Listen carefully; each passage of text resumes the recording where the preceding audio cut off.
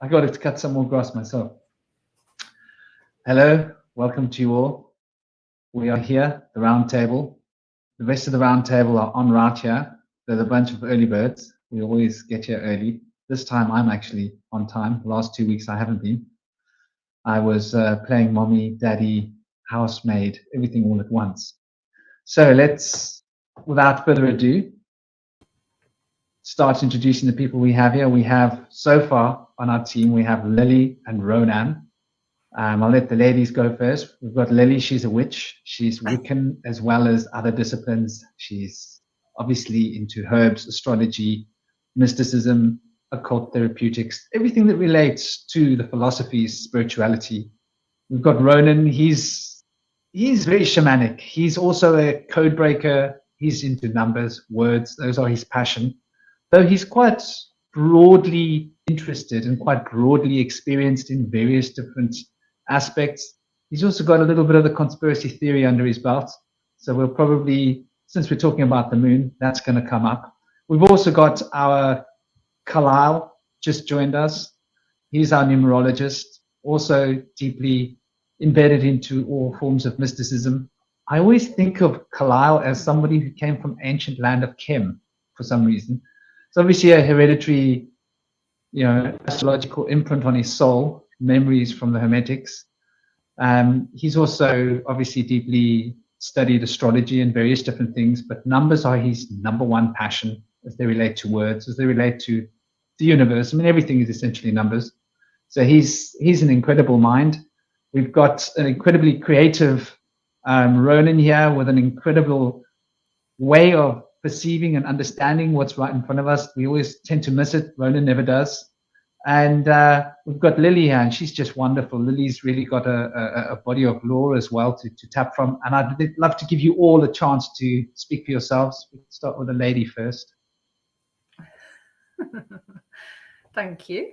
Hi, guys. It's an honor to be with you all again. Such incredible company.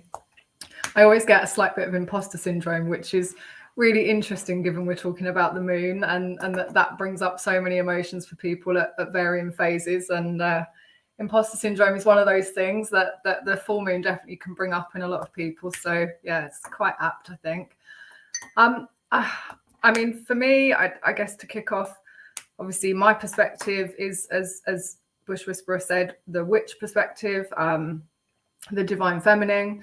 I know there's a huge amount, and I'm looking forward to Ronan's view on the conspiracy theory and all the conversations that there are about the moon's not real, or there's people or extraterrestrials living in the moon, and all these kinds of things. I'm really interested for us to have that whole conversation.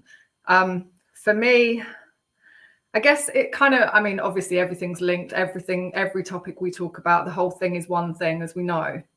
So for me, it links back to the divine masculine, feminine, the soulmate, twin flame, all of those conversations that this group have had previously, whereby the moon and her cycles are another area where I feel that as humanity, we're just completely disconnected again.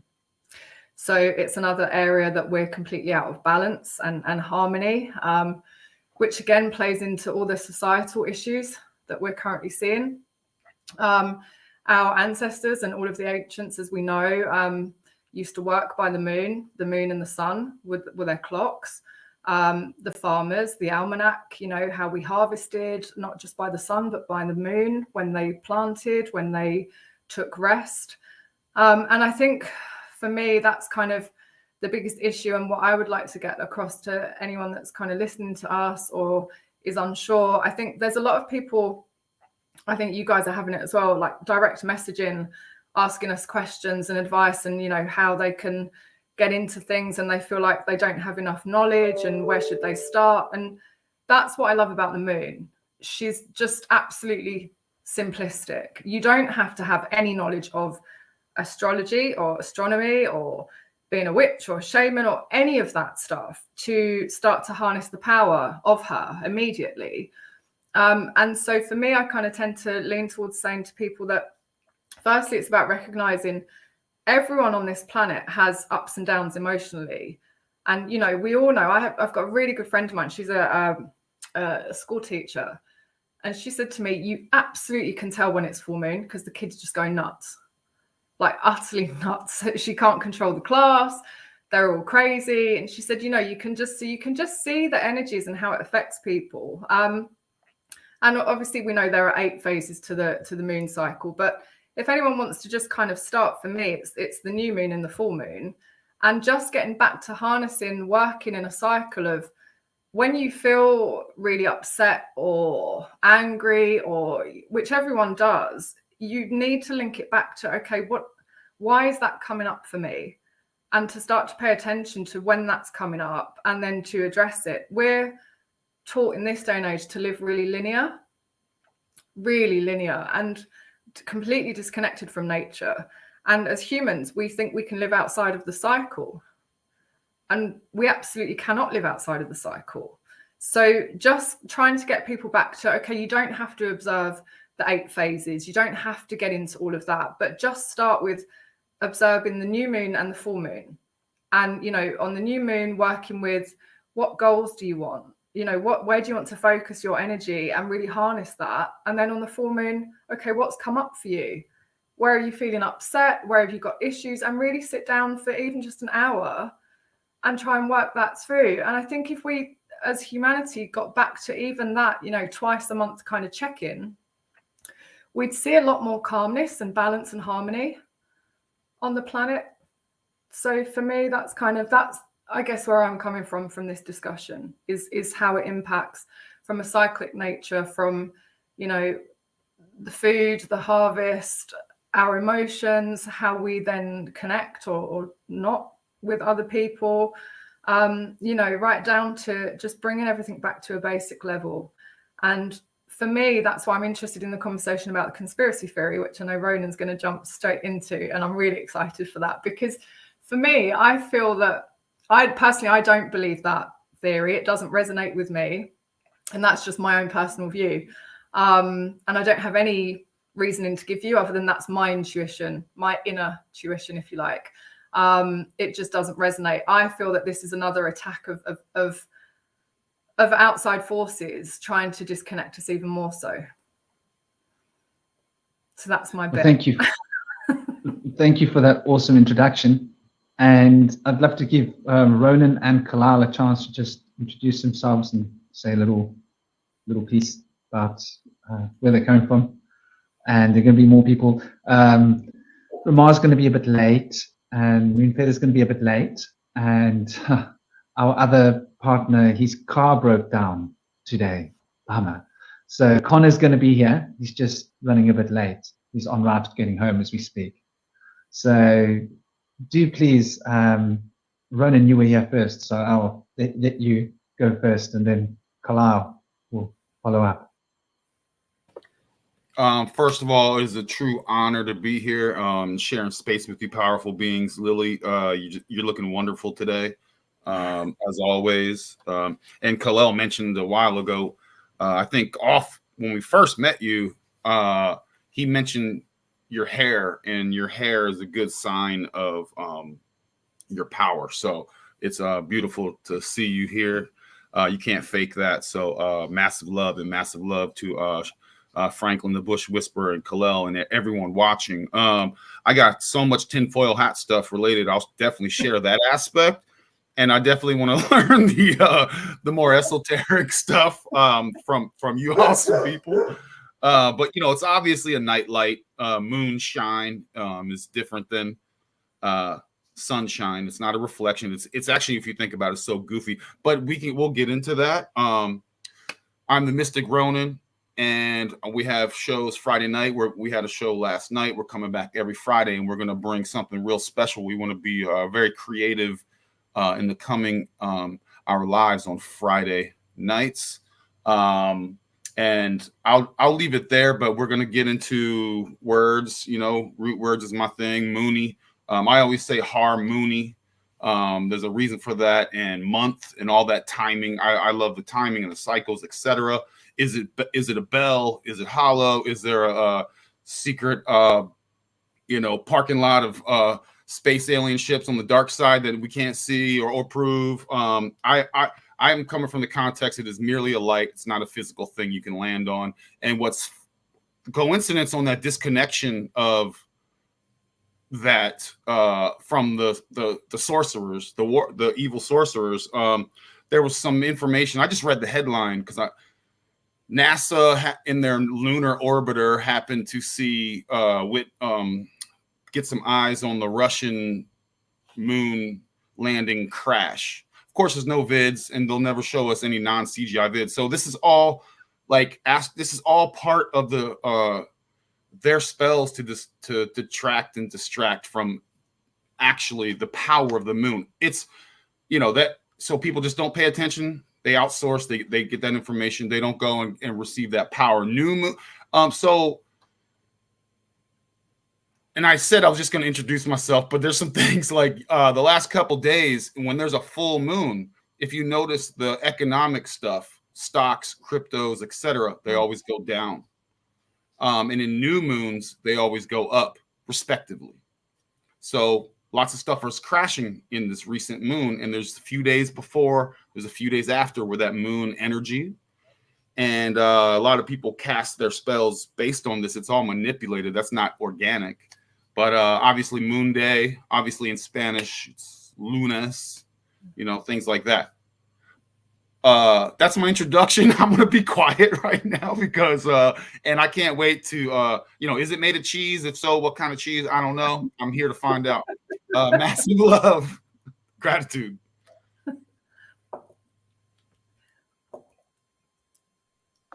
Love, peace, and power to Bush Whisperer, Lily, Mystic Ronan, everybody who will hear this in posterity, everybody in chat. This is a wonderful discussion. There are a lot of Ouroboros or rabbit holes to go down when it comes to the moon. To Lily's point or statement, I would largely agree with you, but the question has to come in when we look at mythology, when we look at our oral traditions, and when we look at how we operated in the realm before there was a record of the moon. Most systems are depicted as binary. They typically have two suns and multiple moons. Jupiter and Saturn would be very good examples of that as far as an outer space kind of narrative goes. But we have to remember we live in a holographic universe, and everything is essentially hard light or a hologram. The moon and the sun are extreme examples of that. I don't believe that they are physical locales that we can actually go to. However, I would have to draw, there's a wonderful article came out, I believe, February 2019, that essentially confirmed what a lot of us have already known, which is the atmosphere of the Earth goes 400,000 miles, so they say, beyond the moon. If we look at the so-called moon landings, we'll see that low Earth orbit, they didn't even know about what they call the Van Allen belts, which of course we know to be the firmament. So how did they get past it before they actually knew that it existed? And why can they no longer get past it? Well, they never actually got past it. But this is how they tell on themselves.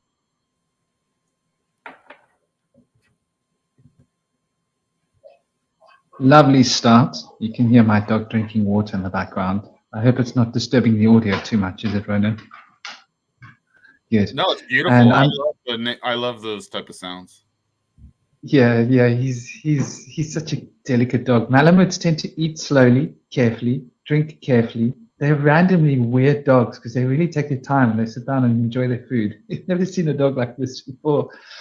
I'm the Bush Whisperer, just a shaman with experience in various different traditions of occults, of therapeutics and practice. I love that Lily threw us straight into the practical, which is great. So we're going to have a good element of practical coming in, because we need practical understanding what we can do about the moon. Ronan, as always, waiting to hear your tin hat stuff, because I know it's going to be awesome.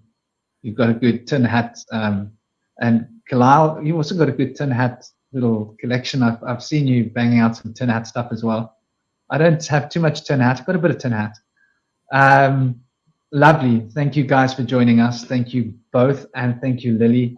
And the rest will be coming in time. Moonfeather has joined us in the chat. She will be joining us in person in a while. Ramar is going to be joining us. She's having issues with where she is with the broadband, so holding thumbs, but I'm pretty sure she's going to make her way. Who fell off? Oh, Kalal fell off. Okay. So yeah, where am I coming from? I'm coming from, well, I want to look at the history, right, as well. History, his story, mythology, mythos.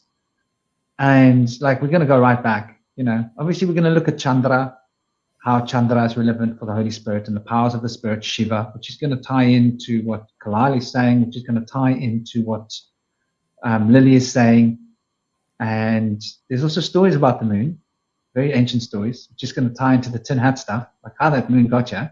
I don't think David Icke's crazy. I think what he says makes a lot of sense. As to whether or not the moon is a physical object, I asked the question, is the moon in this dimensional space, sphere? And I don't know, because I've never been there. But I asked the question, what kind of space and time warps are there between the moon and here? And what kind of dimensional shift is happening between the moon and here? And where is the moon somewhere, and what is the moon representing? Obviously, the story is that the sun was given birth to by the moon is a rather interesting story, and that goes right back to Nana, right? So when we go into like pre-Mesopotamian stories, we're going right back to the source, Enki and Enlil, and let me get this right. So Enlil basically had a partner, but she wasn't exactly his partner. I think she became the partner of Inanna. And he saw his brother's daughter, and he thought, oh, I've got to jump on that. And he jumped on that, right? And bam, pregnancy, the moon. So he was banished to the underworld. Both him and Enlil's daughter, Enlil's daughter, which her name is Linlil, am I right? I've got to double check these names, were banished to the underworld, where Nana was born in the underworld. So Nana's got all sorts of interesting connections to the underworld, has titles of ownership over the underworld, has a special place in the underworld. And from the oldest traditions, this was the time when moon god was a man. Okay, so here's another thing. We're going to talk about the sexuality of the moon. Is the moon a lady? Is the moon a man? Rather interesting. I believe this has got to do with time and cycles. And obviously then Inanna and I think his two other consorts helped to bring up, Nana was brought up by his father's two other consorts. Then he managed to escape or come out of the underworld because Enlil was freed from the underworld and took on his place as the moon. And then when we go into Mesopotamia, they're speaking about how Marduk first created the moon. And this is really interesting, because this is like a number of traditions are speaking about how the moon gave birth to the sun. Shemesh was the child of the moon, who's the sun. Now, this isn't accepted in all the traditions, because as time got later and later, people didn't want to accept that the moon could have given birth to the sun. So there's a lot to consider here with regards to these stories, what they mean, where they come from, and why they are the way they are. And obviously the moon represents wisdom. So the moon was the one that taught the wisdom to all the other gods in Enlil's time, which is rather interesting, Nana.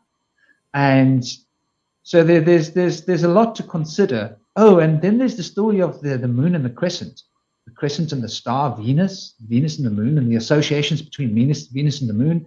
And the moon's, where does it come from? The crescent, the letter C, is going to be something we're going to have to discuss about this.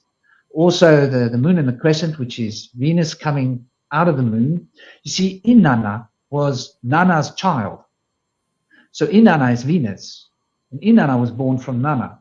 And so there's this mystical revelation of Venus moving over the moon. And you can see this in Shiva holidays in India, right? When you see that crescent moon and you see Venus, you know, whoa, it's something special. What's going on? Ask the locals, what's happening today? Oh, yes, today is a special holiday of some sorts. It's a divine holiday. So all around the world, we've worshipped this synchronized Venus and the moon activity, and the moon is often related to beauty as well, and to motherhood and to the womb. And the moon has got its own trinity from an occult perspective, right?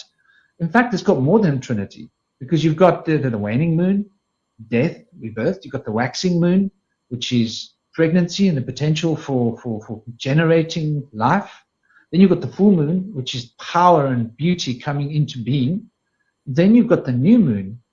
The new moon represents the rebirth of the moon from the underworld, because the moon goes into the underworld. These were the old traditional ideas. So I think I've said enough. There are all these little tidbits out there for us to roll with.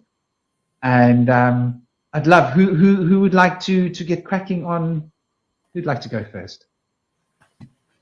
I want to throw some things out there. And I want to get everyone's take on this, if you don't mind. One thing is, it doesn't rotate. The moon doesn't rotate. It doesn't even spin like a circle. It doesn't rotate like a ball. It doesn't spin like a circle. So again, I see it. This is the plane.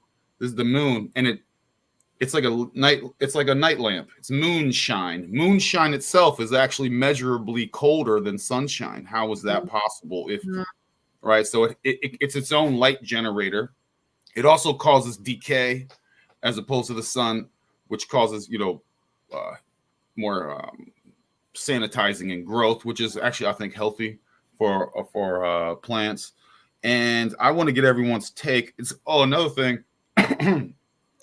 When the moon is full, I can look at it with my naked eye, and I can see ley lines and power grids with my naked eye.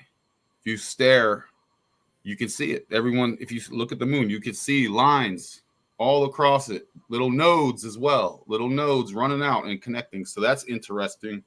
But I want to know what causes the moon phases itself. And another thing, it's the same size as the sun, exactly, and it follows the exact same path as the sun, in between the tropics of Cancer and Capricorn.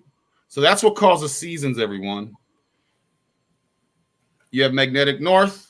They follow it, but they move along in between the tropics, which is what causes seasons. So if you're inside the arc, that's the Arctic.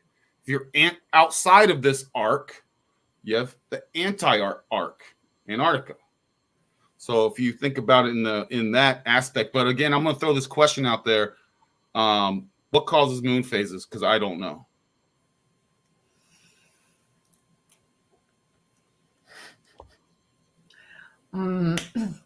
I don't know. I think maybe Kalel can jump in first before me. I don't know if I'm sure Kalel's got a take on this. Pop quiz, Lily. Okay, are we keeping score? Pop quiz. You didn't study properly. No. I've big F on this one. I mean, it's the whole thing is subjective, right? So that's the thing. Like my view of what causes that is and will be entirely different to yours and everyone else's. So, and that's the beauty of all of this and all these conversations is, everyone tries to, no, this is fact and this is fact. What? No, come on. Unless you can go and walk on that surface and, we can touch, feel it and see, then nothing is fact. Let's be honest. So we have to go on what resonates with us. That's all we can go on. Our intuition, what resonates with us. And so for me, the cycles is such a great question. And it definitely is a big fail for me because, and here's the irony, is because of, from my perspective of, and I work day in, day out with the moon. That's, people say to me, oh, you're so lucky, or you have a charmed life, or this and that. And I'm like, no, it's because I focus and I manifest, and I've learned over the years to work according to the cycles. And whether you agree with it or not, for me personally, it works. It works. So it gives me focus. I bring to reality what I manifest, and it helps me to let go of anything that's not serving me or that I'm hanging on to. So for me, the phases are really, really important. Really, like, I live and die by them. It's so important. But what governs them, I mean, you know, I guess what we commonly know and what we work to in terms of, you know, the story of, you know, it's rotating, and it's when it's in alignment with the sun and the earth, or when it's opposites, and that's the new or the full moon. And it makes sense if you buy into that whole it's rotating, etc., etc. But if you don't buy into that, which I'm really questioning latterly, then yeah, I honestly have no idea. Genuinely. I'd like to hazard a guess. Okay, so to me, when I consider the moon, what is the biggest effect that I can see that the moon has? Well, the sun's pouring out a lot of electricity. It's also pouring out a lot of magnetism. So the life force, it's the prana that's coming out of the sun, is being shed towards the earth, right? Magnetism and electricity. Now, the electricity just bombards the earth. Pow, pow, it's like an electric cannon, photons and all of that. But the magnetism, the idda, it seems to be recoded by the moon, and it's got an almost juxtaposition to, when you consider all of the sensory information is recoded by the thalamus with the pineal gland before we get the information into our nervous centers in our brain. So it's sort of like CIA or MI6 of the brain, or the consciousness system, is the thalamus. Now, the thalamus relates to the electrical principles coming out of the sun, the pingala. Now, the idda is the subtle, the feminine. And so the idda relates to the magnetism. So the only sense that seems to escape that is the sense of smell, which I find quite interesting. And the sense of smell seems to be dominated by the hypothalamus. Now, I see that there's an inversion here happening, where all the electrical principles just come straight on and bombard the earth. But there's one principle of the magnetic field which is organized by where the moon is, and with relation to the moon, with regards to the earth, there is a magnetic resonance. And so that magnetic, anyway, he's hilarious. A magnetic resonance that is basically dictating the way in which the magnetic field is affecting the earth. And so this is why the tides are so massively affected by the different moon phases, because it's essentially magnetism, and it's the magnetism that causes the cell division to be kept in check. Otherwise, the cells will just divide and go off and like, hey, see you later, guys. But they've got to stay in a cup, the moon cup. Ooh, the moon cup. We've got to go there. They've got to stay in the cauldron. So the cauldron is kept together, proverbially, by the forces of the magnetism. And the magnetism is what is dictated by these moon phases. And so there seems to be a perfect mathematics with regards to the reflection and to the luminosity as per the magnetism, which is rather interesting, which means that you don't have to go with the flat earth theory, the round earth theory, the concave earth theory, which is a rather interesting one. It means we're inside the earth looking inwards. There's a lot to think about these theories. There's a lot to consider. I don't have all the answers. Well, what I do know is when I did pass out of this world, I noticed everything was inside out. So like, I can't just pass over that concave theory, because that's like the closest thing to the experience of what I had when I drowned. And when I left this world and the world dissolved, this was taken apart. It was literally unwound in front of my eyes. But I was on the outside looking in, from being on the inside looking out. I don't know if that makes sense to you. There was an inversion that took place.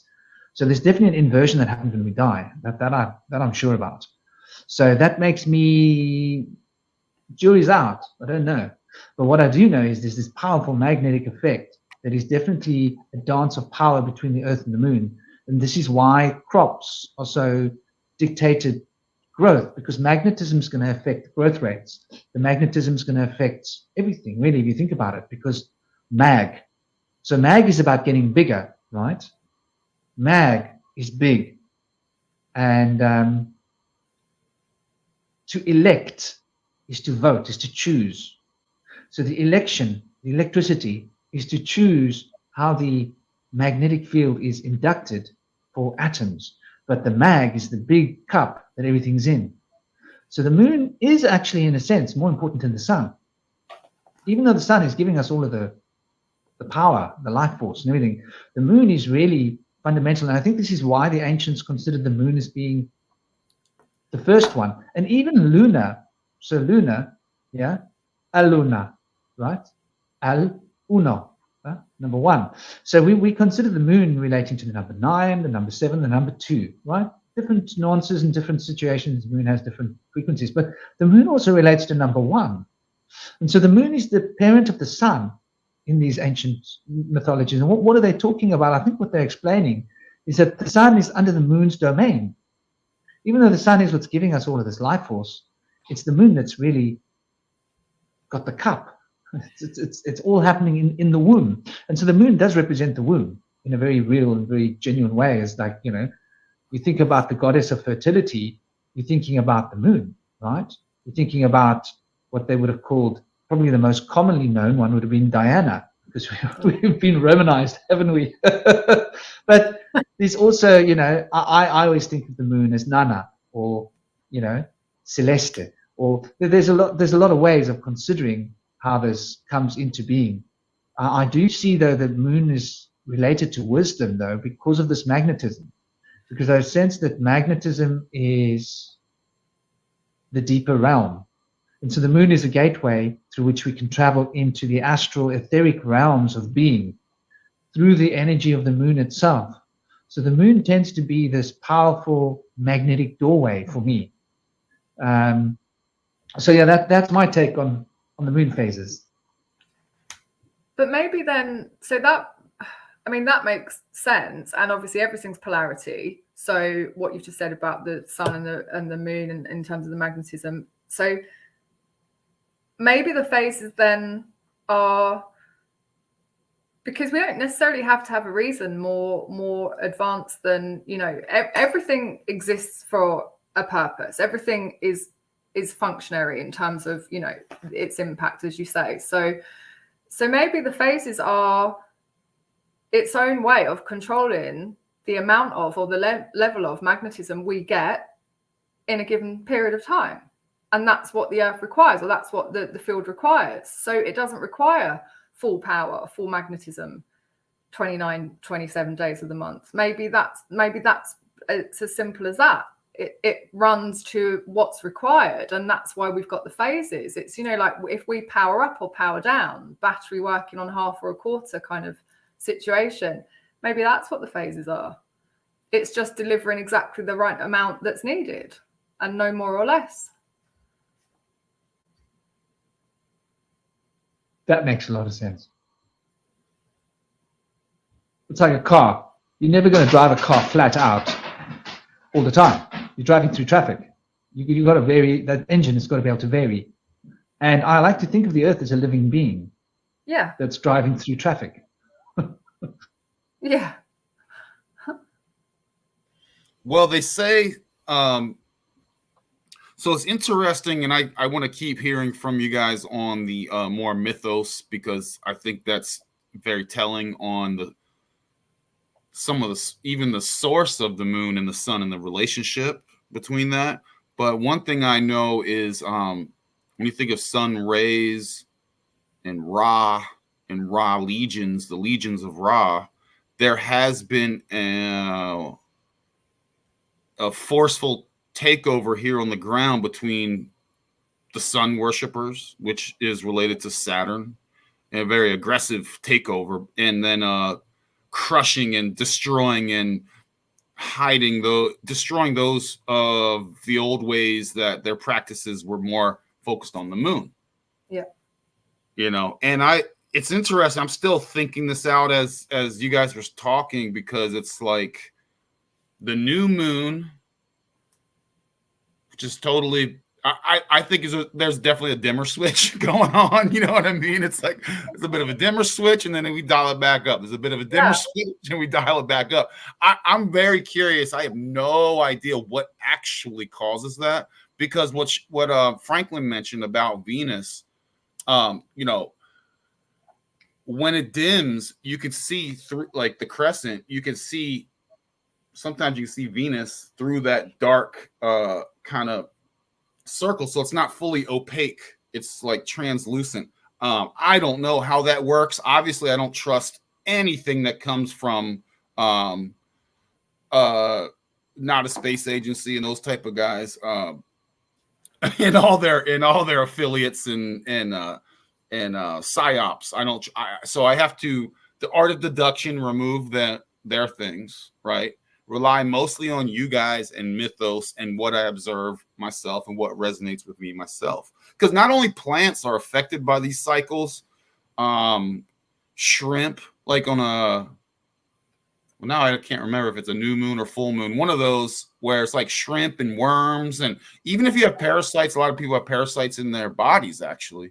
Maybe it's full moon, forgive me, it's one of those where it deeply affects those animal types too, those things. So so when it comes to that hijack and conquering, they're always going to also make it difficult for you to do research. They'll lie and cheat and hide things, and then throw in little bits of misinfo in the records, and they'll even they'll even invent artifacts and go, look what I just found in my backyard. Oh my gosh. And it's like, this is dated, carbon dated from 2,000 years ago. This confirms my thing. And it's like, dude, you just made that in the 1950s or something. You know what I'm saying? So they'll throw in little, no one's looking. It's like a corrupt cop with like evidence. Yeah. Look at this, you know. So intuition's the way for sure to. Please go ahead. Absolutely. And your point on, I was thinking about this before we all came on the call, funnily enough. Your point about Ra, and you know, all that there is an abundance of information that we can all see still standing that's been left intact around the sun worship. It's everywhere. We know it's everywhere. In every civilization, we can find tons of books and images and artifacts and all kinds of stuff. And we are actively taught that. And there's phallic symbols everywhere across the world. That is sun worship. Go ahead, Lily. I don't mean to be rude. Forgive me. No, for sure. You're right. But you try and find the same level aligned to the moon. Just try and find it. And it's exactly, I'm so glad you said that, because I was thinking about this earlier, and I was thinking about, you know, the Mayan culture and the ancient Egyptians, and okay, so what's happened to all of the worship around the moon and all the stories there and the symbolism and the artifacts or anything. And it's like they've just taken a whole piece, well, they have a whole piece of, you know, our ancient history and destroyed it. And so that in itself, because we all know that we're under this awful corrupt system, just by the sheer fact that there's stuff missing says to you that the moon's, there's something there. There's something really powerful that they don't want us messing with, because just by default, just by the fact that they've hidden it, just tells you that. So that's when, you know, it gets really interesting. And you're right. And this is partly why I don't buy into the whole, you know, it's the moon is, you know, there's aliens living in it and it's made of metal and, you know, there's a trapdoor and all this stuff. It's just like, well, no, hang on. No, let's look back at nature, because I was always taught by my stepfather, who is amazing. He's the oldest soul ever. He's just incredible. And he raised me, do not believe or trust anything unless it resonates with you or you see it with your own eyes. Like, that's it. And so that's how I was raised. And for me, I don't need anyone to tell me about the moon. You just, to Ronan's point with nature, and that's why it's so powerful, and that's why they're disconnecting us again from it, because there's, I think, is it the Great Barrier Reef? Something about, I remember reading something spawns there every year aligned to the full moon, and there's certain birds, I think something petrels or something, that migrate on the full moon. There are thousands of examples in nature. So it really is governing the laws of nature as much as the sun, if not more so in some degree. So for me, the conversation is, okay, why why are we all focused on the sun, and that's all okay, and the Saturn, and you know, for those that don't understand it, but what are the other powers of the moon that we're missing? You mean it's not a bell? But yeah, where's that trap door? I want to ask, Franklin probably knows more about this, and full moon parties, full moon celebrations. I know they're not just to take drugs. I get it. It's not just that, but it's obviously based on something, probably some sort of shamanic type of thing, like these full moon parties. And what's funny, Lily, you see how they turned it into a drugged out kind of. Yeah, exactly. It's probably based on something real. Definitely. Well, it's obviously, and now we're getting to, now we're going to look at the moon as that being which holds the wisdom that coordinates the magnetic field. And so that is the wisdom that keeps structures together. So there's a lot of understanding, knowledge in this necessary. This being is actually managing much more. The sun is just like, hey, look at me go. Psst, look at my cannon. The moon is like, okay, I'm going to handle this. I'm going to deftly and carefully handle this. I'm going to know exactly when to put this out, when to take this in, when to increase this. That way everything will grow the way it's meant to grow. The real intelligence is behind the moon. So we speak about lunacy, where we have to go there. Lunar, sea, the eyes. Lunar sea, the ocean, the womb. Lunar sea, madness, genius, and insanity. The fine line between genius and insanity. Wisdom. Wisdom is that fine line between genius and insanity, when the eyes can see the sea and you're not lost in it. Lunacy is when you're lost in the sea and you can't distinguish between I and what I'm seeing. So this, as the gateway to the subconscious, we're talking about sublimation. We mentioned the powers of the moon. The moon, and I want to point out, just before I go into the sublimation, something you were talking about sparked a memory from, once again, I think it was David Attenborough. My 7-year-old, he loves David Attenborough. I try and dose him up with it. But there are these squid. They're very small. And they've discovered that these squid are eternal beings. Now, it's mind-blowing. So these squid literally die and are reborn. And literally. And they've like been living for thousands of years. And scientists, like, this blows their mind. These tiny, tiny little squid. And it's governed by the moon. I remember, I can't remember what they're called, but if you Google it, go and look for there's a David Attenborough program about these tiny little squid that have got immortality. And scientists are very interested. Like, ooh, maybe we can figure out what it is that makes them be reborn and die and reborn and die and reborn. But they literally die, and they only die during a certain phase of the moon, and then they're reborn with the power of the moon. So eternal life. Now, this makes me think about, and I cannot for the life of me begin to try and even remember the name or pronounce the name. Japanese mythology is a whole kick in the head. Literally, it's a mawashigiri, put you down. But there's a story about this guy with a bow, and there were 10 sons, too many sons. Everybody was like, no, we can't do this. 10 sons, it's just ridiculous. So he was like, don't worry, I'll sort it. Shoots down 9 sons. Everybody's like, whoa, that was amazing. Let's give him a gift. So all the gods get together and they give him a potion of immortality. And he's like, wow, but I love my wife so much, right? So I can't take this because then I'll lose my wife. She won't have me. So he hides it under his bed carefully and goes to sleep. Wife wakes up in the night. She's like, ooh, I'm going to enjoy this potion of immortality. And she gobbles it down.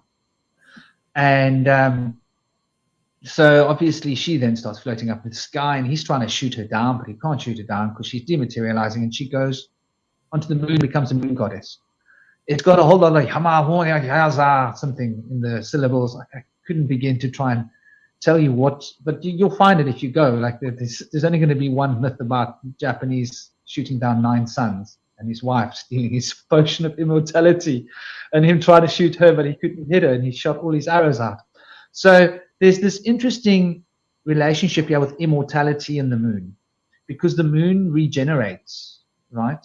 So it's about life and death. So from the Kabbalistic perspective, we can consider the moon to be governing life and death, the cycles of life, the cycles of death. The cycles of this magnetism is governing whether you live, whether you die. Now we've got a reason for the magnetism, now that we consider it, because things have got to die, right? If things don't die, then things can't be born. If the cells on your body aren't dying, then there's not going to be a possibility for new cells being born. So this regulation of waning and waxing moon is to give things an opportunity to get weaker and to die, so that only the strongest that have enough life force in them from the sun can survive the lunar cycle. So it's like there's a test in what the moon represents, testing your metal in a sense. And so the older moon god and goddesses were warrior archetypes as well, interesting. So there's an aspect of war related to the powers of the moon. And strength, when you look at the idea of Atlas holding up the world, right? There's a subtle story being told about magnetism, isn't it? He's holding the world above his head, and this is big old planet, and he's ripped. Atlas is ripped, man. He's a powerful dude. He's holding up this. So there's that story of magnetism that we were looking for from the ancient depictions of the moon power.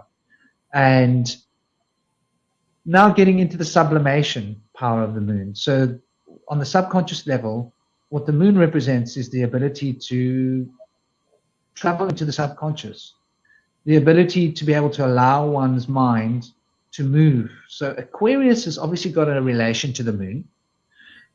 We look at the letter C, the crescent, right, which is quite important because the C comes from the moon, right, and represents the sea of eyes and the sea of the ocean. And words like cup, words like I can, words like cool, the coolness and the freshness of the moon, words like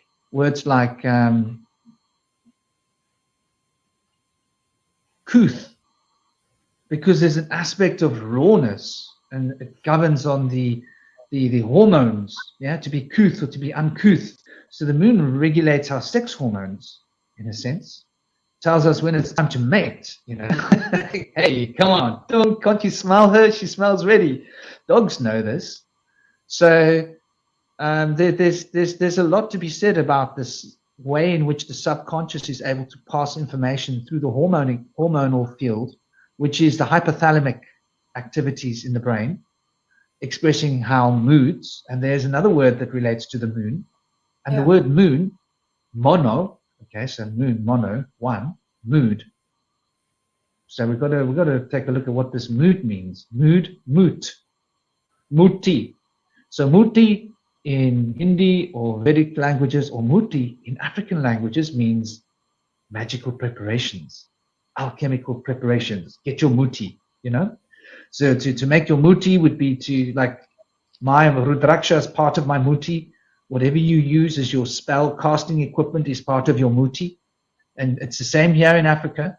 They've got black markets where they're selling muti, pieces of animals and stuff, for sangoma to use for spells. And muti in the Himalayas, they're doing the same thing. It's quite bad. People sell like all sorts of stuff on the black market. Pieces of human beings, believe it. So, this is the real world. In Africa, this is a thing. Children have been missing. Children go missing, and sangomas have these networks of people that sometimes kidnap children to use certain glands, hormonal glands, for making muti. So, muti. So muti is something that can influence the mood of a human being in such a powerful way as to bring the spell into consciousness, change the spelling, change the words in the brain, change the mood, change all of these things, because they're so closely related. Words generate moods, and moods generate words. So it does spring from an emotional capitulation within ourselves. So this power of the moon as the gateway through which we can drop the fishhook of tzadi, which is Aquarius. Now we see Aquarius is the air, but those two little squiggly things are serpents. So it's the twin serpents of Caduceus that have been taken off of the wand, and they're on the floor. and 1 foot in the water, pouring the water out. What is that suggesting? That fishhook of tzadi is what goes into the subconscious in order to pull something out of the subconscious, but the process that it does it through is through the process of the moon. And the moon has a close relationship with Saturn in this way, which is rather interesting. For the concentration of Saturn is what is required in order to be able to sublimate, right? So they've got to work together. And the expansion of Jupiter is what it takes to bring the spell into being. Yeah. So with the moon has also got very powerful associations with fortune telling, obviously, in the past. Very much important.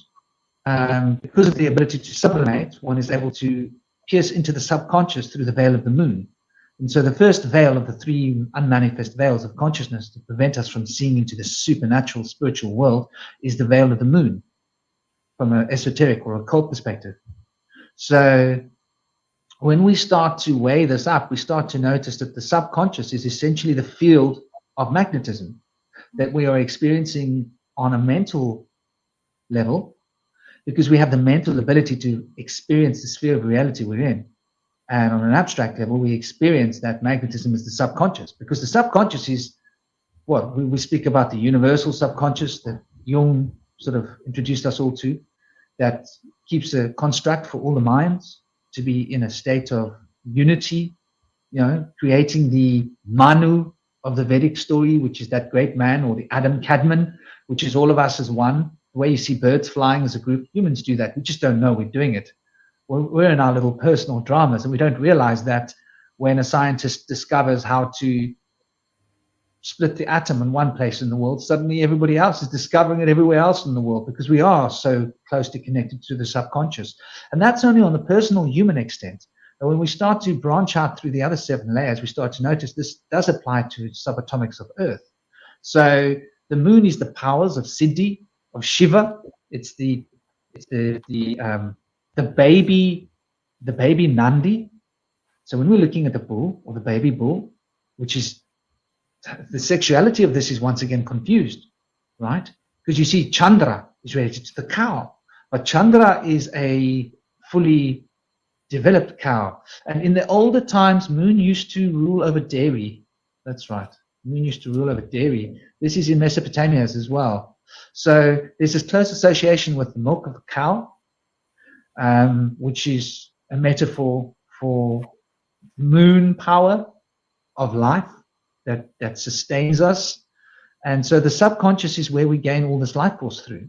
And we are subconsciously inducting all the life force in the pranic field of chi and shen through our bodies in order to maintain those little lattices that keep all the little organisms between the cells alive. And so the interesting point that somebody mentioned about I'm going off on one. I don't want to get caught up here talking too much, because I'm like, I got to be careful. I get verbal diarrhea. I just don't know when to stop. So I'm going to step down, and I'm going to welcome Ramar. And also we've got Libalam. Libalam is an amazing astrologer in his own right. He looks at astrology from a new perspective, and I have really got to take my hat off to some of the revelations I get from Libalam. He's a great thinker. Obviously, he practiced a lot of meditation, a lot of spiritual developments in his life. Ramar's joined us. Ramar, she's amazing. I've known Ramar for a long, long time. Some people are just born with innate gifts. She's just born like smack back full of them. So, and also she's had like a lot of interesting experiences in her life since she was young, and she might tell us. But she's one of the children that grew up in an ashram. So she was around adepts practicing spiritual science since she was as young as she could like barely walk, and she was around everybody in an ashram and they were practicing. So it all rubs off. Ramar's truly a great thinker as well. So I'd like to welcome both of you and give you both an opportunity to speak. Whichever one of you want to speak first, jump on. Libalam's been waiting a while. If you want to go first, though, either way, it's all good, no pressure. So much love to you all, and I'm going to shut up. I'm going to pop in my earbuds real quick. I'm going to see if it's working. I guess for the earbuds, something I wanted to bring up was my experience with the moon is that almost more than anything else, it's an energetic amplifier. I remember back when I was younger on the cross country or the track team, we were running 400-meter runs around the track, or I think maybe 300-meter runs. And, they had me in the kind of like in this track running organization. They had me in like the second to best group. So I was, by no means one of the best runners on the team, but just an average runner. And I remember one day on a full moon, it would give me so much energy to run when there was a full moon active. I remember this time when they had us running the 300s and 400s. I actually I just sprinted it. Like, we were probably like 10-year-olds at the time, 11, 12. And I was sprinting these 300s. And I like, the rest of the group was just doing like a fast kind of run jog. And I would separate from my group, catch up to the lead group, the top runners, and then pass them. And I would run my 400s like I was lapping the other people.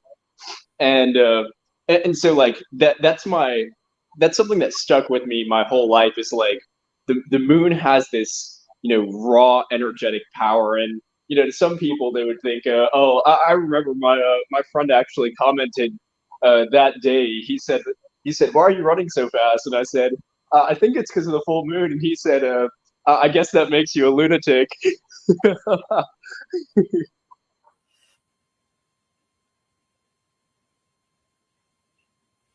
We're all lunatics here. This is a room full of lunatics. And you definitely are a lunatic, because I see lunatics as people that are on that line between insanity and genius. And I think I've managed to gather a group of people that are a bit lunatic inspired. And I mean it in the best possible way. Because I think that the powers of the moon have been shunned. We've been taught to be right-handed, logical, and that you mustn't be using your emotional intelligence, which is what the moon actually symbolizes in my mind, which is actually a greater form of intelligence, because it looks at things from so many perspectives. Ramar, are you with us, my dear? Hello, can you hear me? You can? Okay, yeah, because I'm in this RV and I have no idea what the reception is like here. Yeah, hello. I did not sleep much last night, and I think it was actually because of the moon, which is interesting. Actually, I was rereading a small part of Dion Fortune's Moon Magic novel, which she wrote most of, not all of. I don't think she finished it before she died. Someone else completed it for her, but definitely in that energy right now. But I'm very, very sleepy because I barely slept. And I felt like I had to keep reading a certain point. Like, the energy of the book was like, you'll begin this bit now and you'll stop this bit now, and that's when you'll have your download that I can't even put into words, so never mind about that. But I feel like, for me, moon energy has been, I wrote this in the chat, but just for people listening in, something that gives a sort of transference, I suppose you could say, definitely a transference energy, and even transformation, and even possession. I have absolutely experienced mild possession during full moons before. Silly examples, but like, for example, suddenly finding that I could sing with an incredible jazz voice that was not my own, but I sure as hell enjoyed it. I wasn't like, well, the spirit's taken over me, so I'm not going to enjoy singing in this incredible jazz voice that's probably from the 1920s, because I seem to attract 1920s energy for some reason. But I was like, I'll just go with it. Or being able to dance in ways I can't normally dance, or have poetry or spiritual experiences. And I feel like the moon is this like gathering energy. It gathers all these different energies around one, whether it's spirits or talents or sudden thought or feeling or whatever that is. Pardon me. And it sort of bestows these gifts, or sometimes they're not gifts, upon us. And I also was, last night I was saying also in the chat, like when I couldn't sleep, I was tossing and turning.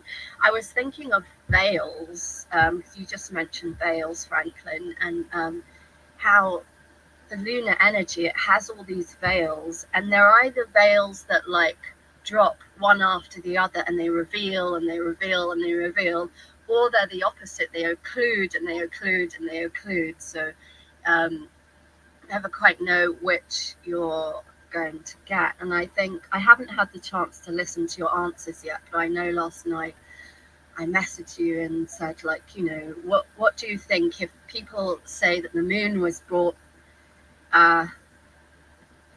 to our orbit from somewhere else, but women in particular, but also men too, of course, we all have liquid inside us, blood and whatnot, if it vibrates so strongly with lunar energy and it's from somewhere else, then what is the energy of woman, and where is that actually from, and where was this lunar being brought from? Personally, I don't know. I've always felt totally comfortable with the moon. I know in alternative circles, like a lot of people like to say the moon is not a natural phenomenon or didn't originally belong here, but I've never had any issues with the moon. You know, I've heard all sorts of strange things growing up, like, you know, don't look at the moon when it's occluded or you'll never get pregnant in life, or it's not good to look at the moon for too long. I remember my father telling me that, or, you know, stuff like this. But I've always felt zero issue with it. But that is an interesting question to me, if particularly with our menstrual cycles, because a lot of these transferences or even mild possessions or whatever that I've experienced, because my menstrual cycle always used to line up with full moons. It doesn't so all awry now, but it used to for a very long time, and that's when I would be like bestowed these random or seemingly random experiences. So I just wonder, yeah, what is that energy of woman, if it's from somewhere else or is affected by an energy from somewhere else? And yeah, what do you all think about that? And where is that moon from then?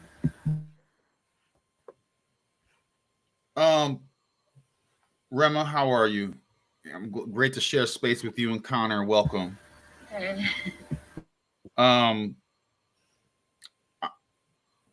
What was the question? Because I have some notes I want to share, but I don't want to just go. Well, I guess I just said lots of stuff. It was just my experience of the moon, really. But the question was just really, and I had posed it to Franklin last night, but I didn't have a chance to listen to his answers yet, was if people are saying that the moon was brought to its orbit from another place, and it's a body that affects women so much, what then is woman, and where is the energy of woman from, or why does it like sort of affect that so much? Because a lot of those experiences that I talked about were full moons. I mean, the experiences were definitely different for new moons, but like full moons, there was a lot of like transference and even mild possession at times. Well, obviously, you're probably a werewolf. You're probably. I think that's probably true. I think it's the hypothalamus, because the hypothalamus is better developed in women than what it is in men. And the hypothalamus is very important because it regulates all the homeostasis in the body. So imagine like having a baby. That's quite a lot of homeostatic reaction and regulation and changes. In fact, what happens to a woman's body is just mind-blowing.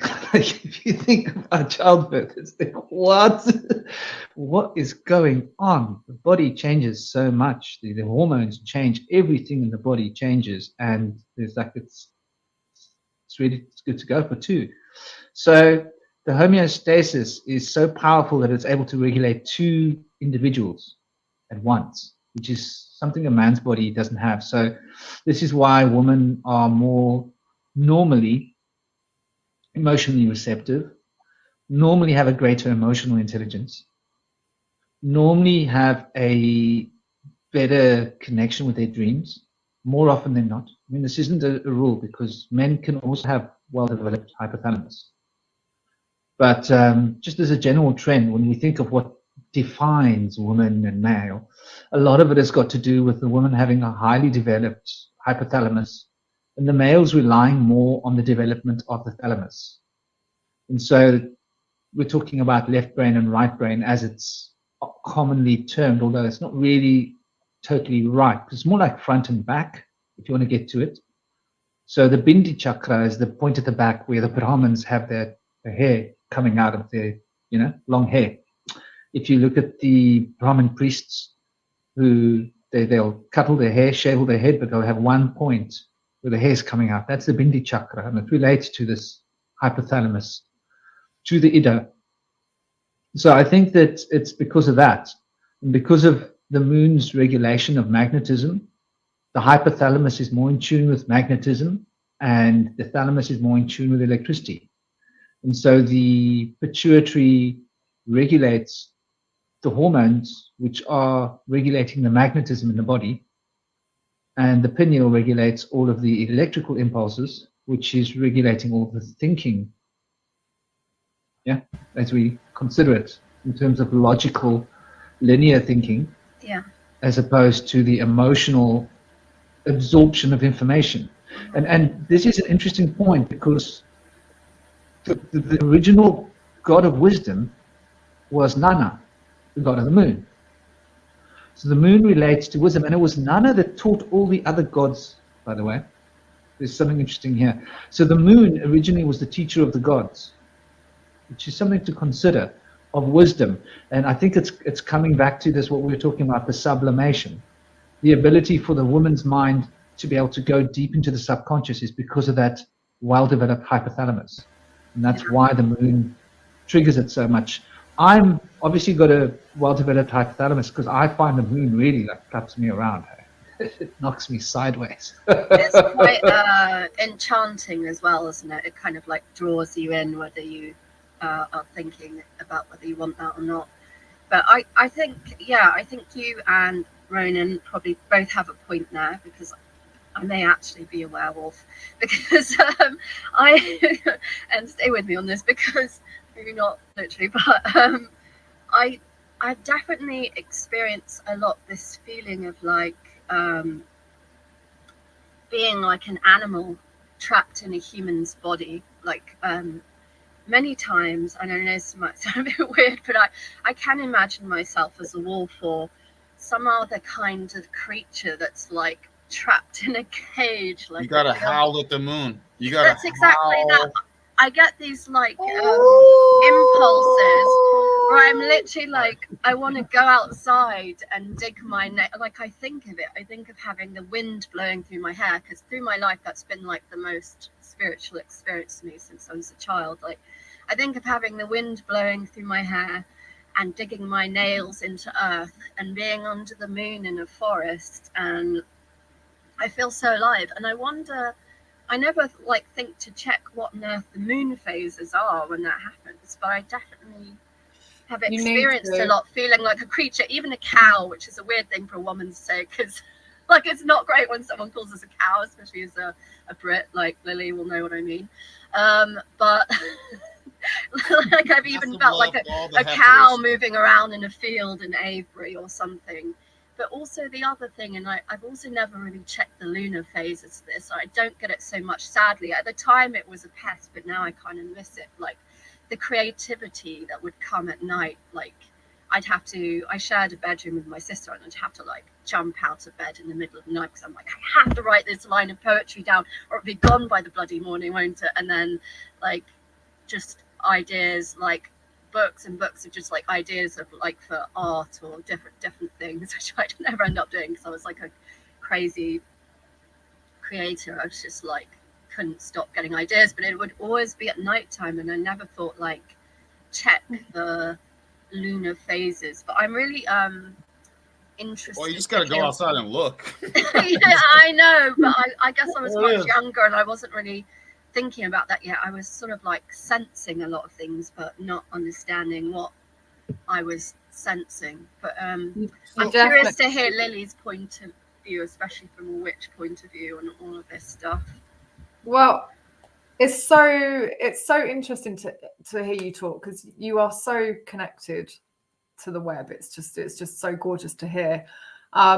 You definitely, Rona's so right. You definitely need to check and just keep a track on the phases, even just for like the next month cycle, because new moon and working up to new moon and straight after new moon is when we are, especially as females, but males too, absolutely heightened in terms of creativity. This is when our ideas, our goals, our dreams, that's why on a new moon it's time to manifest. You need to visualize what you want and take that. The energy of that moon is all around delivering what you want. The energy of the new moon and up to the new moon is keeping you really engaged. So I wouldn't be surprised at all if you kept a track and all of that energy is always around the new moon for you, for sure. It's when people write books, it's when they write songs, it's when they really get epiphanies over things. So the new moon is super, super important. From a witch perspective, it's absolutely, the time to manifest and use that energy. And Libelan was saying earlier about on the full moon and, the energy of running faster. And that again is harnessing the energy. And it's a really nice example of that. So we go from new moon to where the creative juices are flowing, and we set our goals and our intentions and all the ideas that have flown into us. And then we work up to full moon, utilizing the moon's energies to bring all of that to fruition. So, if you wrote poetry around the new moon, then it's about bringing it to fruition during that phase up to full moon. And then at the full moon, it's almost the opposite. The full moon is then, okay, the energy is high in terms of physically. That's when you'll feel really energetic and full of beans and stuff. But emotionally, it's the polarity again. So that's when you have to stop and let go and look at, like the werewolf thing, or when you feel like that, it'd be really interesting to see if that is around the full moon and what's coming up for you around those emotions, and really understanding what's driving those emotions. So the moon, in terms of, as Franklin said on a number of occasions, it absolutely is wisdom. And so when I was talking earlier about working with the phases, yes, it's in a practical way, but what I mean is harnessing the wisdom, and that's within all of us. So recognizing this is your busy creative period. This is the period when you need to rest. Our menstrual cycles absolutely sync to the moon. They always did. In fact, in ancient times, women would all kind of go off to they used to call them moon lodges or red tents and things. And the women would go off because all their menstrual cycles sync up. As you know, when you get groups of women together and they're in sync, that happens. And they would follow the moon cycle. And on a new moon, they'd all go off for a few days, because that's when, as women, we have to rest and recharge. And that's the moon, the same as the moon disappearing from the sky. So at the new moon, it goes dark. That's her disappearing because she's recharging or whatever. And we are meant to follow that cycle. So can we bring that back? Can we bring that tradition back? Do you know what? I was just thinking, as Lily was saying, that once when I was much younger, I was staying with my aunt and uncle for a while. And I really felt for him because he had 5 women sync up in the house, right? My 3 female cousins, myself and my aunt. We didn't bleed all at once, but it was like kind of like either at the same time, or one had just finished, or one was just started, but they were all like really closely knitted together. And I thought, my God, man's safe. He's just keeping quiet and carrying on with whatever he's doing. Sorry to interrupt, sorry I interrupted you, Lily. I gotta. No, you're good. I was curious kind of if you experienced that thing too, Lily, of you know, that animal experience where you can feel you've got that different consciousness within you. Yeah, I mean, mine is more not animalistic. Mine is more in the guise of especially full moon, which is why I was saying I'm really interested for you to pay attention to when you feel like that, if it is full moon, because for me it's when I tend to embody various different goddesses, completely I'm a channel most of the month. I get downloads, but full moon I really do embody. You know, I've been through phases of it. Was weird when I moved here, and I sent some pictures of the garden to Quintavious. Funny enough, we were messaging about a year ago, and I'd sent some pictures, and he messaged back, and he said, "Oh my God," he said, it looks like Persephone's gardens, like where you live. And it was just, so we had this whole thing. And then literally that night when I went to bed, and that was full moon, and then I was channeling kind of like Lilith, Persephone, and had some super intense experiences. And so, yeah, for me, it's not animalistic. It more brings out the channeling goddesses and ancient connections. But it's the most powerful time for me personally is the full moon. And obviously what's just gone by is really, and if you learn to start paying attention, not even to the waxing and waning, but just the new and the full moon, you'll really start to see your behaviors and start to recognize patterns. And then you can start to really harness your own personal powers, all of us. Yeah, I usually at least mark off the new moon and the full moon on the calendar, just so I'll like remember where they're going to be. I can't always like see the moon from my where I'm living in London, but it's interesting you say that, because of the book I told you I was reading like a bit of last night, because when she's singing, the character's called Lilith, surprise, and when she is singing these songs to calm the spirit of the man, you know, there are songs of Isis and Persephone and Diana. So yeah, that does make sense coming from a witchy perspective, invoking the goddess, definitely. Yeah. And yeah, I don't think I attract that energy quite as much, like the goddess energy. I've had certain goddesses that I've been very attracted to throughout time, really, but definitely the animal archetypes, yeah, quite a lot. I think, okay, like I can speak for myself. Maybe Isis last night. Well, that's interesting, because there's different forms of Isis.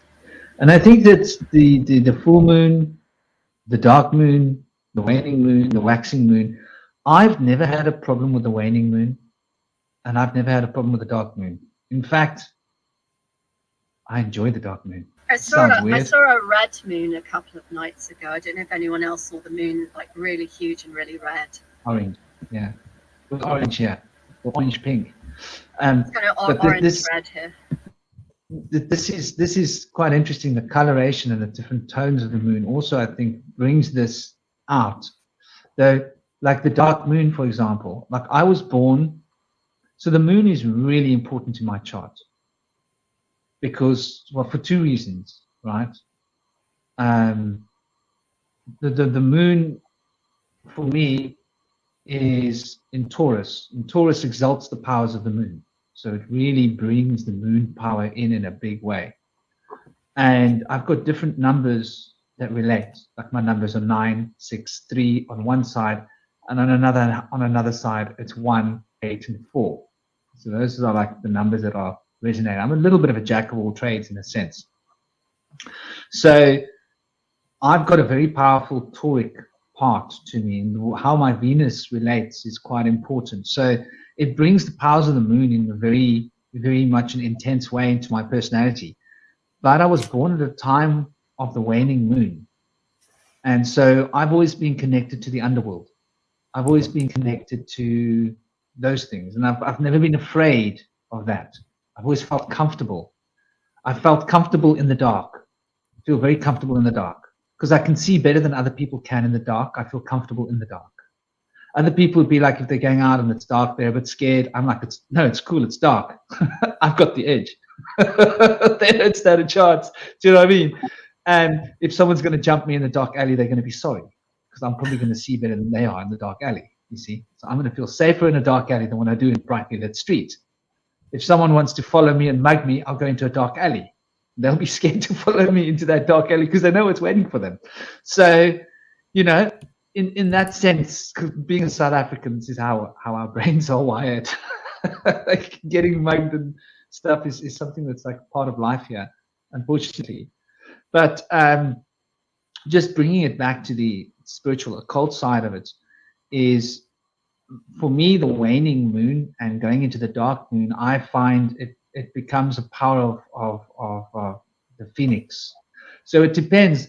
I think for you, Ramal, the phoenix is a big thing inside of that animalistic urge, which is that like just go wild. Yeah, yes, like I a have to be a wolf little careful howling. with it because it's like I kind of want to leave my. Ever since I was a kid, I'm always pretty much wanting to like leave my body. Like there's a big impulse in me that's like connected to death and spirit, and like I would always see as a kid like other beings around in my bedroom, you know, like my dad used to have to come and sit on the edge of my bed because I would always be like, I can see this being with like big saucer eyes, like what on earth, I'm scared shitless, or just like having these weird dreams always with shapeshifters actually that were often wolfmen or you know, witches and spirits and other being chased through like other dimensions, and weird spirits are just like floating flesh, but you know there's like a ghost that's like an orange peel, or like weird stuff like that are just like all the time. Like nighttime was a very, or like maybe even past life stuff too. Like nighttime was a weird time for me. Like I haven't felt as comfortable with the dark as you have because I was always just like bothered by these other things as a kid. So but in the primordial sense, when I've like looked through my eyes for a long time in the mirror and seen like what's not me or what's all of us, like the power of the universe, in that sense darkness is okay for me. I do remember like staying up late at night, like tossing and turning like all night thinking about like infinity, like oh there's a bit more, and then there's a bit more, then there's a bit more, and like trying to like conceptualize it in my mind, like feel out into infinity and being like, fuck, I can't do it, I'm going mad. So I know what you mean about lunatics, because I kind of wonder now, thinking about it as an adult, like what on earth were the moon phases going on when I was always having these crazy dreams or being visited by God knows what. So yeah, I've definitely had like sleep issues since childhood, because it's like, leave me alone. I'm just trying to bloody sleep here. But it's not as intense now, the kind of visitations or whatever. But no, I just sort of every now and then I get like, you know, I can sense stuff, but it's not like, yeah, these constant shapeshifters and witches and other dimensions and stuff. Maybe a little bit last night. I don't know what the heck was going on, but maybe I shouldn't have been reading Moon Magic late at night. Definitely, you can tell from these novels that the aim is some kind of magical transference, because I can feel it in every part of my body. I'm sure Lily and everyone else, maybe Kalel, will have something to say about that. So, I mean, I love the topic. By the way, I have some notes if you don't mind me sharing, but I love the topic of like a full moon kind of thinning that veil between those just call them interdimensional beings. I just love it. I think that's based on some reality, and the superstitions, etc. I don't think that's just made up stories from nothing. But real quick, I have some notes. I'm just going to throw them out there. I know what Kalel's doing. Kalel likes to let everyone else go, and then he brings the gnosis. But excuse me. So just a few things while everyone was talking. I like in the history where you had the Dark Ages, where it was literally the Dark Ages, meaning like for several years, the sun and the moon did not shine, and many people moved on during that time. Like there was a major die-off. That was an actual recorded history and accounts of the Dark Ages. Was not just sold to us as in everyone was just dim mentally. They were dim. This realm was dimmed.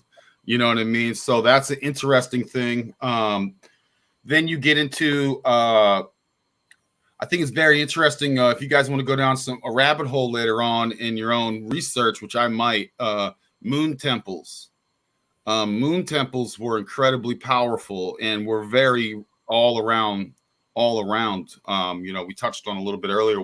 There's so many sun temples everywhere, but there's also lots of fires everywhere. The famous fires, Rome fires, everywhere fires. And that's, in my opinion, to destroy those temples. If you want to do a quick search, I mean, you have Temple of the Moon in Yemen. You have Temple of the Moon in China. You have Machu Picchu, which has a moon temple. So lots of moon temples. And when you look in names like Montezuma and Mongols, Montana, the Moors, these were all based on moon civilizations, and there's a reason why their first part of their name is moon, basically. It's funny that Franklin mentioned Atlas. For some reason this week, Atlas keeps coming up. Also, with what Franklin said earlier, the sun and the moon and the energy and the magnetism, there's obviously a push-pull happening. That's why they have to spin. So it moves that energy around. It's not just stagnant or what they may call static, which static is just moving around. But it's that, I think it's almost like water, it's moving that energy around, making a bit of a flow, you know what I mean? Stirring the pot. They're stirring the pot in this realm. Also, of course, you have daemon, which is just Monday, which boils down to basically knowledge. The day and the moon basically boils down into the root words of things like knowledge.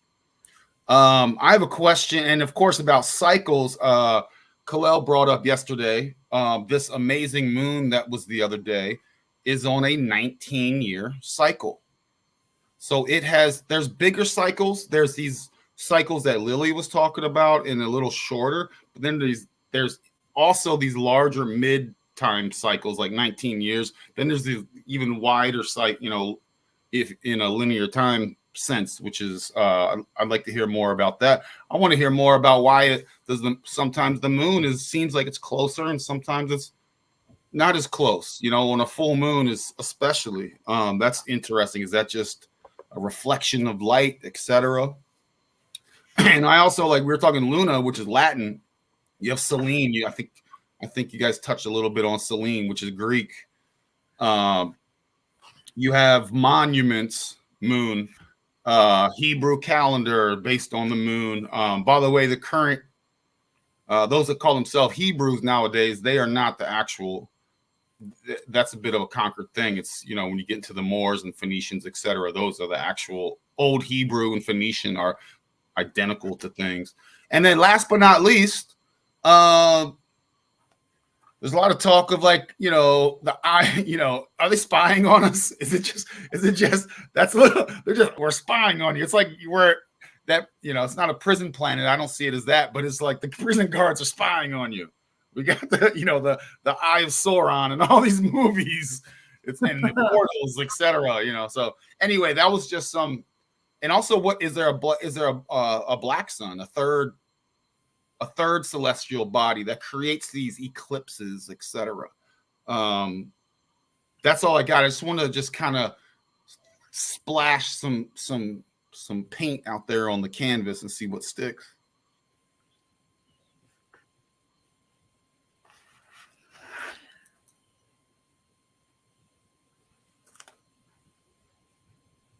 I know I was all over the place. Anyone chime in? You got me thinking. Go on, Khalil. Go on. No, I'm sorry. You were I think you mentioned Rahu, Ronan, the black hole sun, the midnight sun. Rahu is often mistaken for Nibiru and Marduk. Something to keep in mind when we talk about, you know, this realm that we live in, understanding that what we call the sun and the moon are now different polarities of a battery, right? Understanding that when we go through these different cycles, whether we know it consciously or not, as a collective, everything is inverting. So the sun used to be a feminine deity, where the moon was masculine, right? But then we have to ask ourselves, how far back are we going? Because we can't deny when we get to a certain point, supposedly, there was no moon. But it's very interesting when you look at how they tell you the moon is so much closer to you than the sun is, which explains the mothering aspect, right? How most tend to be closer to their mothers than they are to their fathers. Well, this plays out through nature. And nature has the prime directive always at hand. There's something to remember because we don't see the sun at night, but you can see the moon in the day or the night.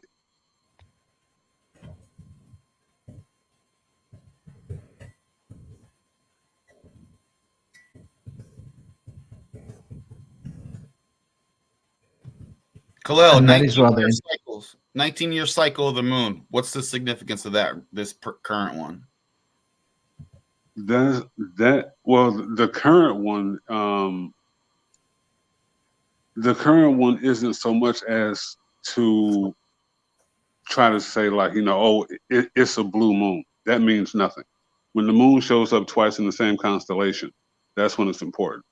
19-year cycles, when you look at things like 9/11, when you look at things like false flags, when you understand that the moon makes it easier to magnetize a certain emotion, that's typically how it's been harnessed, because we don't harness the moon energy collectively. Like, you know, women used to get together and dance on the shores of beaches when the moon did a certain thing, and that would literally move the oceans. You know, like, see, it's the women who move things in the realm. It's the women who inspire things. The moon is a quote unquote physical representation of that, right? And because we've gotten away from that and gotten more into the system, which of course is masculine because we're talking about chronos and time, right? Well, the original way that we measured time in the beginning, right? In the beginning of measuring time, in the beginning of clocks, was a woman's cycle. Well, we can look at the current calendar that we're in and see how everything is wrong. October oct is 8, but it's the 10th month, right? Just for an example.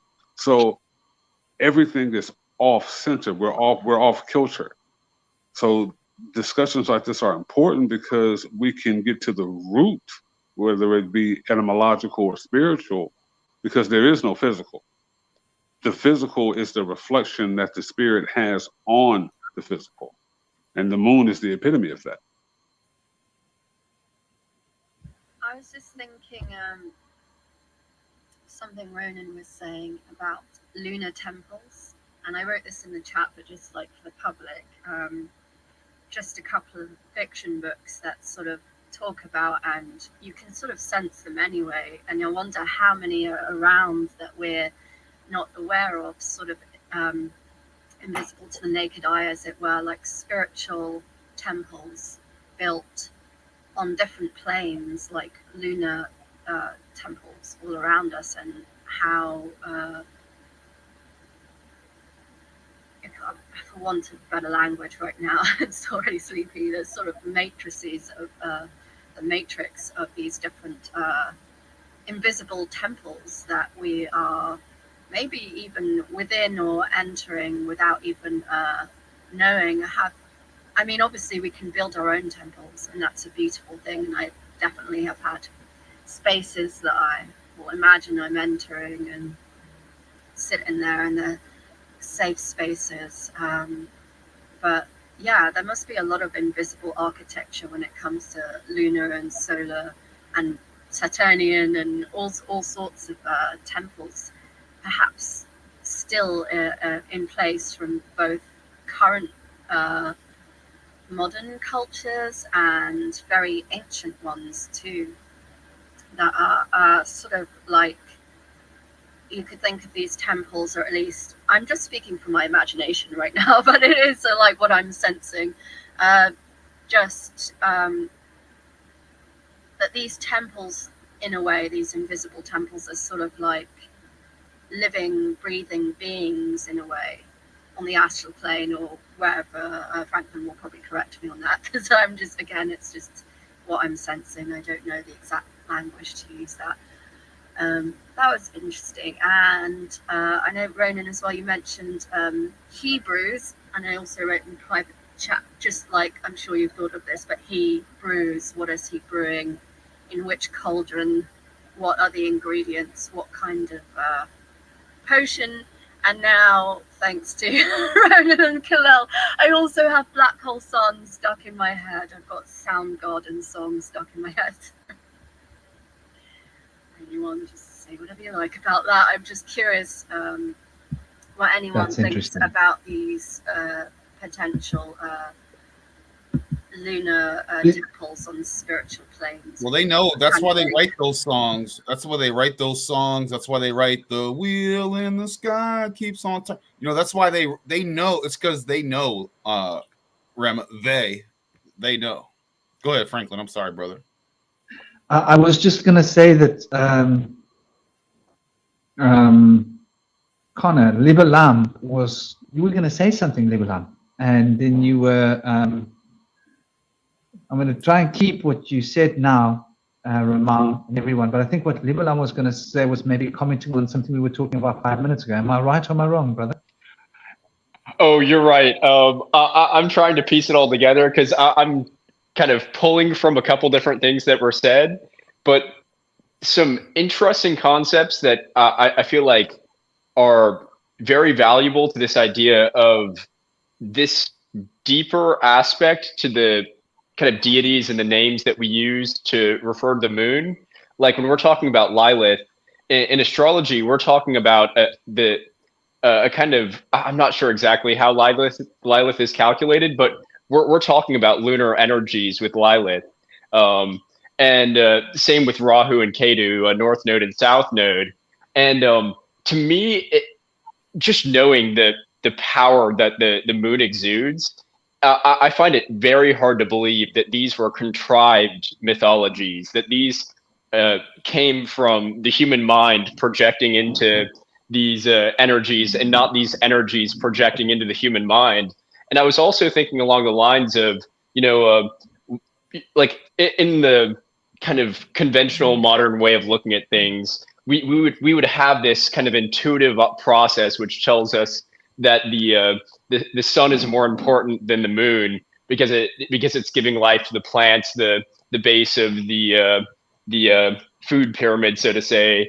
But I think that the emotional and feeling side of the moon has this deeper role in what makes this a habitable part of the cosmos. Why people would come and incarnate in this place, because we have this quicker moving celestial body that comes around, and it creates these cycles. And you don't want to live a life that doesn't have rhythm and cycles in place that sometimes throw you out of whack and sometimes really throw you deep into things. So that was just what was kind of bubbling around in my head of, the astrology of it, the mythology of it, and the energetic side of it, and the incarnation side of it.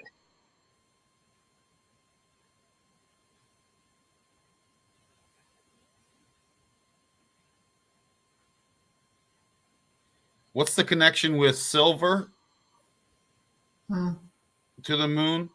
And what's the connection with some of these moonstones that they have? There's moonstones is a wide net, but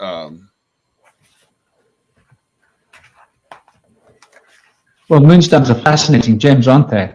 Once again, the moonstone is what's well, from an energetic perspective, it facilitates sublimation. What Jung kept talking about. So it will open your ESP connection with the archetypal structures of your being. And so it's a very sensitizing stone. And in the same way, it's a very grounding stone, in a sense. But obviously, you get black moonstone, right? Those are quite interesting. And then you get opal. And opal is another kind of a moonstone. And you get the black opal. Really powerful. Black opal on a dark moon. Woo-ha! Hold on tight, ladies and gentlemen. You're going for a ride. So it's definitely an opening stone for your ESP, aligning your hypothalamus gland once again with the magnetic coil, the magnetic energy. Now, there was something else that was said, and it's sort of sticking in my brain. What was it? It was about moon temples. So to just revisit this for a moment, these moon temples, I want you to consider dice. You've got a die, you've got two dice. Each die is a cube. So the moon temples would always have all three aspects portrayed in the moon temple, right? The three mother goddesses, the crone, the queen, the princess, or the death and transformation on one side, and the ability to be pregnant and generative and to bring that fertility on the other side. And then, of course, the principle of power and of wisdom of the full moon on the other side. And then also the dark moon, which is the journey into the underworld, which is what connects the waning to the waxing. So there's actually four things happening if you think about it when you look at these cycles. So there's four aspects to the moon, right? There's the waning and the waxing, and then there's the full and the dark moon, essentially. And so these four make the mystic five. So essentially, when it comes to alchemy, the moon is really fundamental. Obviously, as we've discovered, like magnetism is governed by the moon, essentially. So the moon temples would have these two die. And the word die, Roland's going to be all over this, to live and to die. So you're rolling these dice, die. And moon governs life and death as a principle. So this is quite a well accepted tradition in most traditions, that life and death is governed by the moon, not the sun. The sun gives you the life force, but the moon decides whether you can keep it or not. So that's the waning and the waxing and the full moon and the dark moon. And so the ideas of these two die being put together, which is relating to the waning and the waxing, relating to the full moon, the dark moon. And when you put them together, you get the third principle, which is the altar. And an altar is always a double cube. There's something to think about. So a cube on top of a cube in a single structure is the moon's altar. So moon altars would normally have been set up as a double cube. And so very often you would have a 2 foot by 2 foot cube, right? With another 2 foot by 2 foot cube on top of that cube, and that would be your lunar altar, which would be 4 foot high, which is like the perfect height to work at, right? Think about it. In front of you, like a table if you're standing up. And obviously, the lunar temples would often be places of sacrifice, so life and death. So, because the moon governs sublimation, it governs crying, it governs fortune telling, looking into fortunes. So this would be all under the auspices of the moon. So animals would have been sacrificed at a certain time of the moon's cycle. Normally, when the moon is going into the dark, would have been, depending on what you're looking for. If you're wanting to know about the land of the dead, or if you're wanting to know about the land of the living, right? They would do accordingly. And then they would read the entrails of the animals, right? In the moonlight. Very important. And this is a practice done by the Jews as well, by the way. And so this lunar temple became a Shemesh temple later on. Used to be always lunar temples. And so they took away one of the dyes, right? And they only had the dye. So the moon does represent immortality, if you want to look at it, because it's got the two dye. Because it represents that you're alive on the physical plane and that you're alive in the underworld. And the moon can actually go into the underworld, and does, and come back from the underworld, in terms of the old archetypal concepts. So the lunar temples would have always been outside, under the moonlight. And when you're looking at temples like Stonehenge, do you believe that was a solar temple or a lunar temple? It seems very obvious to me that's a lunar temple. It's all about the magnetism that's being bound by the stones. And so now we're looking at opening gates into the underworld, gates into the other world through which we can travel, be it astrally, etherically, or physically. So there were legends about these stone circles that could be used as portals to travel to other worlds or to other places, which is another interesting concept. Could the stone circles have been used as portal vehicle transport systems? Yeah, to travel to different places on Earth. Like, why do you need a bus or a train if you can use a portal? Okay, we've lost this. We've forgotten, like, scratching our brains. Our pituitaries have shrank. Our pineal glands have shrank. We're like a little bit down. You know, we don't have the intelligence we had. And I can remember one of the most abstract memories that I have of being very tall and being on top of a mountain and reconstructing the whole galaxy in my mind, the entire galaxy. I'm just dumbstruck. I'm like, what? Yep, drawing star maps in my mind, accounting for every moon, every planet, every astrological body. I mean, this was what our mental capacity was capable of at some previous time. And we were able to reconstruct the entire galaxy in our mind. And we were able to then create a second construction of the entire galaxy in our mind, and then superimpose the first one with the second one. And that's where we want to be. So that we're changing our orientation with regards to bodies, astronomical bodies. And because of the magnetism of the moon, we were able to warp that and actually teleport our bodies. So I think that these circles were places that this teleportation could be done easily, because it harnessed all of that moon's energy. And this goes back to what Ramar was saying. Ramar is obviously very sensitive to the underworld.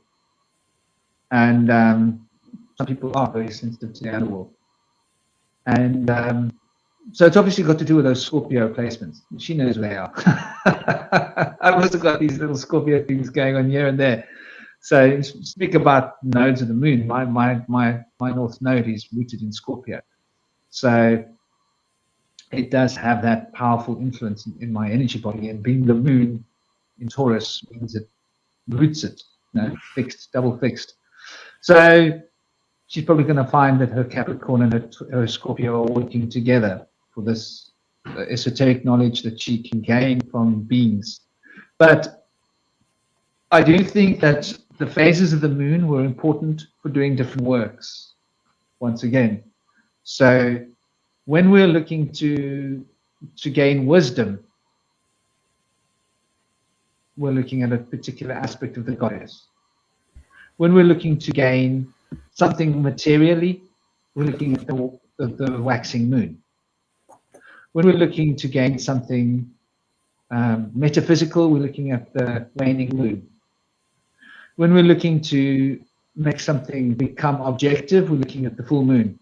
Or if we're looking for wisdom to be born, to actually be practically digested, something that can be done, we're looking at the full moon.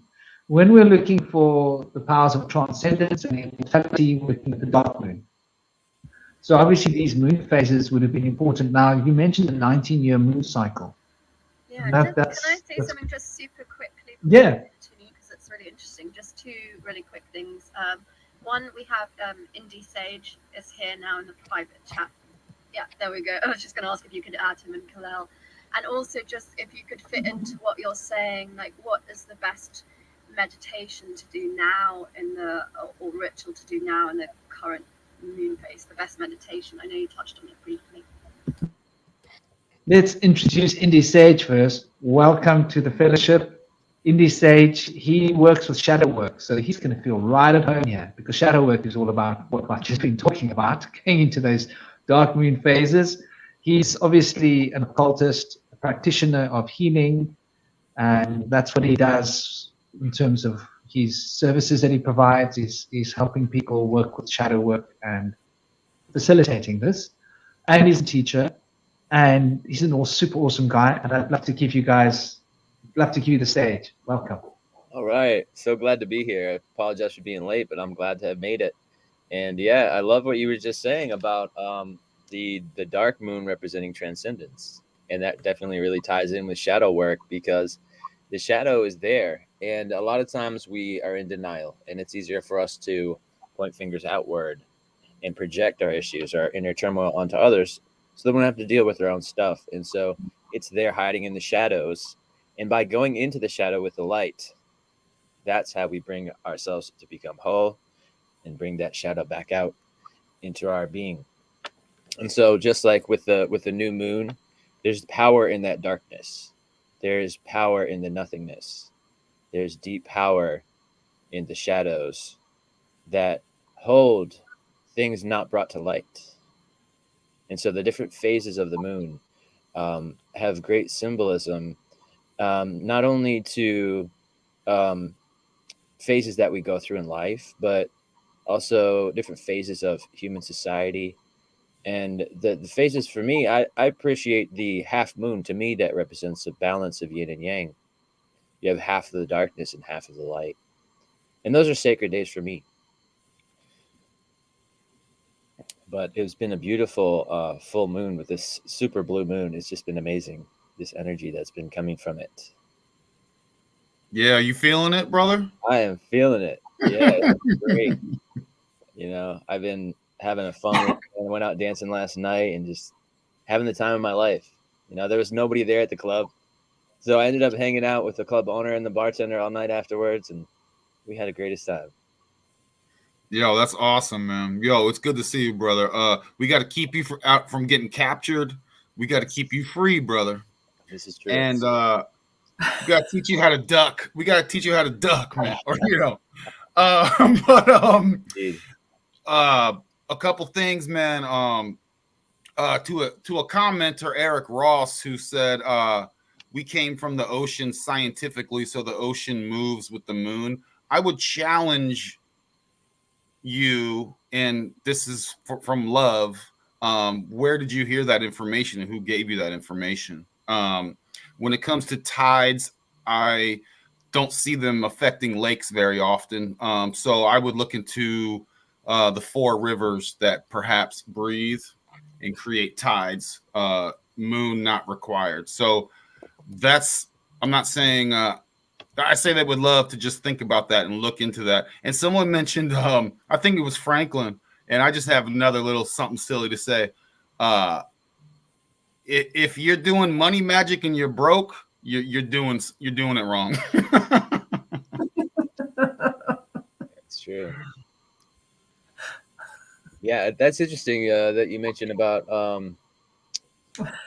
how the moon is I just blanked out my thought. But I was going off of what you had just said. It'll come to me in a minute. Well, I'll recall what Franklin and was mentioning, and with some others, with the polarity of how the sun and moon rotate, and that may stir some things and keep, when I just it's stirring the realm, the pot, to keep that stuff flowing. So maybe tides. Yes, the tides. Okay. I've heard the story in science that the moon causes the tides, and that the tides actually slow the rotation of Earth over time. And so they're saying that eventually it's going to slow the rotation of Earth to the point where it's going to possibly eventually become like Venus, where the day is longer than the year. But we don't know. We don't really know. I think a lot of this is accounting uniformitarianism. I think they refer to it as something like that, where they just assume that things are always the same in the universe and small changes happen gradually. But I feel like we're starting to understand that there might be more of a rapid changes that happen from time to time in our universe, where things might not go the way we expect them to go. One thing is guaranteed, and again, Eric, I say this with love, my friend, proven science. And Indy just says it's not. The one thing that's guaranteed is change. Mm-hmm. Definitely. Okay, so if you plant your flag on proven seances from the dark magi, who have their seances are based on stolen tech, and they also will lie to you. I would again, Eric, this is with love. I'm not trying to go. I get it. I would question everything. I don't question proven science. I will question everything, and let's see if it can handle skepticism. But again, your quote unquote seances today might not give you the same results tomorrow, based on everything is about change. So I just want to throw that out there, and I say this with love, and this mentality of I am not moving. I was told this is proven. Who are you to tell me, Indy? Do you wear the accoutrement of official? Are you from out? Do you have the credentials? Do you wear the black cube of Saturn hat? Have you wore the black robes of Harry Potter when you graduated the degrees of the Masons? I know. So who are you? You know what I mean? So anyway, I do that again. I'm challenging that. It's funny how the judges, because our friend Indy's always in trouble. We got to help him out. The judges dress just like when you graduate and get a degree, master. What level of degree are you? They wear the same. It's part of the, part of the game. yeah, costumes. And then you got these guys running around in blue suits. It's like, what are we doing? You guys are grown-ups playing costumes. Anyway, I don't want to get off. Wearing wigs and black robes. It's all Saturn worship. Little badges. I used to wear a badge when I was a kid. I'm like, Lily, look at me. Right? And they use the octagon a lot, representing the base mentality of the two checkered squares. But or sometimes it's the square. But we have Judaism is a lunar cult, and we live in a world that's been orchestrated by Judaism. When the day starts, does the day start at dawn? No, the day starts in the middle of the night, and the moon is strong at its strongest. When the year starts, does the year start in spring? No, the year starts in the darkest time of the winter. And so that's because we live under the orchestration of a lunar cult that has society believing in a solar cult as their brainwash. And so we see this because actually the Hebrew calendar still has 13 moon months. 7 out of 19 of their months have 13 months, whereas the other 12 have 12-month years. And so we still have lunar calendars being used today in the Hebrew culture, which is fascinating. it's good to know those calendars, because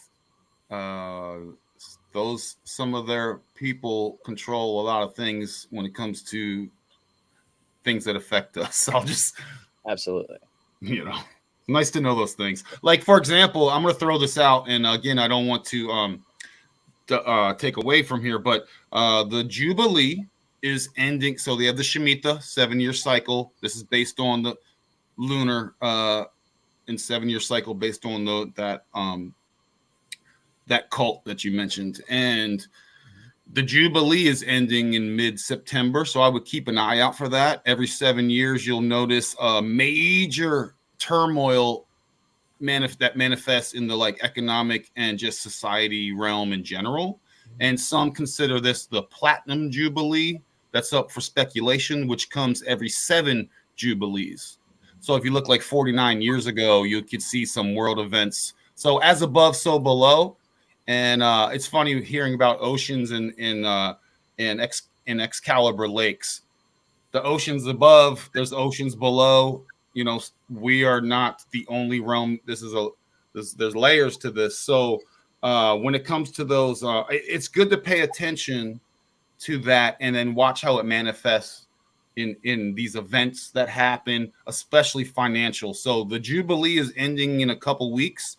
And I mentioned earlier, this week was really rough. In full moons are bad for the economy. You noticed this yesterday.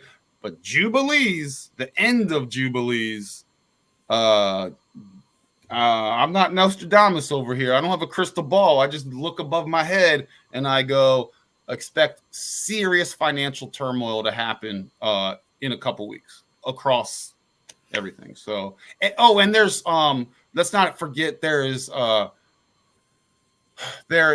geo-astrology. There's geographic astrology. So this coming year, next year in 2024, with these eclipses that cross each other on April 8th, along with this, affects the United States, because some of these celestial things that happen are actually based on there's a thing called I'm saying it wrong, like geo-astrology or something like that. So these are all things to keep in mind. The Americas, North America, next year is going to be crazy, man. There's these eclipses, and it is written. It is written. So, bringing back to the point of the day, this is very, very interesting, because in the older times, like you say, we didn't start our day. The day is the moon's time. The night is the sun's time. And even to this day, if you go to Israel, Shabbat starts at sunset. The sunset in the older lunar calendars is where the day starts. And sunrise is the ending of the day.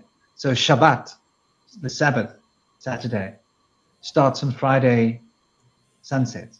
And it sort of makes a lot of sense, because in the oldest legends that we've got, the moon gives birth to the sun. And the sun doesn't have a womb, so excuse me, how did you come into being? And even Marduk first created the moon before he created anything else in that creation story, So, and that is something worth considering when you go back into those very old stories.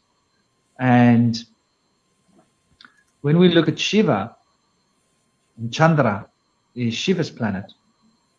So the planet of pure consciousness is the planet of the moon, which means that the altered states of consciousness are regulated by the moon's powers. So this is a question that was also mentioned earlier, why the full moon trance parties, was Roland's question. And this has got to do with the moon regulating the hypothalamus, regulating the left eye, the right eye, no, the left eye, that's right, what am I saying? Left eye, right side of brain, of the world. And so this is the power where the the is, what is, okay? Ish, Isis. What is, those two die, yeah? What is, life and death come together. And so the shamanic trance is obviously very easy to engage in on a full moon. Because your life force is really at its max, like your principle of living is at its maximum tilt. And so it's when you're like the most alive that you're going to be, essentially, is on a full moon. And then you're a little bit less alive. And there's these degrees of infinity that Ramar was pointing out. But I'm digressing. I'd like to welcome... yes, you are here. I'd like to welcome Soraya Nadia. She is an amazing poetess, an awesome thinker, mercurial mind, but with a great lunar grounding. So she's obviously got a really well-aspected moon. And she's a mystic in her own right. And she's come to join us. I wasn't sure if she was going to make it or not. She said she would see. She's a mother, as are all the moon, moon principle is about motherhood. So it's sometimes tricky for her to come. So I'd like to thank you for making the time to be with us. And I hope your children are happy and sleeping well. Let me give you the stage there. Hello. Good evening, everyone. Hey. Good evening, Soraya. Hey, Soraya. I wasn't sure if I was going to make it because of the energies. I always have a tough time around full moon, energetically. I also always feel very drained, so I wasn't sure if I was going to be here. Glad you made it. Welcome. Thank you for coming. Thank you for coming. So I don't want to dominate the space. We haven't heard from a couple of people in a while. Those who want to throw in, please speak up if you've got something you want to share. Something that I think people pass over so often in astrology is looking at pre-birth solar and lunar eclipses, and then post-birth solar and lunar eclipses. So that's the most recent solar and lunar eclipse that happens before and after your birth. And the placements that comes into is something that's very fascinating. It works a lot like the lunar nodes, so Ketu and Rahu, but this is something that I've just recently gotten into, and I found that I have my pre-birth lunar eclipse conjunct my north node and Pallas Athena, and so I can't give too much information on it because I just haven't studied it too much, but that's something that I found very, very profound. It's something that I'm going to be including in my astrology readings. It's just the placement of these eclipses. It tells some things about your karma as relate to, I guess, kind of like solar tendencies that come into kind of solar and lunar tendencies as play into the karmic part of your birth. So like why you came into this incarnation, and that's something I just wanted to throw out there, is like this exists. The eclipses do play into astrology in interesting ways. When you mention Ketu and Rahu, are you talking about the Vedic nakshatras, the moon signs of Vedic astrology? Just the north node and south node. I don't have a deep understanding of the. And Scorpio moon lines up with Rahu. I forget the name of the nakshatra, which is the Vedic name for moon signs. But I've heard Rahu's name several times recently. Ketu strikes me as Egyptian. Do you know what culture these names come from? So they would be Vedic culture from the Vedic astrology system, and Rahu would be your north node, dealing with kind of like your sense of purpose in a general sense, and then a south node would be your Ketu, which deals with past life karma in a general sense. Interesting. Yeah, the head and the tail of the serpent. Exactly. So I'm ruled by Rahu. I wanted to thank Lily quickly, sorry, for her energy here and everything she brought, because she needs to like go off and cook now and things. She says in the chat she's going to be listening in while she's cooking. She had to go now. Okay, thanks for passing that on. Much love, Lily. Thank you for being here with us, Lily. Yeah, much love. So much love. Lily, are you off? I think she went on mute. Okay. Maybe she. But, I didn't hear what Ramar said because it was so soft. What did you say, Ramar, dear? I'm sorry, I was just saying goodbye to Lily. I didn't mean to interrupt. I just wanted to acknowledge all the gifts that she brought. All good. Oh, Lily's leaving us. Well, God bless you, Lily. And well, we'll hopefully say goodbye to her again. But maybe she'll be back later. Maybe she had to go and eat supper. But I noticed she's still got her spot at the table, so maybe she'll be back. Let's hold thumbs. And thank you for that, Ramar. I want to say to everybody, if you guys could not chat in the private, bring your chat into the public chat so that everybody else can enjoy it, because there's so much really amazing stuff being dropped in the private chat, and it's only being seen by a few people. And so you can only have one chat on your screen at a time. I prefer to focus on the public chat because that way, you know, and anything that we're saying in the private chat, if we're saying it in the public chat, I think it's going to be a great benefit for everybody else, and it's more likely to actually get onto the screen. Just Yeah. because you can literally just click it and put it on the screen directly. Also, I learned that the private chat for the StreamYard side of things gets cleared at the end of the, I think if you just like sign out and then come back into the call, then it clears that chat. So I don't think there's any record saved of that. So I think it's important also just so that we save on these conversations to put them in the YouTube side of it. Yeah. Brilliant observation. Yeah. So I'm ruled by Rahu, the moon sign, the nakshatra of Vedic astrology, and Rahu is a very interesting character. He's ruled by ether as his element, the fifth element. And so ether has an interesting property. Ether allows for the fabric of space to hold volume, for things to have space with and exist amongst each other and hold place. So without Rahu, everything kind of collapses and there's no room for the gods of the other elements to exist beside one another. They would ultimately collapse back into Brahma's dream, away from the Maya of the avatars of this illusion. But one of the most interesting things about Rahu is that he represents the imagination, or the dreamer, or the idea of alternate realities. And so somebody that's ruled by Rahu will be able to envision new interpretations of things and see things in their own light and be able to share that interpretation with the world to give them a new perspective. Also, it's good for people that are ruled by Rahu to understand other people's stories and understand multiple interpretations of the world that we live in. So I've been able to kind of like really find some amazing stories through the mythology and the mysticism and some of the new age things that have been happening. Find some of these amazing interpretations of the world that we live in that can bring some light where there has been darkness in the past and where things have been obfuscated and put into shadows. So I've been able to really uncover some amazing things, and the moon and the sun, they represent a lot of these things and kind of embody some of the aspects of the sacred masculine and the sacred feminine, as we mentioned in some of the previous shows, the last two.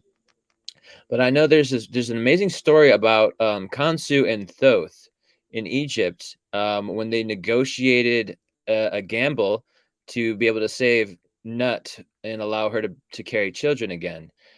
She was banned from being allowed to have children by Khonsu, and Thoth decided to gamble with him in a game much like chess. I can't think of the name of the game. It'll come to me. But he gambles to be able to have 5 days added to the solar calendar, which there was previously 360, because it was said that during any of the 360 days of the year, Nut can never bear children. And so Thoth's thinking was that if he were to add 5 days, she would be able to bear children on one of those 5 days and be able to have children again. And so they ended up taking a bet, and Thoth won the bet, allowing the calendar to change from 360 to the current 365. And now we have a quarter of a day to add it to that. But some folks believe that not only did the calendar change, but actually the orbit of the Earth around the sun may have changed subtly during that time, giving us 5 more days. So it's interesting to consider. But those are 2 moon gods of the Egyptian mythology, Khonsu and Thoth. Here's a little interesting piece to throw in to what you were saying a little bit earlier in what you said. With Rahu, as far as the Vedic astrology goes, Rahu, in kind of where Vedic astrology migrated into Thai culture, is considered one of the key icons. They have Rahu in all of these different amulets and talismans, and the picture that they give to Rahu, and I thought it would be good to throw a picture in here for to give a visual to the mythology. Is Rahu is this?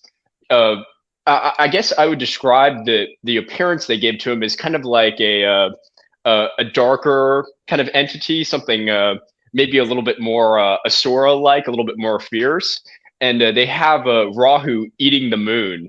So it's interesting if you think about it, like the lunar phases.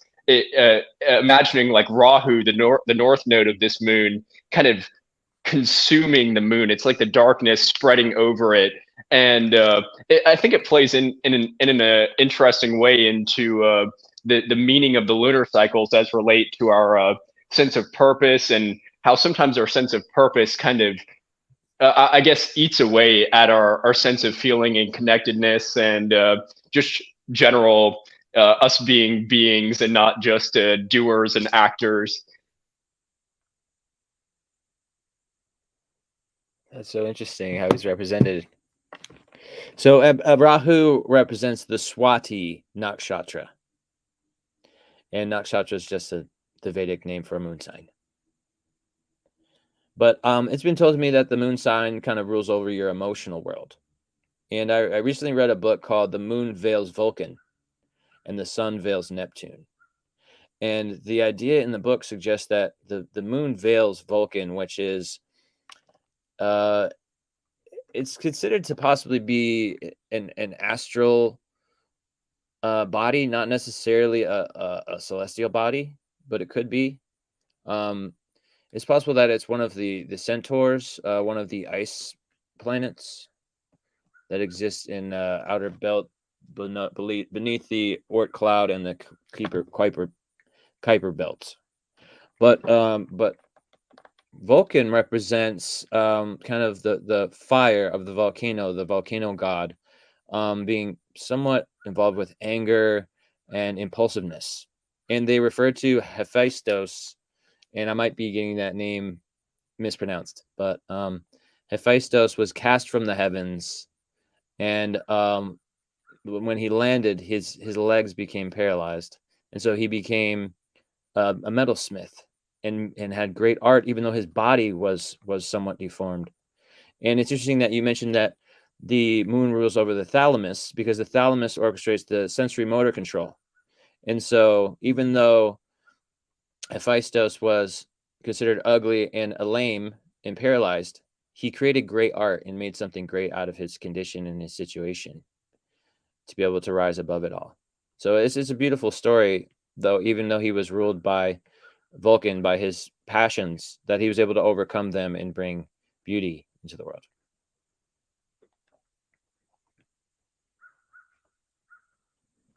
That's very interesting. And I just want to point out one thing here, which I find interesting. And when you look at the mass of the Earth and the mass of the Moon, there's a variance of about 80 to 81. Now, the 5 days that were added onto the year, I believe it's not quite 5. I believe there's a leap year involved. And when you start playing with those numbers, there's a ratio here for the mass of the Moon, the mass of the Earth, and just how many days were added on. And it seems like it's quite plausible that something around about the size of the Moon got added to the Earth's orbit in terms of mass. Now, it doesn't mean that it needs to be a physical object. It just means that it needs to exhibit magnetism that is equivalent to a fifth of the footprint of the Earth, or sorry, a 60th or 80th. What was the number? I put the numbers up here. I think it's 81.3. So if we take 81.3 and then we're not multiplying that by 5, but we've got to think of that leap year. It's going to break down to somewhat less than 400. It's like 365. If it's not bang on, it's pretty close. And that math just, it does something in my head. And it brings back to that story. When I heard that story, it made me look at the maths, and I've always had this in the back of my head, like, why is the mass of the moon and the Earth and the leap year, when you look at it, why is there some kind of a correlation there into just how much longer the year got? I'd like to put that out there to everybody to kick it around. I found some interesting numbers. Apparently, there are 573s in 365. Which I did not know that. I would have thought it would be something like 72. 73 is prime, right? I believe so. Interesting. And there's a connection between 365 and 432. And let's see. Which is this is a number of divine frequency, 432. One of the solfeggio frequencies, I believe. It's 67 above 365. 367 go into it. Interesting. I don't know, just playing with some numbers. But there's so much to encapsulate with the moon. And it's such a beautiful thing. I believe that, as was mentioned earlier, the moon was brought here, possibly by Marduk, as a result of the crushing of the planet that is now the asteroid belt. Was referred to previously as the hammered bracelet, which is referred to as originally as Tiamat, the name of the mother god that created all of the gods of the Anunnaki, including Anu. But it was also referred to as Phaeton by the Greeks, and Lucifer by the Romans. It also had other names as well, and was crushed by Nibiru, the binary dark star or brown star enshrouded in a nebulous cloud, only visible with an X-ray satellite. But Nibiru is also referred to as Kachina Red, and also has an orbiting satellite called Kachina Blue, which is either its planet or moon. But there are also other names like the Flying Disc, the Great Destroyer. Supposedly, Nibiru gathered up moons, which are referred to as its breath, from Neptune and Uranus as it crossed the planetary plane. As its plane as it crosses our plane, it kind of follows along the plane of Pluto and the other trans-Neptunian objects, which are on an off-kilter plane. And as it crossed through, it gathered moons from Uranus and Neptune. And then when it returned back, it came through closer to the sun and crushed that planet Tiamat, sending its upper waters towards Earth. And its lower waters became the asteroid belt, and Ceres as being its biggest asteroid. But those upper waters crushed into Earth, and there's still giant pockets of under-Earth oceans in the mantle. One of which being underneath Florida and Georgia, near where I am. There's a giant underground ocean that's more than 4 miles deep. That's a saltwater ocean underground. And so that could be some of the remnants of the waters that came here from Tiamat that still exist under the Earth's surface, possibly arriving as ice after having flown through space to arrive here. But the moon, I believe, also came with it. And if you look at the composition of the asteroids on the asteroid belt and the moon, they have an identical composition with things that are not found on Earth, like helium-3, for example. So there seems to be a strong connection between the asteroid belt and the moon. compositionally. Now, it's curious as to whether that planet held life, like advanced humanoid life that came here. It's what is said in the stories, but also in the Sumerian understanding, they understood there to be a sky beyond the sky. And as Mystic Crypto Ronan suggested earlier, that there is stories of a sky beyond the sky, that outer space could be a sea of water. But as the Sumerians referred to it, they thought that there was land on the clouds, which is one of the interpretations that is being considered by archaeologists now.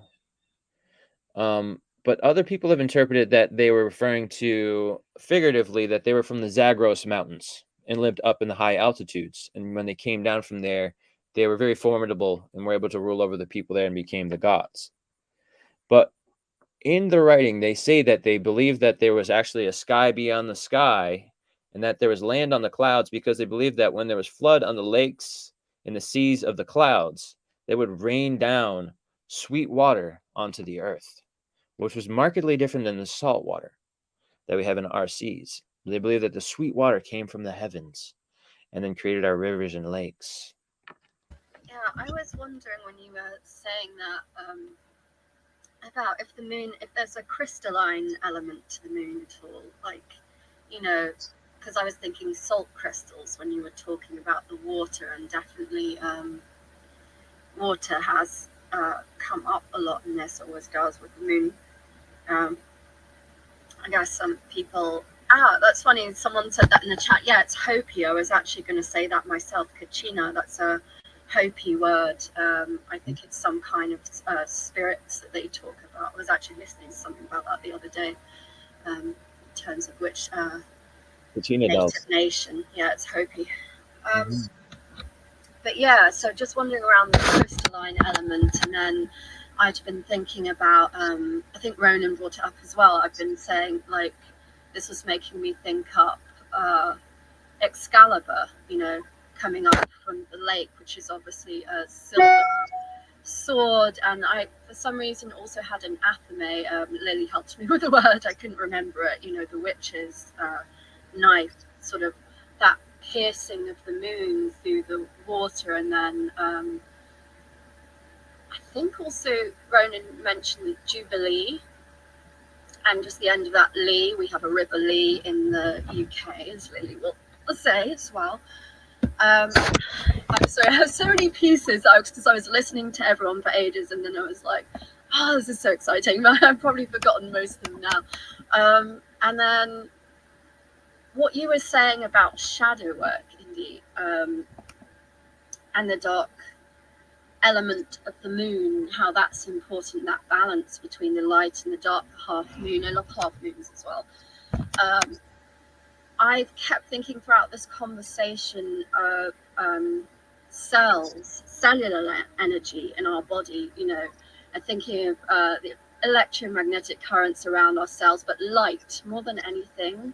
I've always had this, and it may be BS, but it's just my own theory. I've always had this theory that, you know, there's light around our cells, there's light in the darkness, because you are like, how do we move through this darkness? And I'm like, well, we have light around every single one of our cells. We have a constellation glowing in our body the whole time, kind of bioluminescence, which you could see as a constellation in the body, a grid, the meridians, or you could see as moons, many moons within our body in different phases in life and death, the cell life, and the entrainment of the electromagnetic waves from all consciousnesses around us, whether they're lunar or stellar or any of these kinds of things. And we have that, you know, echo, I suppose, in the universe of all these different kind of things. I'm not quite sure. I've forgotten what I was trying to get out with that, but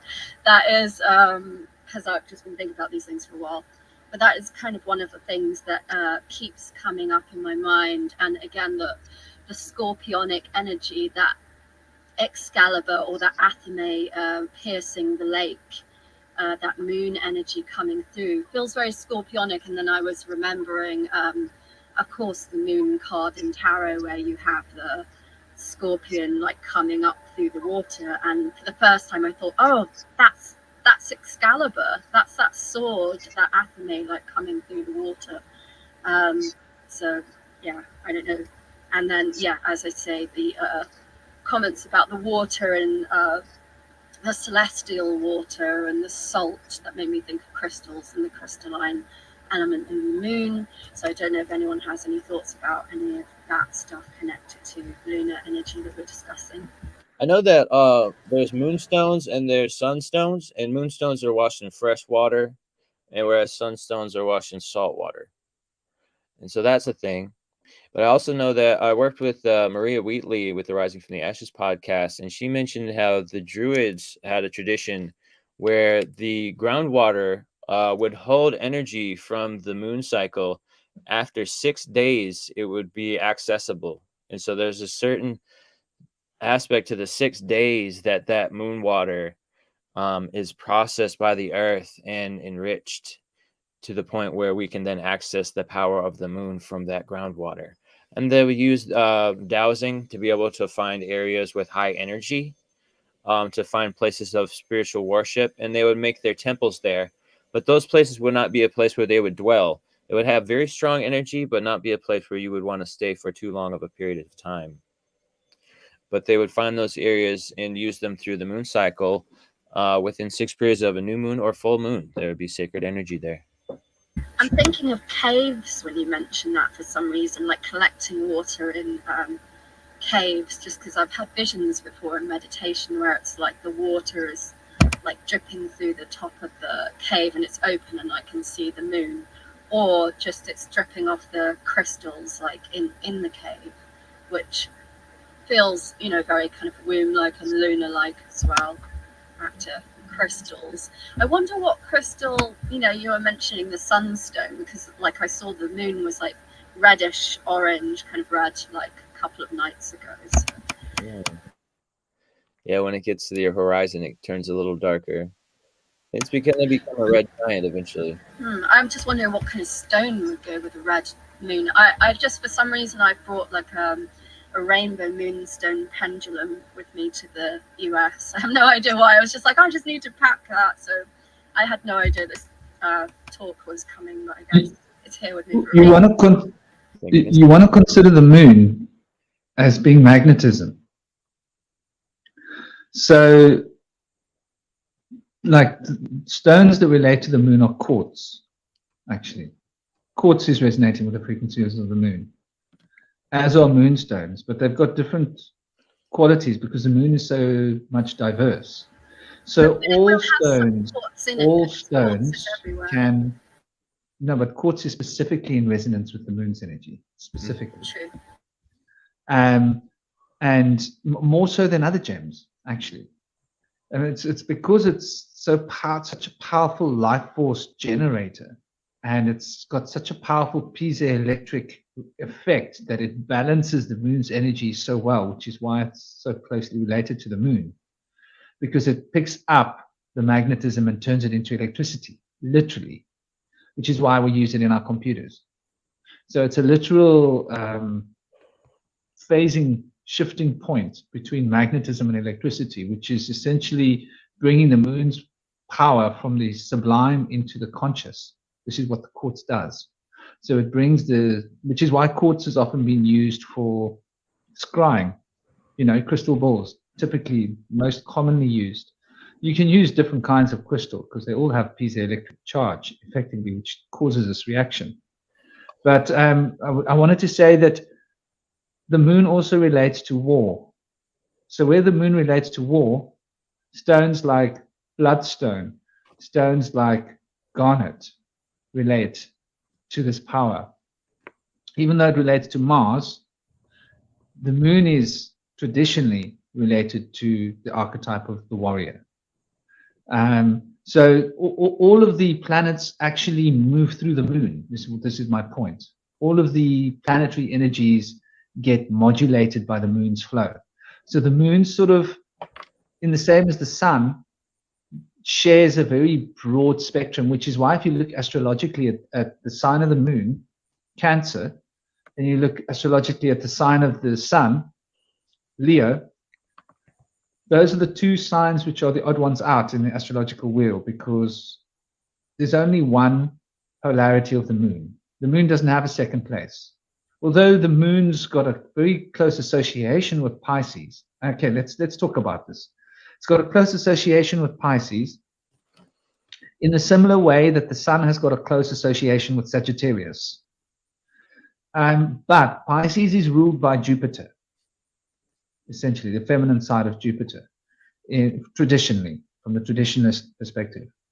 And in the same way that we can consider the moon and the sun as being the tail and the head of the Ouroboros.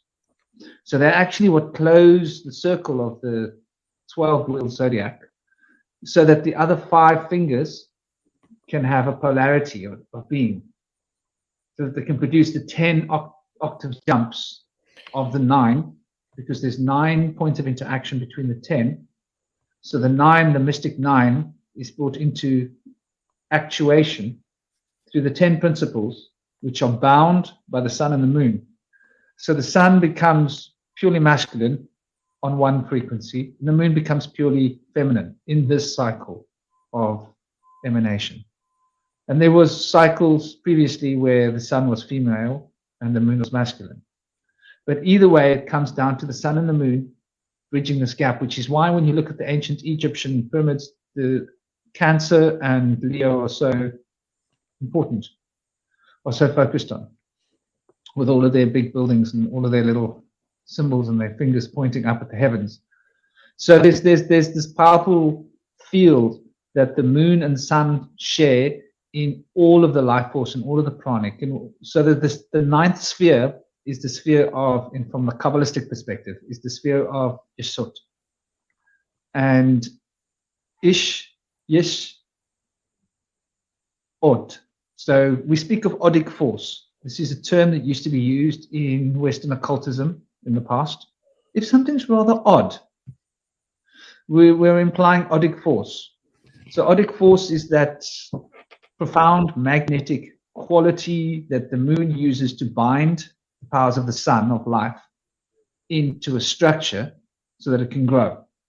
So the odic principle is this principle coming into actuation. And so when we consider this odic force, we can see that it's under the sway of the moon. And so all stones relate to the moon, just to answer that question, Lamar. But some are intrinsically, specifically in tune with the frequency and the vibrations of the moon, more so than others. But all stones can have a place when working with the moon's energy. Franklin, what you are saying is why you recharge your crystals in the moon and not in the sun.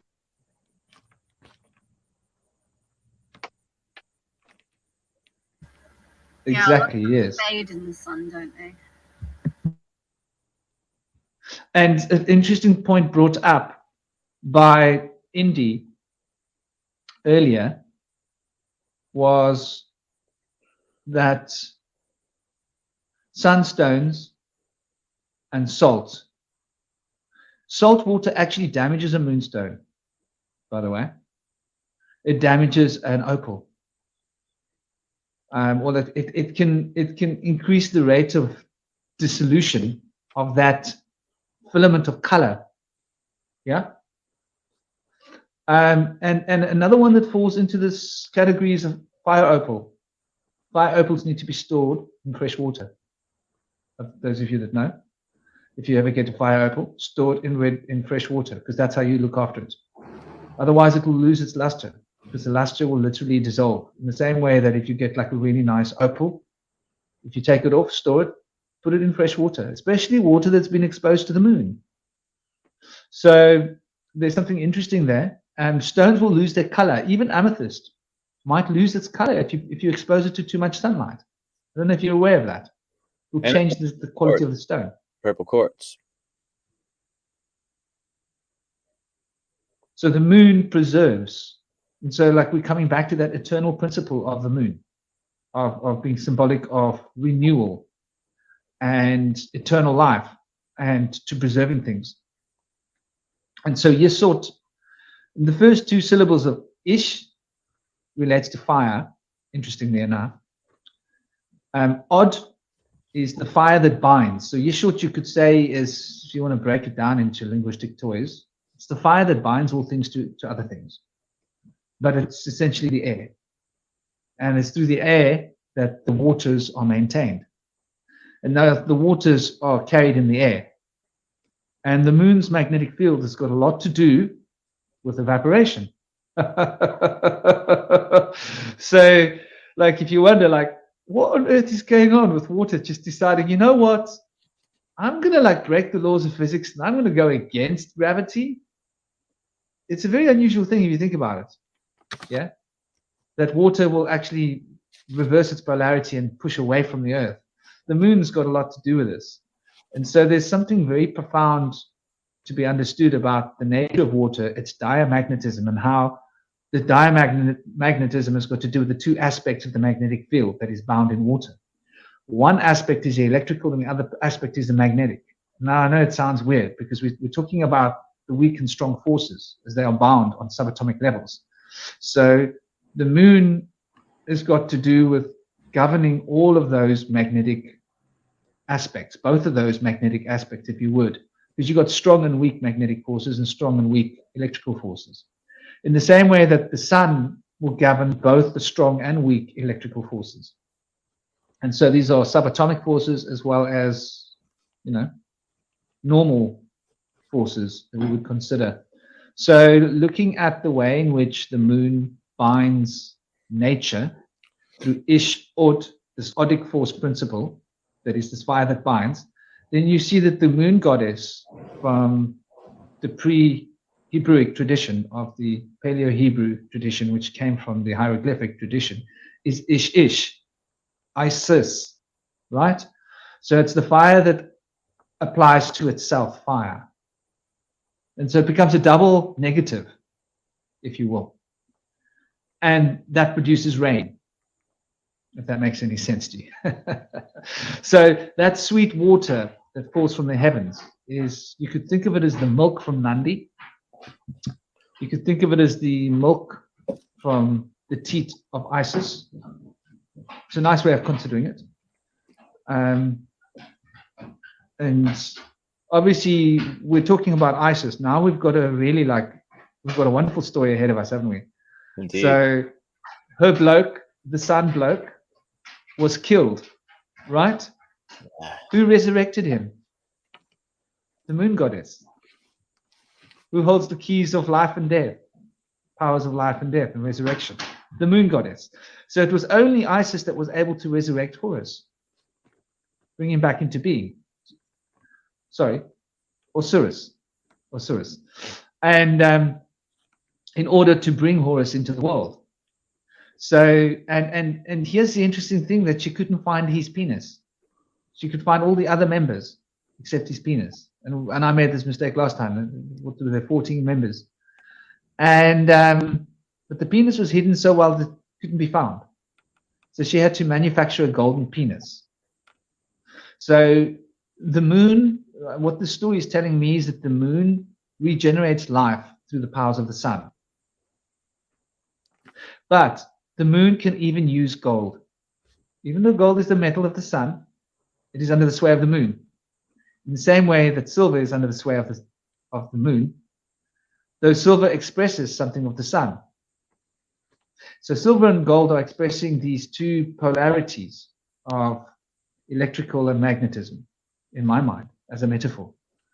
But yeah, I would definitely say that when we look at Isis, we're getting a very powerful idea of the card, because it's relating us to the High Priestess card. Now, the High Priestess card is Jimal, right?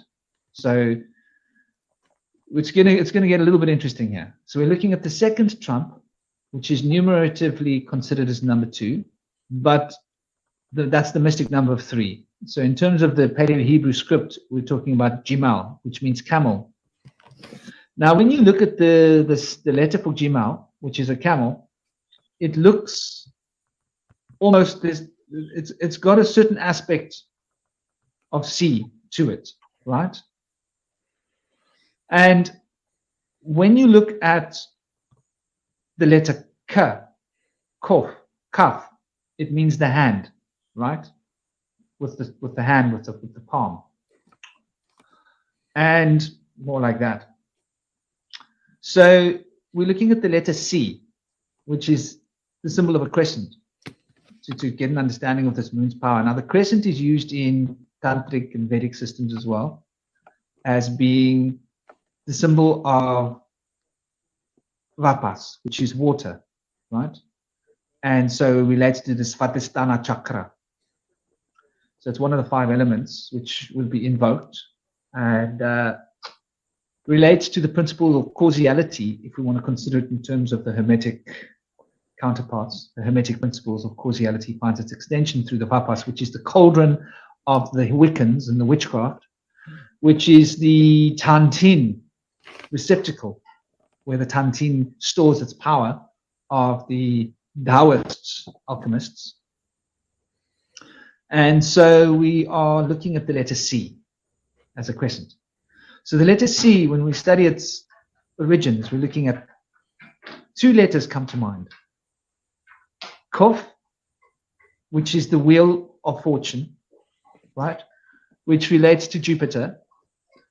And Jimal, which is the camel and the high priestess, that relates to carrying water, right? Relates to this high priestess bringing this initiation of energy. So here we can see that Kuf represents what we can get in terms of what we can bring into being, the principle of expansion, what we can bring into existence on a material level from the spiritual kingdoms, manifestation. And Jimal represents going into the initiation, becoming initiated into the deeper mysteries, so that we're able to gain insights into the nature of reality. And when we look at the letter C, it doesn't come from either of those specifically, but it comes from both of those as an amalgamation. And understand that Kaf looks very much like a C, but it's inverted, right? Because the Jewish script and the script that came before that, which is a Paleo-Hebrew, is written from right to left. So we're looking at what looks like a C, very close to it. But when we look at the Jimal, it's also got this. But the Jimal is carrying the card of that very important card, which is that tarot trump that relates to the powers of the moon coming into being, which is rather interesting and fascinating in its own right. And the high priestess can tell us a lot about the moon. And the Wheel of Fortune can tell us a lot about the moon too, because the Wheel of Fortune is how the magnetic, so the Wheel of Fortune is talking about a wheel that's spinning. Just think about it for a moment. So we're talking about magnetism, which is what we've been talking about, Jen. So magnetism is at the core of the story. So Isis is represented by the high priestess, but she finds her extension through the Wheel of Fortune. For the Wheel of Fortune is that wheel that ties us to life and death. So the Wheel of Fortune, the wheel of life and death, is under the domain of the moon, and it is brought in through the act of bringing from the subconscious into conscious and bringing from the conscious into manifestation. So all manifestational magic does relate to the sphere of the moon, Yeshut, which is under the sphere of Isis, hence she was the goddess of magic. I hope I'm being succinct here, but and I hope I haven't gone too far off what we were talking about, because I think somehow it ties in. I'm just trying to figure out exactly how. Absolutely. Because I get lost in my journey. Well, can I go the opposite way? Yeah. With so the moon in Christian or Hebrew mythology is represented as a special date keeping thing, kind of like a ruler over darkness, over evil, as you could say. And so the original name for for the Hebrew moon is sin, and sin is represented by teeth, is the letter representing destruction or renewal. And on the new moon, the Hebrews do a Sabbath day, which is a day of rest or restoration. And they do this day where you don't do any work, you can't buy anything, you don't talk to anybody, you stay inside and you pray, make it a holy day, reading the Torah or whatever. So when you really study the moon and the moon calendar in Hebrew or Babylonian times, you kind of get the idea that the new moon, at least, or when the moon is absent, is a special day. Represented by an opposite of the full moon, which is a day of what do you call it? Reaping what you sow. You get what comes back to you of things that you've done before that day comes. And when you really look into the naming of moon or month or Sabbath, you get what is it? Kodesh, which is I think it's month, and moon, which is Yore or lunar or luna, and even sin or Selena in Greek, and even Fenrir or Fenrir in Norse mythology. Fenrir eats the sun, which is is that a solar eclipse? So when you really look into the moon, what it means, Moses, his name means it's weird to say this because people are going to not agree, but his name really means drawing out of the moon, like coming from the moon. Moshe, kind of like Messiah, Moshiach. It comes from the moon, comes from evil, comes from the place of darkness, comes from something that no one likes. And so when you look at why these prophets are even the what do you call it, the Christ comes from a place of something unfavorable. It comes out of Egypt, comes out of Nazareth. You see, so the moon is in darkness, which is opposite of the sun. The sun, you can't really equate darkness and the sun in the same sentence, because the sun, when the sun's out, nothing's dark, but when the moon's out, everything's dark. Even though the moon's illuminating everything, everything's dark. But I'm trying to say that when you look at Khonshu, what's his other name? Tahuti or Dahuti, and then the other Egyptian god, and even Selena, which is a Greek god. And you'll see that there's a similarity between the way humans behave and the way the moon is shining.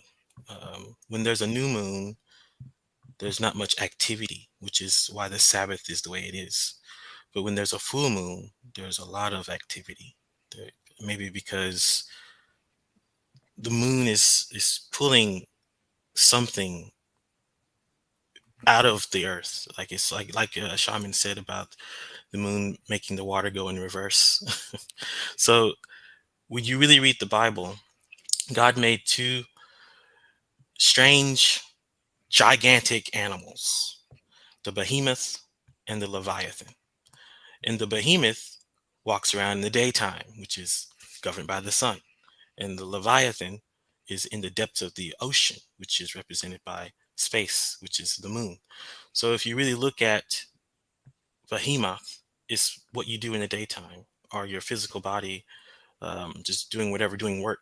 But the leviathan is a spiritual sense, a tahim almost, like a crocodile, something that you know is there, but you can't see it. So it's like it's almost like our sexual energy, almost, or even just our spiritual energy.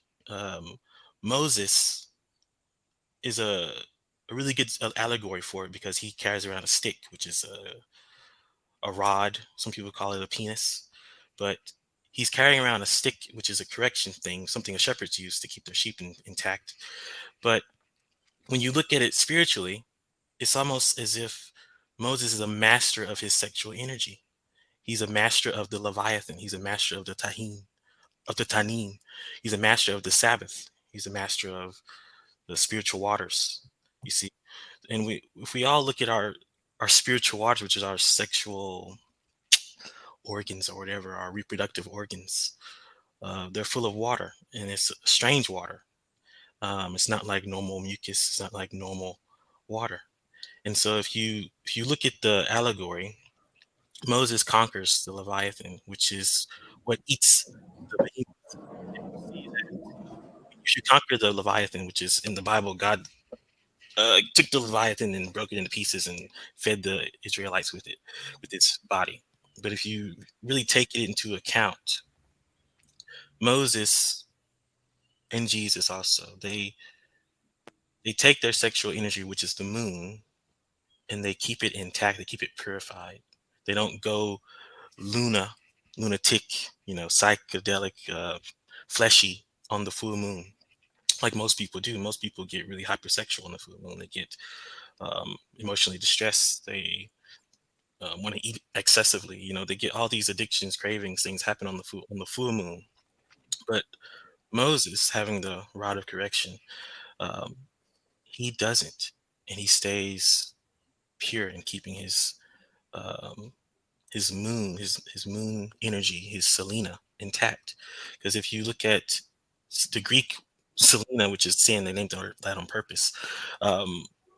She represents the daughter of the sun, which is I think her name is Hios or Eros, and then a Titan named Hypeion, which is related to disaster, destroying stuff. So if you really look at the moon, it's destroying the darkness that is covering everything. It's basically like a little marble or a disco ball in the sky, and it's shining the light from the sun, which is not even its own light, but it's reflecting it. And by the reflection of the sun, it's also bringing out a part of us that is kind of deep down, hidden away.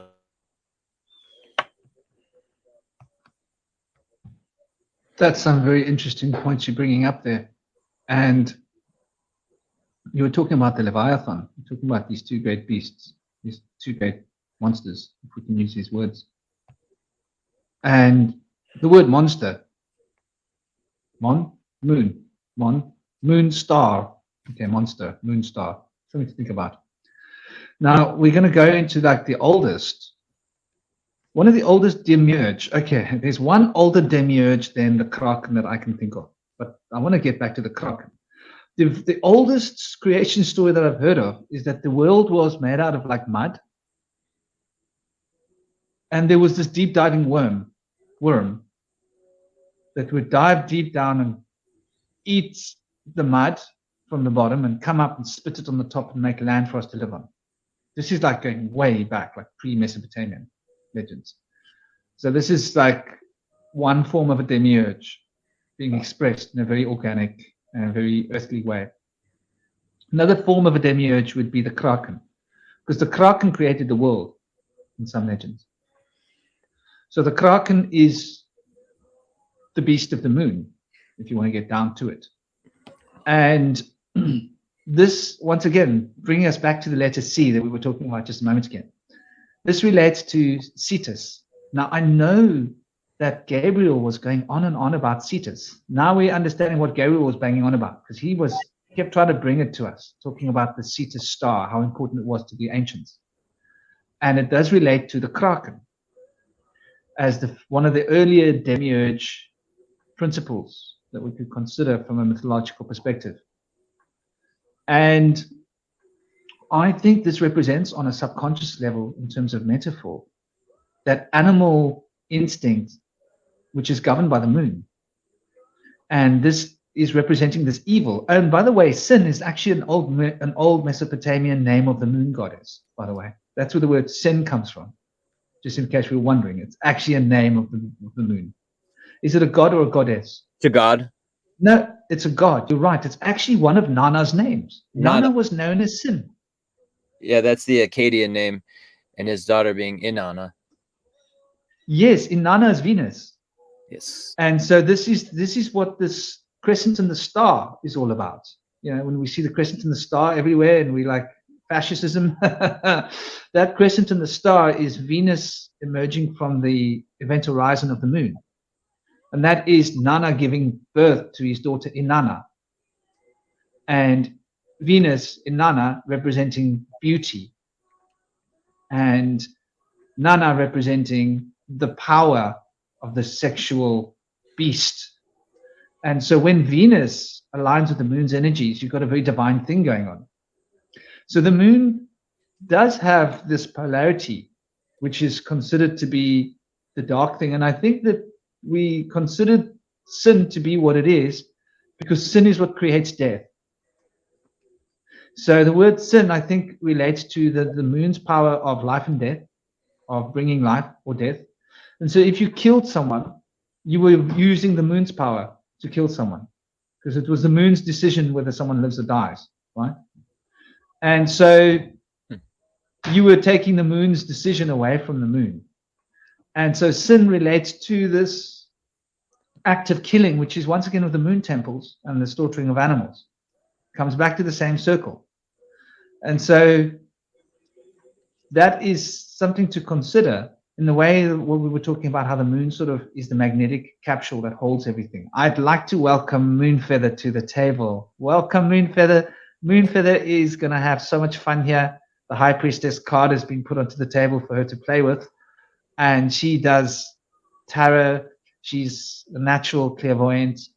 She's a dream weaver and a mum. She's had an incredible journey and so packed full of love and wisdom. And I'm going to step back and let Moonfeather have the stage.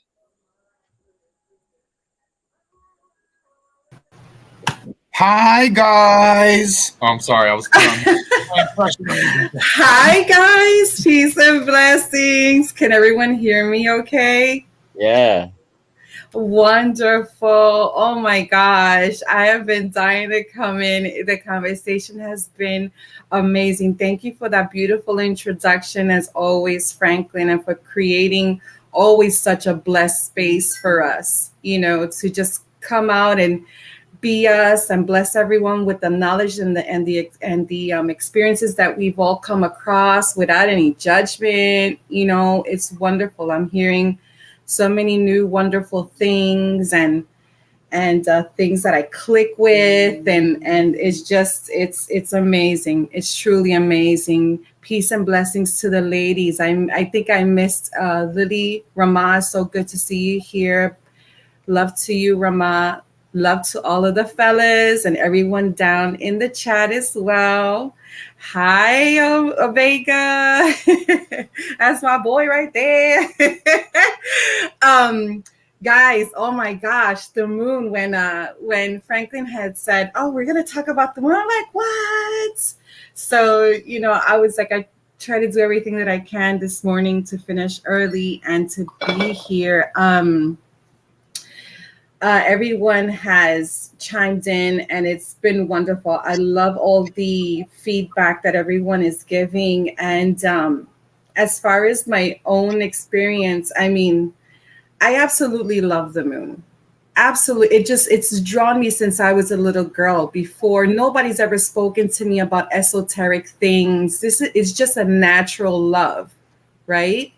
And I'll always remember my brother telling me to always look to nature for the answers. When you can't find it in a book, always look to nature, right? And a lot of great points have been brought up, right? I think it was Franklin earlier on said, you know, is the moon in this dimension, right? Another statement that Kal-El said, you know, that nothing is physical, everything is in the spiritual, right? And we're just all manifesting it here in the physical.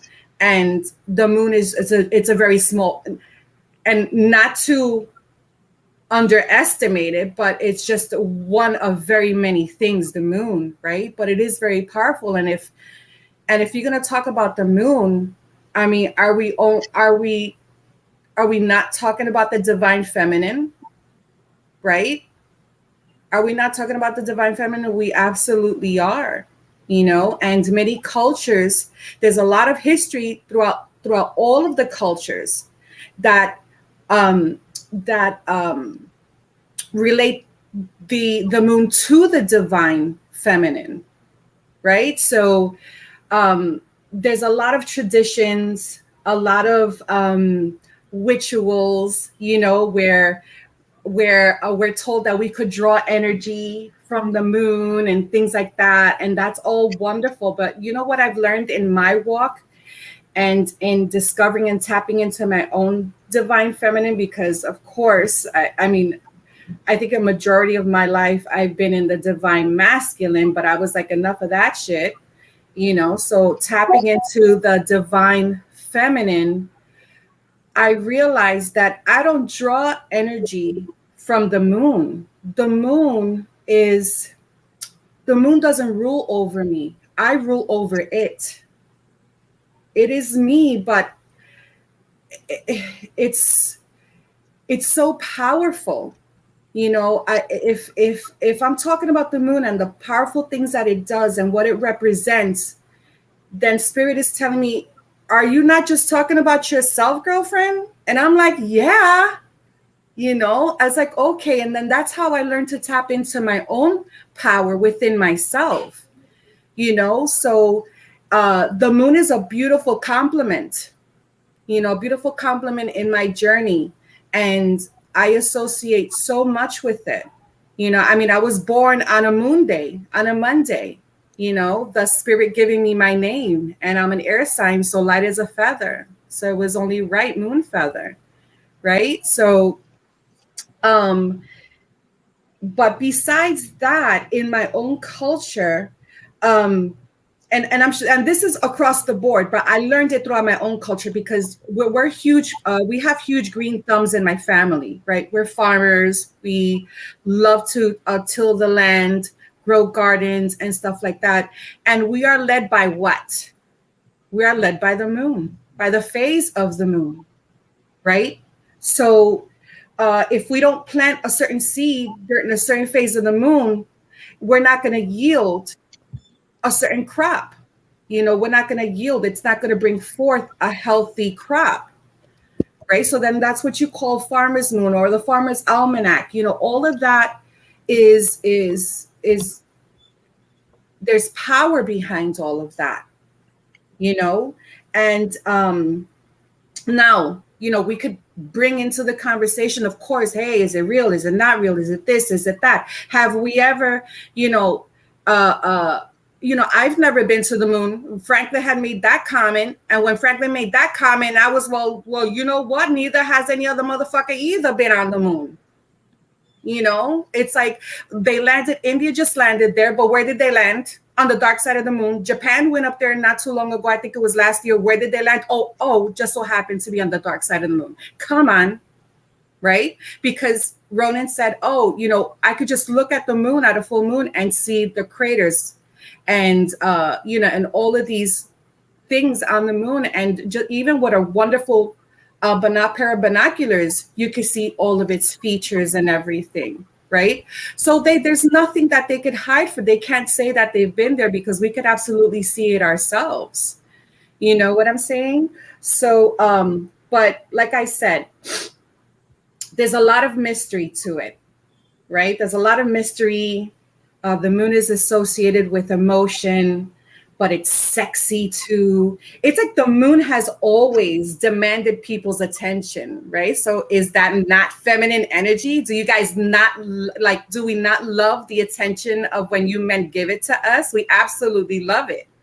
You know, you guys gawk over us, you know, the divine feminine, you know, and that's what the moon does. And it's just a representative of the divine feminine.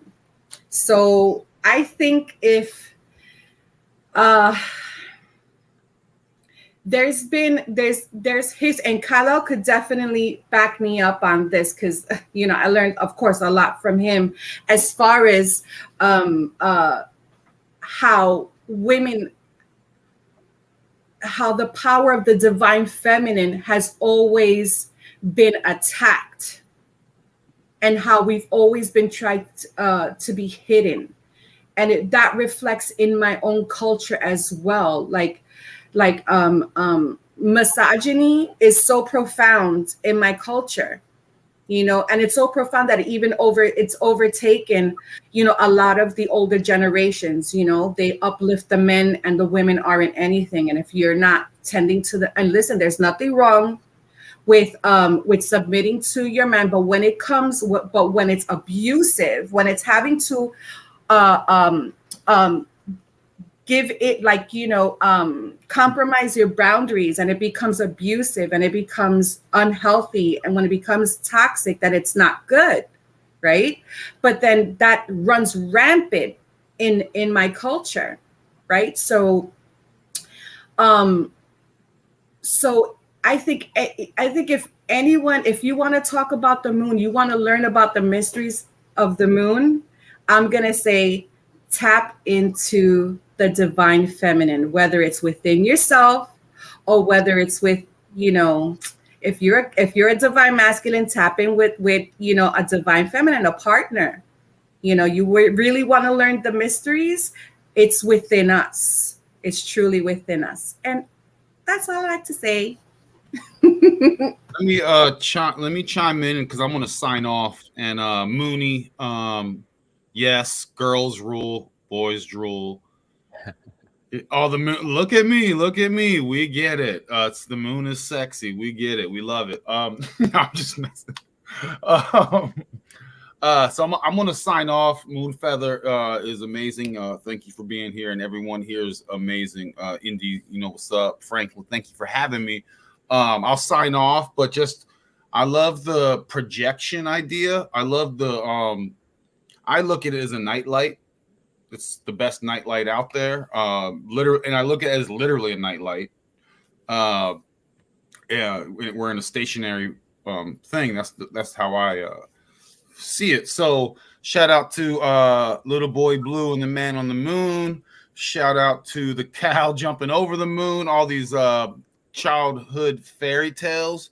And since Indy's here, he loves I think he loves a lot of these writers and poetry. So I'm going to read something and make myself sound smart as well.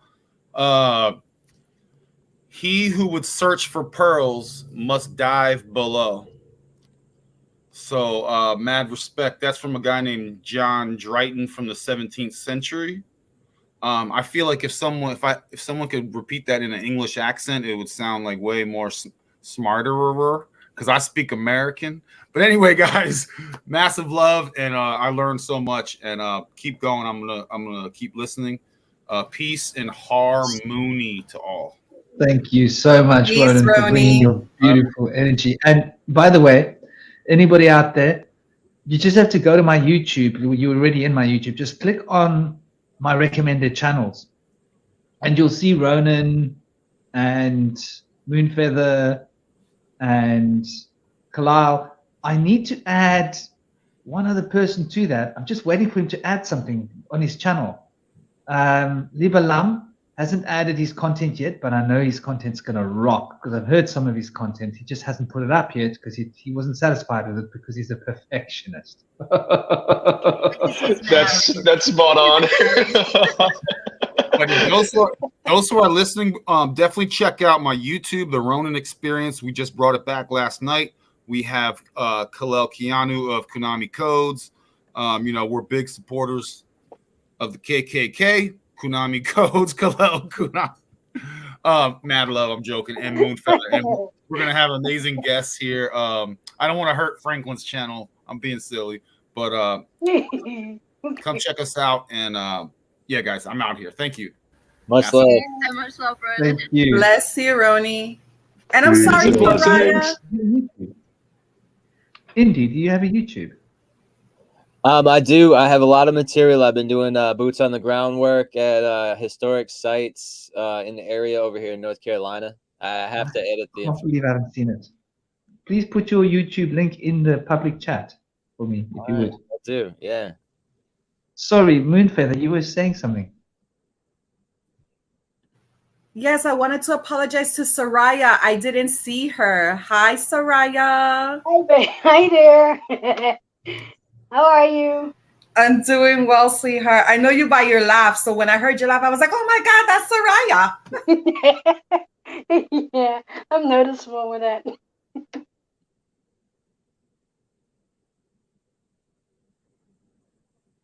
And speaking of K's, this is just quickly for Kalal, because they were talking about K's last night in the Ronin Experience Live, which, by the way, guys, was absolutely amazing. The beginning of season 2, so go and watch that next week. But it was, we were talking about the Irish goddess, and they turned her into a saint, Bridget, or Bridget, however you like to say it, and it was Kildare. That was the other K. It came to my head when I was tossing and turning and couldn't sleep last night. I was like, of course, Kildare. So that, I don't know if that will have any connection to the lunar energies as well, because as well as obviously war and farming and everything else this goddess was meant to represent, she was also healing and waters, and there are special, like Bridget, waters, just springs, sorry, I didn't think of the word actually, but around Ireland. But I think Kildare is like the place where they kept her fire going for a very long time, because bringing up the number 19 again, the druids, the thing was to keep her fire going for 19 nights in a row, and then I think they would take a break of a day if I've got this wrong, and then they would start the fire again, but I might have that wrong. Also, something I couldn't post in the YouTube chat because it was too long a quote, but as we were talking about caves with the lunar energy again, and wombs and life and death, I had to search for it because I couldn't remember it properly. But basically, the ancient Greeks, they used to think of caves and rock faces and cave entrances as connected to death and a life, and the bees as that made their homes there as like souls. So I feel like this has some connection to the lunar energies, and thinking of the ambrosia and the honey as maybe, well, I am anyway when I read this, as maybe the waters of the heavens that that Indy was talking about, and that maybe, you know, these energies of the moon that entrain us are the sort of honey or the ambrosia that are stirred into like the essence of life, basically, in that underworld, as well as the birth canal, you could say, the projecting and receptive energies there.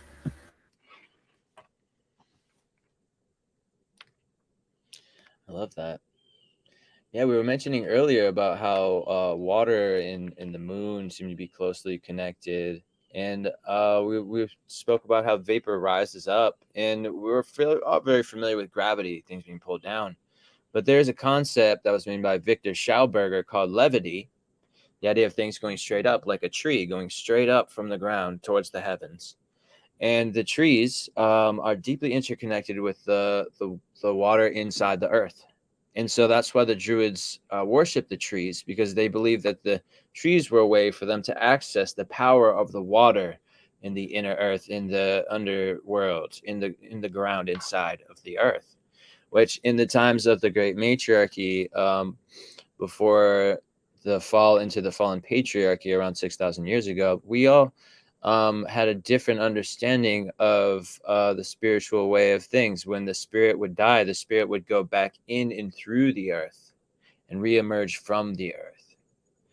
And so now our story is that we go out and above into the heavens and then reemerge back down below. But those two ideas seem somewhat paradoxical, in opposition to one another. But the idea of the sacred power within the earth goes back to a lot of the mystic stories and the myths of the old and the legends, that the earth is the place where the underworld is within, where the gods live, and that's their sanctuary. Now it's been demonized as a terrible place, but as they did that process of the demonization of the underworld, they were not consistent. In the places where it was cold, like Scandinavia, they said that hell is a cold, icy place. You'll freeze. Whereas in the Mediterranean, they said it's a hot, and in the desert, this is a hot, fiery place, and you will burn. And so before that, it was known that that was the sacred place where the soul and the spirit go to be reborn. And this is a beautiful story. And so the idea of the trees being connected to that realm is a strong one. And so like the great mother tree, I believe, is the willow, and the birch is one of the queen trees. The great father tree is the oak, the king tree. And they hold resonance with the powers of the water within the earth that we can access through them. And I don't know about you guys, but I've been able to commune with the spirits of trees. They hold much great ancient wisdom and are deeply interconnected with the stones and their wisdom. I love that. I absolutely love what you said, because when you said that when the tree I think you said when the roots or when the tree has to go back into the earth to be born again, so it needs to go back into Mother Earth to be born again, right? And then you mentioned the water, and I just thought of amniotic fluid, right? To be born again. And then you talk about, I think it's Scandinavia said that hell is freezing, right? And then in other places it's hot. I mean, that's kind of how us women are, right? We're hot and cold. We're very complicated creatures, right? Oh, yeah. We're chaos. We're nurturing, but then we're chaos and we're chaotic at the same time. But y'all love it.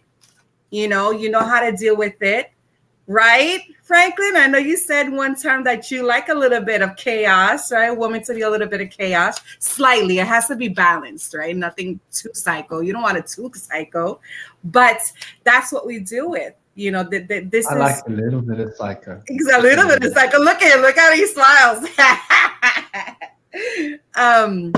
It keeps things spicy. Oh yeah. There's such truthful words. I love the way you just lay it out there. Mm-hmm. You always bring it back. And what you were saying about the divine feminine is just so on point.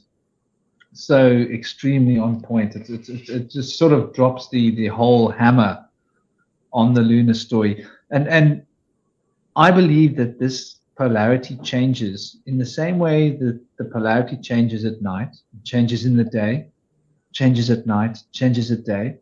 The polarity changes at night and day. So the roles switch. Masculine and feminine roles switch. So the moon is a female now, and the moon will be a male. And next time the sun will be a female.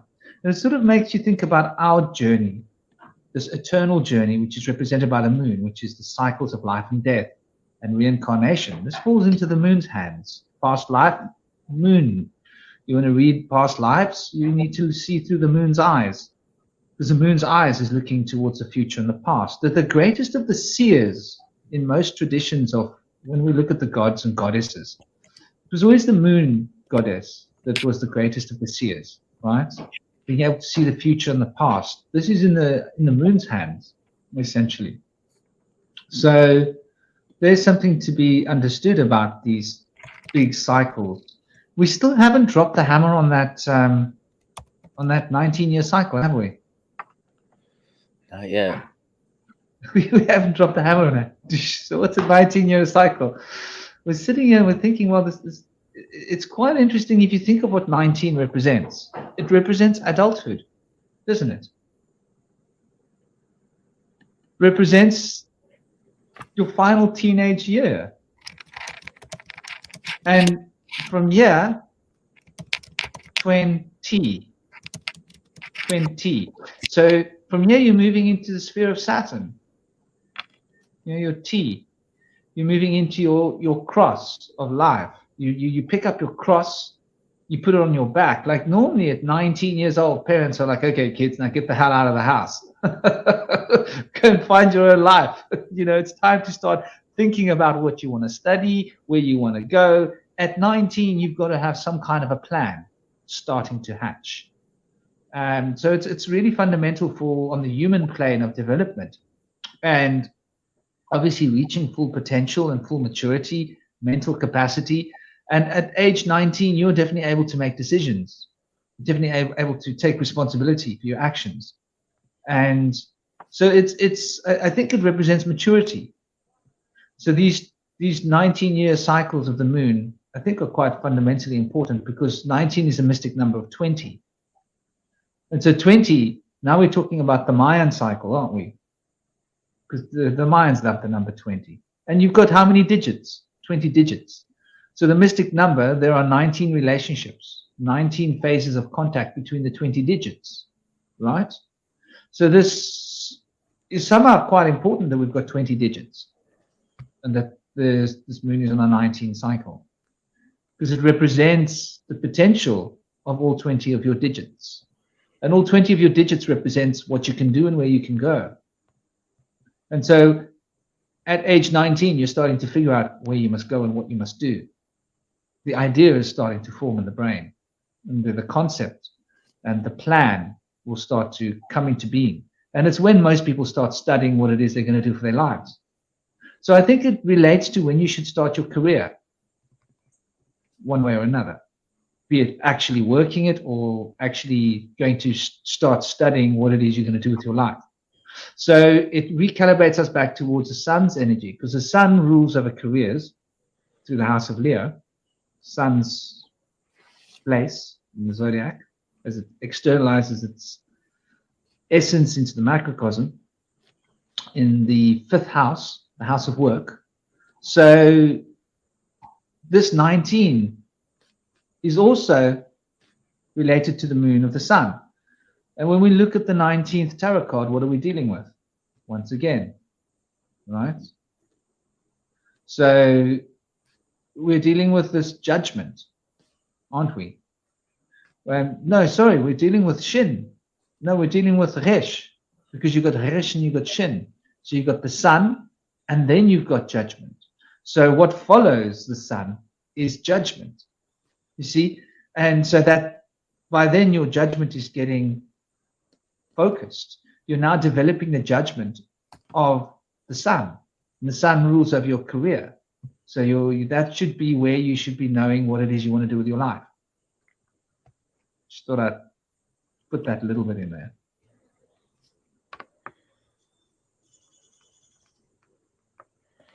Now I see a connection with Mem and water, possibly being connected with the moon, and also Mem can represent blood, like family lineage, and chaos, as well as might or mighty. And so Mem also, I believe, is connected to memory, the idea of thoughts being like crystallized water. And so that kind of ties in a little bit too. But I also love the idea of the connection with sin, which it does have. Is it pronounced Shin? Is it spelled with an H? And Shin representing teeth. Also has some other interesting connections. Let me look here. And maim, just to get back to the maim letter. Yeah. To maim someone is not to kill them. Right. So Shin is to kill, right? Mm-hmm. But to maim is to go almost kill, not quite kill, but maim. And maim, as the principle of water, is represented by the hanged man in the tarot. Oh, yeah. And so now we're looking at the story of Odin hanging on the tree. And so we're back at the point of sacrifice. And the moon temples is where the sacrifice would have been done. And obviously it relates to the bull, right? So the bulls were sacrificed for a long, long time. And the bull is a symbol of life force. So it's the Aleph, the bull, being sacrificed in the temple of the moon. And so the crescent is the bull's horns, obviously.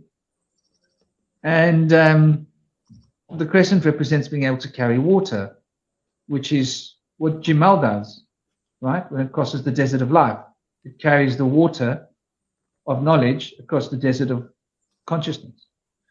And Kaf is Jupiter, which represents the wheel, and which is rather quite interesting because the cupped hand is how you can pick up mine, water.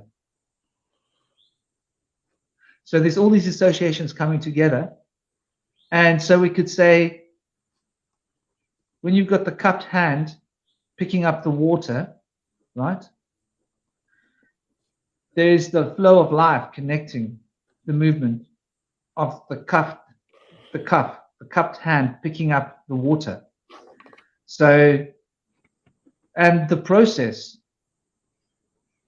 is with forethought, right? Because you have to actually think to make the cup pick up the water. There has to be a choice involved. So you've got the ka, a, resh, m, karm, and then what is produced is life that you must eat, the bread. So you've got karma being produced when you put these letters into sequence.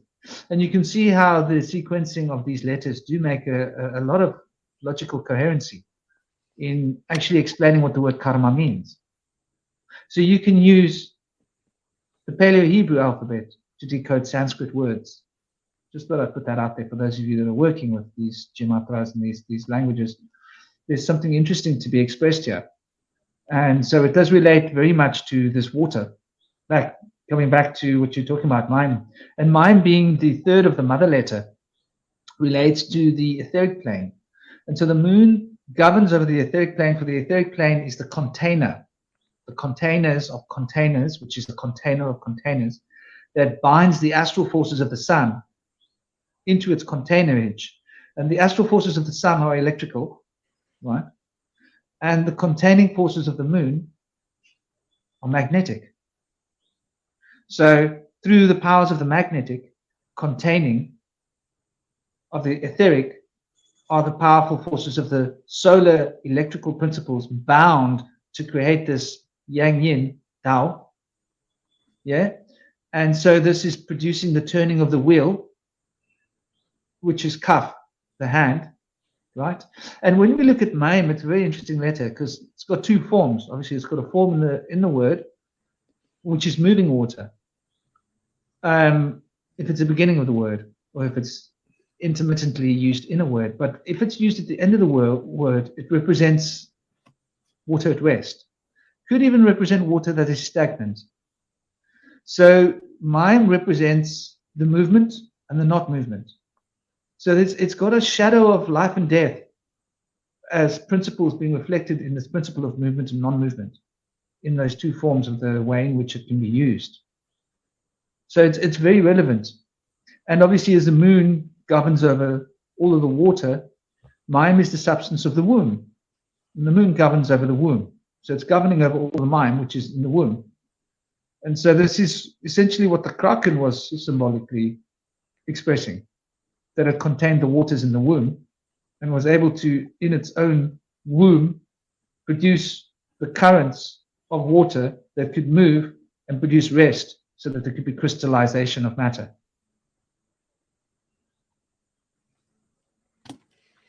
I love that.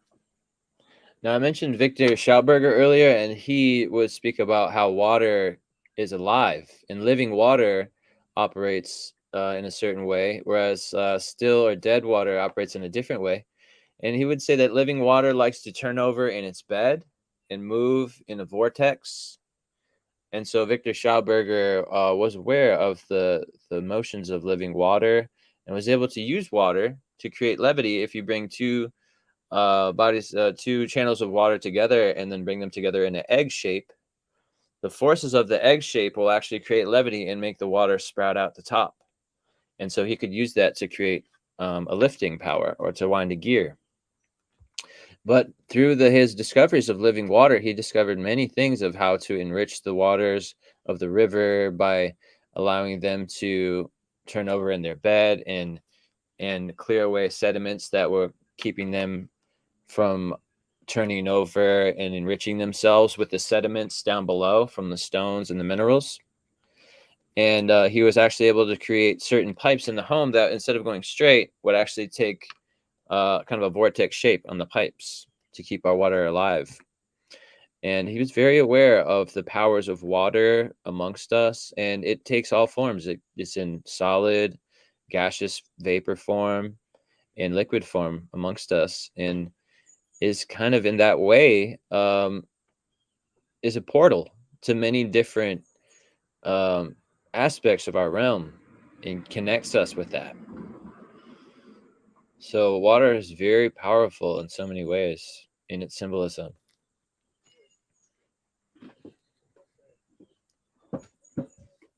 Carlisle, brother, are you with us at the moment? Yes, indeed.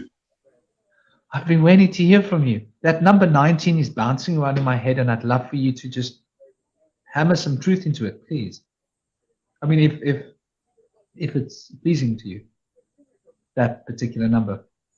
The 19-year moon cycle is called a metonic cycle. And it's interesting to me because 19, 1 plus 9 is 10, right? And 10 is the numeric representation of the divine feminine and masculine. But that gives us 235 full moons. But it's re-regulated, which is 10 again, by the way, right? Because that's natural. It's a natural reflection. But it's re-regulated down to 228. Because of the 12 months, the 12-month calendar, right? So you see how they shave it's really the acknowledgement. We shave the attention, the proper attention and the acknowledgement off from that feminine energy. So you can understand how the resentment of the moon and moon days, Mondays, you can kind of see where that comes from. People tend to hate Mondays because this is the beginning of the work week, when technically speaking, Sunday is the beginning of the week when you look at your calendar, right? So you have this scapegoat kind of aspect to the moon, which is closer to you. So, you know, there's a lot of ways to look at it when you see the way the frequency is harnessed and kind of scrambled. Wow, that's beautiful, brother. That really brings a lot of perspective into that 19 cycle. And funny what you say about Mondays. In India, Monday is the sacred day, right? Shiva Day. It's the day of Shiva. And it's the day that you're allowed to have cannabis. So when I was practicing really, really hard, and I loved my cannabis, I thought, well, how can I make cannabis a part of my training, like really make it a part of my training? So I hatched this idea that every Monday I would wake up and meditate for 2 hours. Then I would take 2 grams of hash. And when by hash, I mean like 35% THC. And I'd crank that into a smoking receptacle and I'd smoke that. And I'd be zinging because I don't smoke any other day of the week. And I'd only be allowed to smoke then, and then meditate for another couple of hours, then smoke again, then play guitar for like an hour and be allowed to smoke again. So I'd smoke like 5 grams of this really powerful chalice on a Monday morning. And then that would be it. No more smoking. And it became really hard because when you're meditating with cannabis, I'll tell you something, it's like driving with a handbrake on. like Ramar was pointing out so well earlier, that it reveals, but it creates filters as well. And so as it reveals, when you're practicing very hard and you're meditating for, I don't know, 8 hours, 10 hours a day, because Sori says to meditate in the afternoons and the evenings as well, then you get used to your rhythm of your meditation and used to where you go and what you experience. And then you smoke cannabis and it's like meditating with a handbrake on. And It took me a long time to really integrate it into my practice, but I decided, wow, this is hard. I thought, oh, I like it. So I made it a part of my pattern, and it was how I rolled. And I thought, well, this is the perfect way to celebrate a Monday. Go full chaos on Monday and like enjoy the chaos of Mondays. I mean, there's no chaos in the Himalayas. It's just a day like any other day, right? You're living in the mountains. It's like, so what day is it today? You know, what difference does it make? It's just a day. But it became a very special day for me. And I must have done this practice for about 6 months to a year. And it really gave me a new appreciation of cannabis. Because driving with a handbrake on is like putting weights on and lifting weights for your meditation practice, right? Because you really have to drop the hammer on your focus, and your concentration has to become really singular in order to pierce the veil with clarity and focus. When you are completely stoned out of your mind, by stoned out of your mind, I mean you've just cranked up 2 grams of 35% THC, right? You don't hold back. If you're going to do it, you do it. So, yeah, Monday got a new injection of life for me, and I really used to look forward to my Mondays. And since then, Monday has been like one of my favorite days of the week. Good old lunes. Yeah, I actually had an amazing experience last night with some DMT. I vaped some DMT last night at around 3 to 4 a.m. and took a little trip into the ethereal realm. It was quite a journey. Ended up blasting off. And I've had more profound experiences in deep meditative states, in astral projection. But the visuals are very profound and strong with the DMT experience. And some people wonder if it would take away from the death experience or near-death experience where you would see the light. It's to be determined. But we know that at birth and death, we do experience that DMT hallucination very profoundly. You know, by synchronicity, I would guess. Last night, my stepbrother came up to me and he said, "Yo, bro, you want to do some DMT?" And I said, "You know what? I'll do that. I'm feeling good. Now's the vibe." And we ended up taking the DMT. I'm guessing at just about 11:11 on the dot. Like, we didn't look at the time; it just happened to be at that time exactly. And the first thing that I noticed when I took this, and we took a small amount, like we have just the pure powder, so it's very hard to dose it. And so we just took a little bit, and I was telling him, I think that more would be needed to have some kind of visionary mystical experience, because like the first thing that popped in my head is like, you know, in an experience like this, you can really tell we live in a matrix. Yeah, my friend. Sounds like Changa.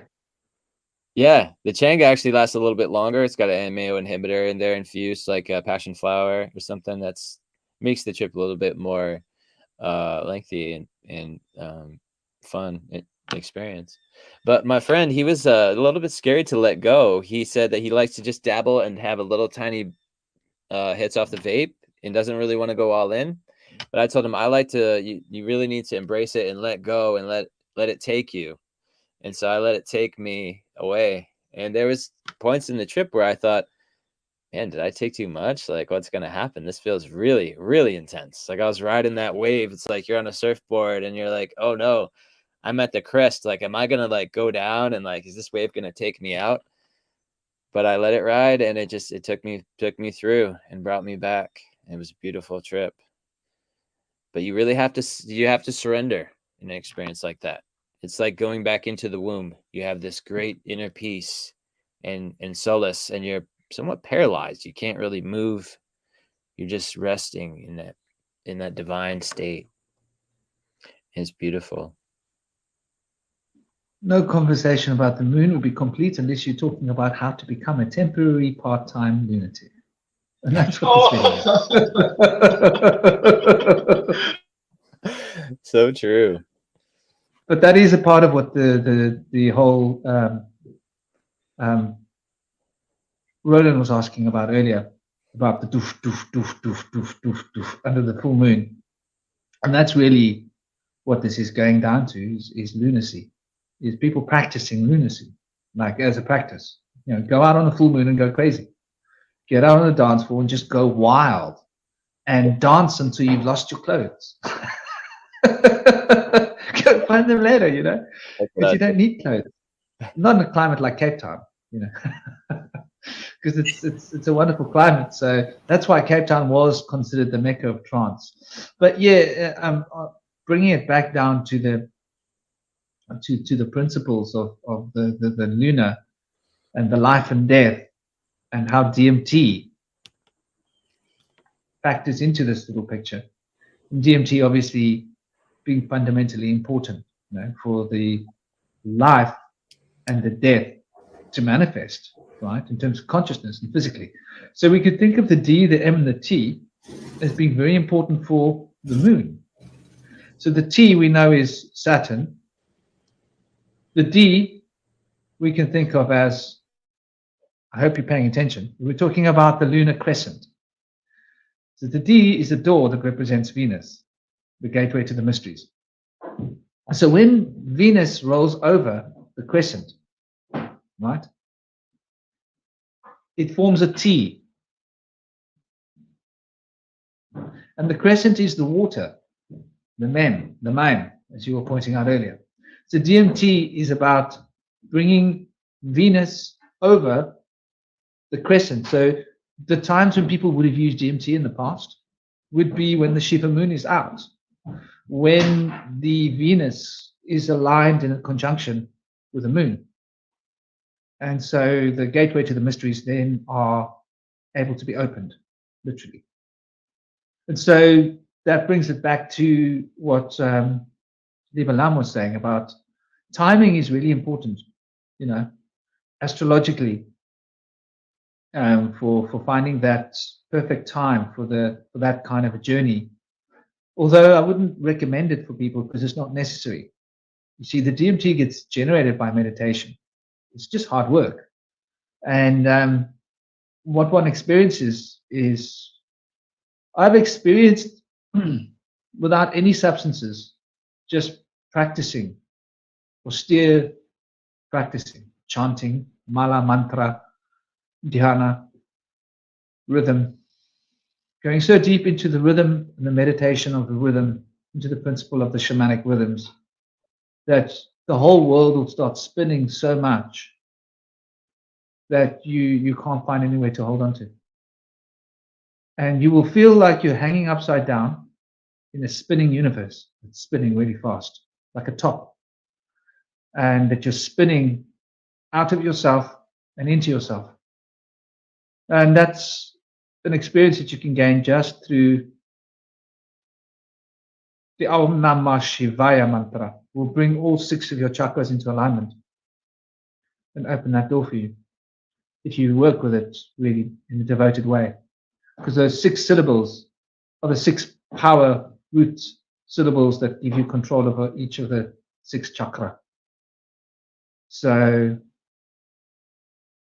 for those of you out there, you don't need to use DMT. You can use Om Namah Shivaya. And it was one of the most used mantras. In fact, there's entire systems of Shiva Tantra and Shiva Yoga that use only that mantra and nothing else. So it's one that you can spend many years working with. I did. And you can work with it, you know, to the point that you're chanting it millions of times. And it's in itself a DMT release in your brain. You know, something to consider also is the kind of like the route that chemical enters in through makes all the difference. You know, like when you're looking at an ayahuasca trip, when it's spread out over a period of time, it's totally different than when you, if you were to smoke it and get a quick experience. And when it comes to meditation, what I've noticed is the psychedelic or the kind of psychic, paranormal, high strangeness effect is one that's very fine grained. It seems like you know, totally different. It clicks different almost than the experience when you just jump into it. It's almost like you go. At least how I perceive it is that in like a meditation experience, you really make that kind of flowing transition from one thing to the other thing. And in a sense, I feel that you can understand how you got there better. So there are some benefits, I think, especially just to the healing side of making that come out in a kind of a more, I won't say more natural, but maybe a more organic way.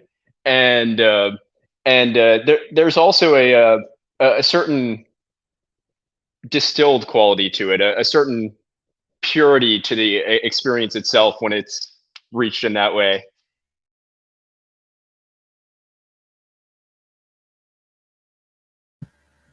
Another way that you can reach that state is actually just through, can you hear me? Just making sure. Oh yeah, you're coming through good. Okay, it's through juniper essential oil. I was just saying, because it's protective as well, people used to use it to protect against the spirit and all sorts of things as well. But I found out by accident during a steam inhalation that I did, you know, just a towel over my head and a steaming bowl of hot water. And I found myself very much facing like death and the underworld and a different dimension, and still being here and having to like face my own mortality just through inhaling juniper essential oil. So you don't actually have to take DMT. Might be a little bit safer just to potentially, I don't know, it might be fine for others, but like, yeah, just to inhale some juniper oil, because it's also protective, but it also really I guess the moon in the Vedic system is also the mind as well. So you also have to like come into that with a very strong mind. You could you could look at you know, the lunatic thing, lunacy, as maybe a shamanic practice in a way, but yeah, also if you came into that without a strong mind, that could have, you know, quite an effect on one, to like, you're really like facing yourself and everything really, all of existence when you go into that. So you have to kind of be prepared, I suppose, if you're going to have some essential oil or some DMT or whatever. I think that's like probably important to like that not everyone decides they're just going to go out tonight and take some DMT or sniff some juniper oil.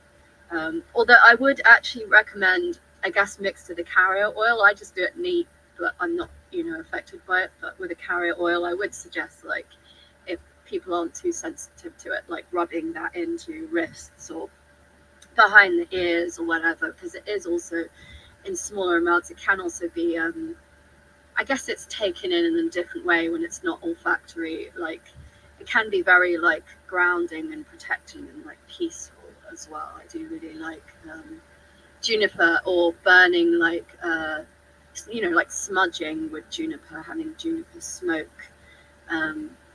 If you can get hold of like dried juniper branches or whatever, that's quite good for the mind, for the lunar aspect as well, I would say. Thank you for sharing that, Ramal. I'm gonna have to buy some juniper. I've never tried it before. Jasmine as well, very lunar. It connects you with your sexual core. It's Jasmine makes me high. I can't even sleep if there's jasmine next to me. I'm just like, it's like I have taken a drug if jasmine is near me. But I do love the scent. It's beautiful. It's very intoxicating. Yeah, very intoxicating. The moon is quite intoxicating. That's the whole thing about lunacy. Yeah. Oh my God. The moon is a drug for me. I just realized, and maybe I missed the part of the conversation, but I don't think I've heard us bring up myrrh yet. And that surprises me with the lunar side of myrrh. I feel like that is an absolute essential to bring up in a conversation on the moon. Yeah, I think you're right there. The aspects of myrrh is quite interesting. because this is what we were sort of talking about before when we were speaking about how Venus comes over the crescent and it forms the T. So the Saturn, okay, the lunar and the Saturn are very connected. The Saturn carries the frequencies that move through. So time, the cycles of time, the lord of the cycles of time is Saturn. It's indisputable, right? Lord of time. However, it is the moon that carries the objectives of Saturn, if that makes sense. The moon is the one that meters it out and gets it all done. So Saturn is writing the limits of time, contraction. And here's a very wonderful way of putting it into an example. When we speak of childbirth, we speak of a woman having contractions. Well, a contraction is Saturn. And so Saturn's contractions are regulated by the process of the moon. So when we speak of Mer, there's a very powerful Saturnian aspect that is expressed in a lunar way. So it holds a vibration that is tuning out the part of the moon that administrates or administers the path of Saturn. If I hope that makes sense. Where Jasmine is the part of the moon that is that abundance of life force that wants to make more life happen. Well, I would It's like, horny. so, of course. Well, I would like to add that in Puerto Rico, I had a jasmine flower bush, and the only time that its beautiful aromatic scent would come out, you want to take a guess when? It's the only time you smell a jasmine flower? It's at night. That's the only time we see it. So, you know, I mean, yeah, granted, we see the moon during the daytime, but mostly, you know, people relate the moon to the evening.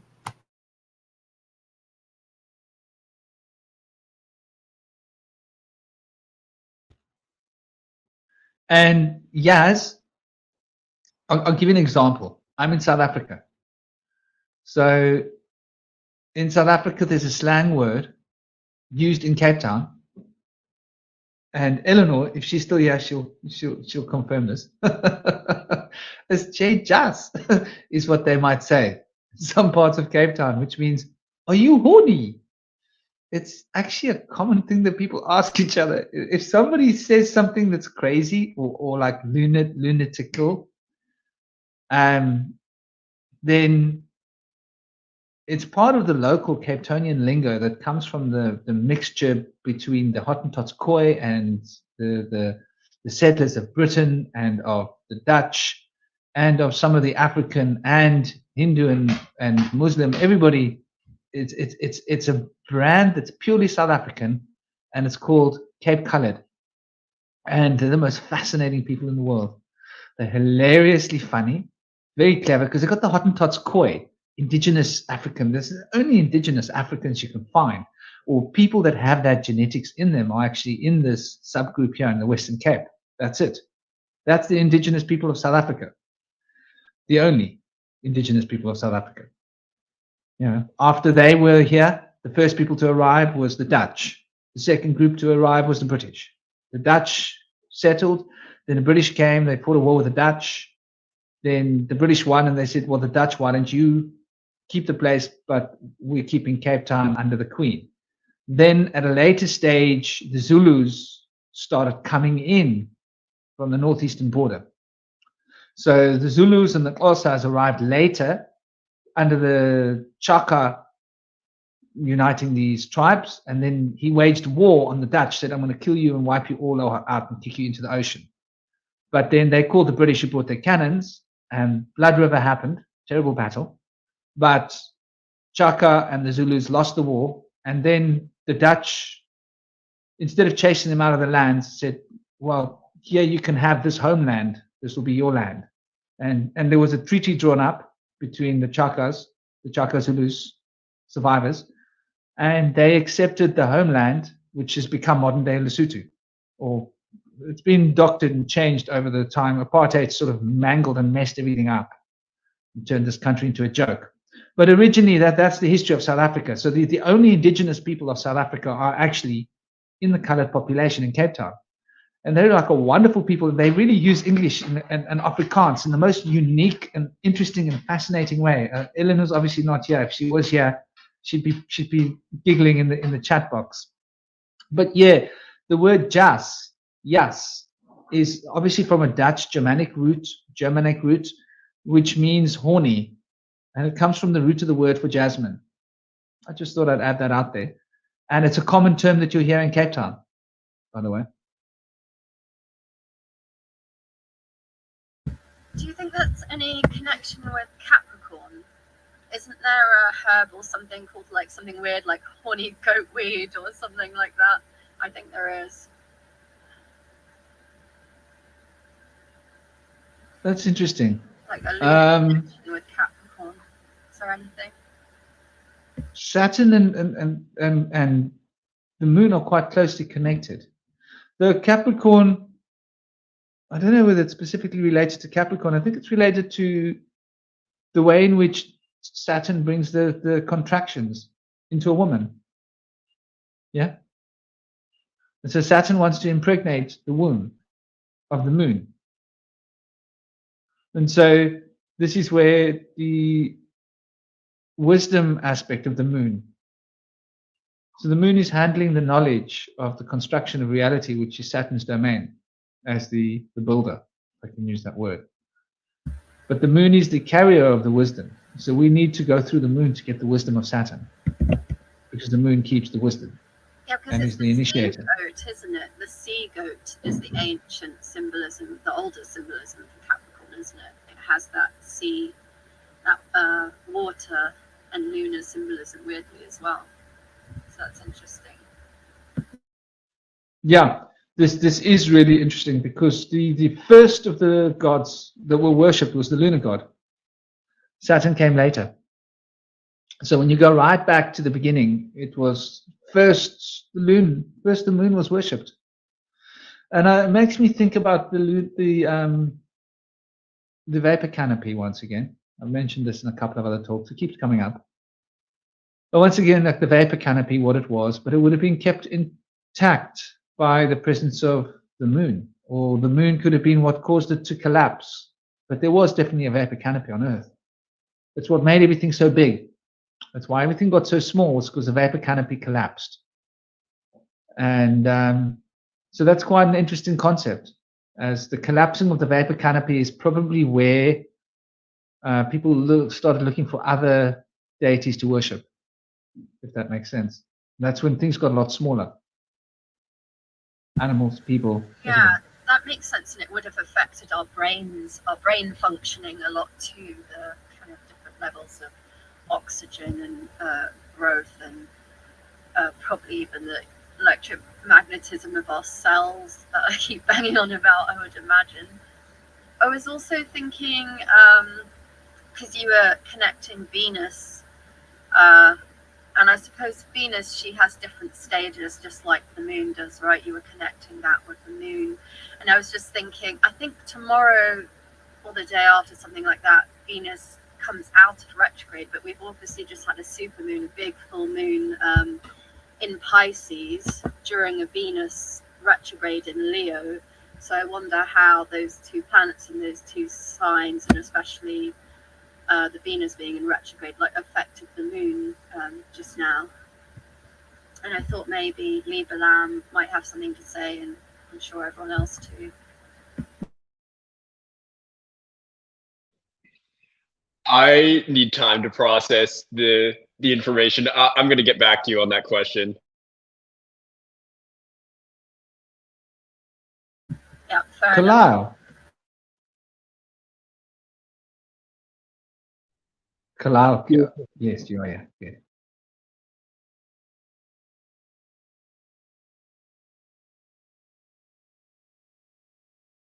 What do you Sorry, think about Franklin? Did I make you mute? I was checking if Kalau was if you wanted to respond. Now, the Venus is unique because it spins in a different direction to all the other planets. So the retrograding of the Venus means the gateway to the mysteries becomes closed to a certain extent, or more closed. It's not closed or open. Retrograde in Leo as well, wasn't it? So Leo obviously relates to the house of work. So it's not a good time to discover your deeper mysteries related to your career. What's driving you, where you want to go with it. And obviously beauty and love are expressed there, but we're talking specifically the love of resolved polarity. So we're talking about a sexual love, even though it might not be sex specifically. So sex relates to what you want to bring into being. So it's not a very lucky time to be planning the next stage of your career. I was thinking that was just hanging in the backdrop of this Pisces super full moon that we just had, that we're still sort of feeling a little bit the echoes of that energy. Those two different energies connected, the retrograde with the Pisces full moon.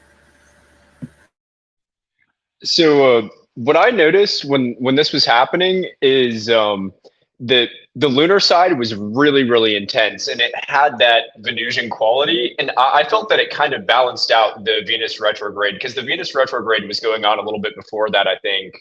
And so like the effects of that were coming in, and a little bit unsettling, kind of challenging.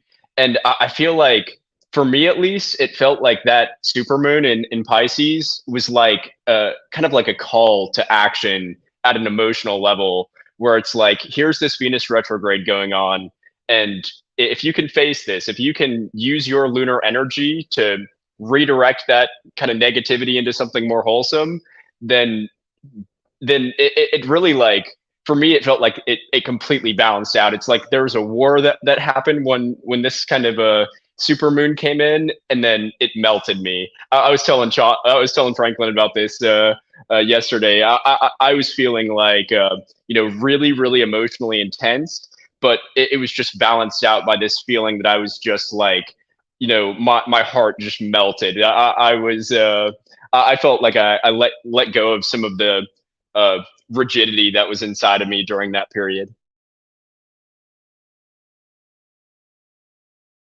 And Pisces is such a powerful spiritualizing aspect of the divine feminine expression of Jupiter. So it's the expansion into yourself. If you want to consider it in such a form, this is what Pisces represents. Where Sagittarius is an expansion towards your ideals. So ideology, and bringing your philosophy into being, expanding out your mind and mental concepts. But Pisces is an expansion in to a very deep, sublime, sublimative state of consciousness.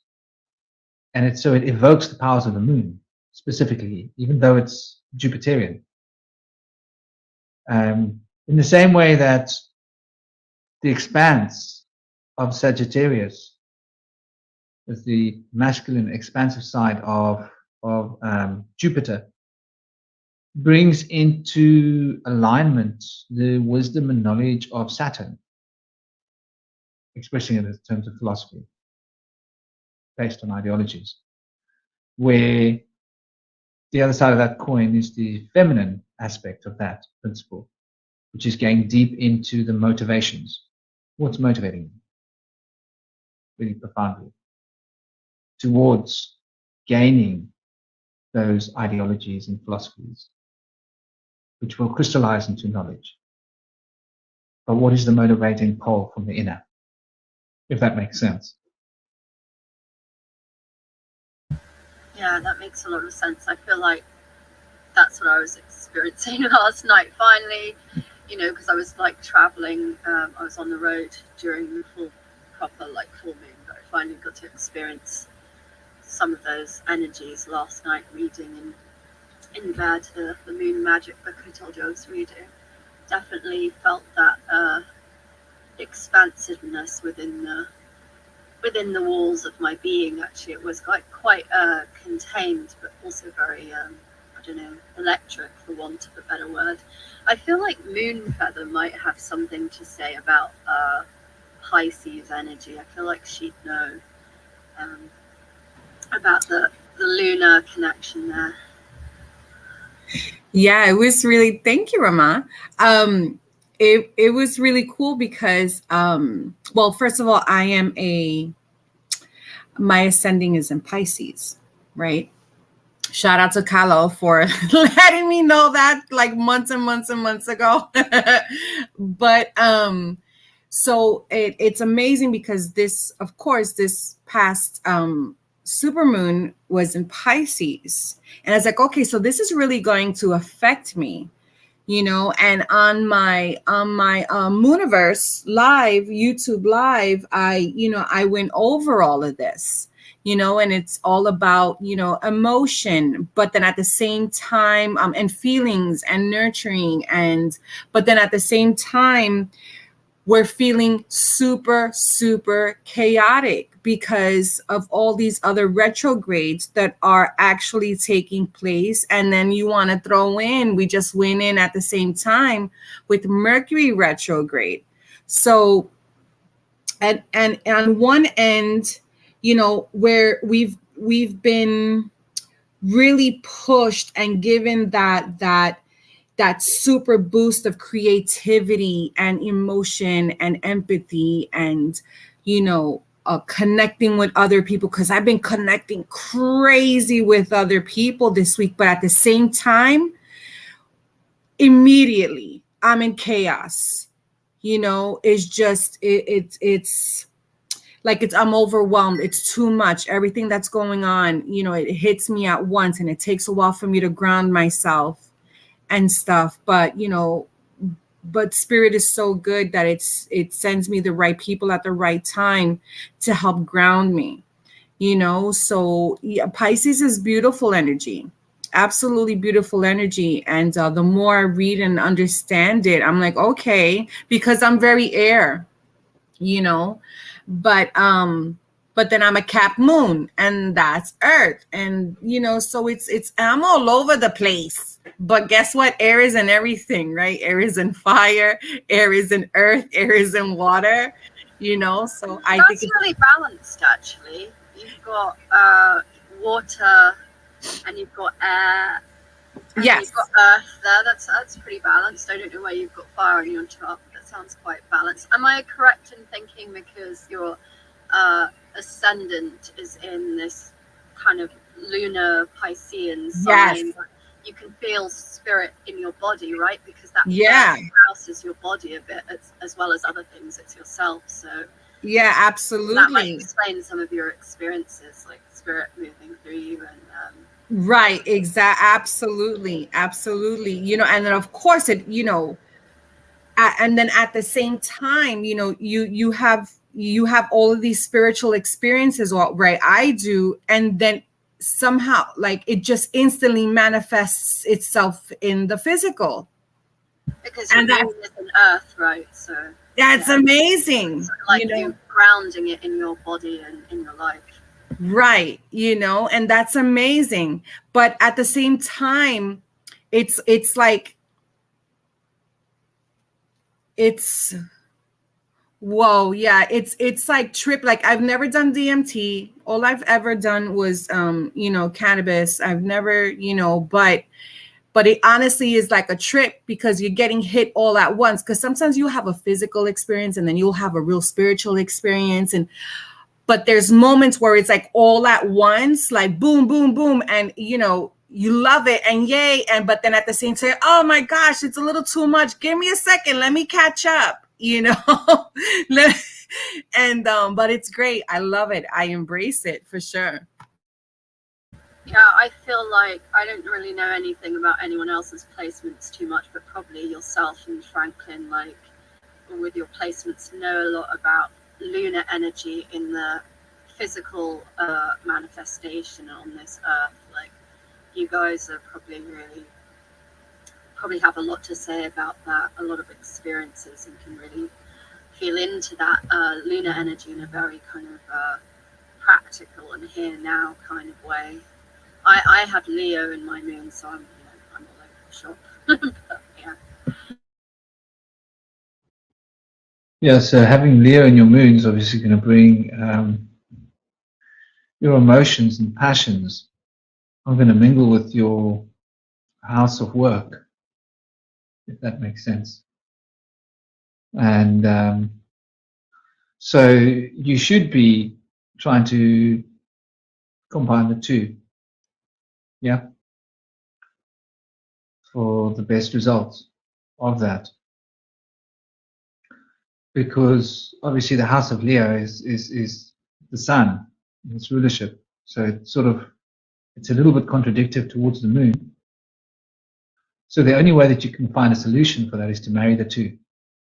That's probably why I'm so obsessed with paradox, because for me that's what life is. It's constant paradox. It's like everything all at once, and it can be quite confusing for me sometimes. So I'm like, okay, I'm a Pisces, which is kind of everything all at once anyway, right? It's the last sign of the zodiac. And then I have that Leo moon and ascendant, and that's the heart, which encompasses everything anyway. So it's everything all at once. Yeah, which is, I guess, why I connect with the moon in a strange way, because it's that, what was I saying before, that the moon has this kind of very collecting energy. It collects lots of different energies as well as projecting, really. So the moon always has the sun in it, right?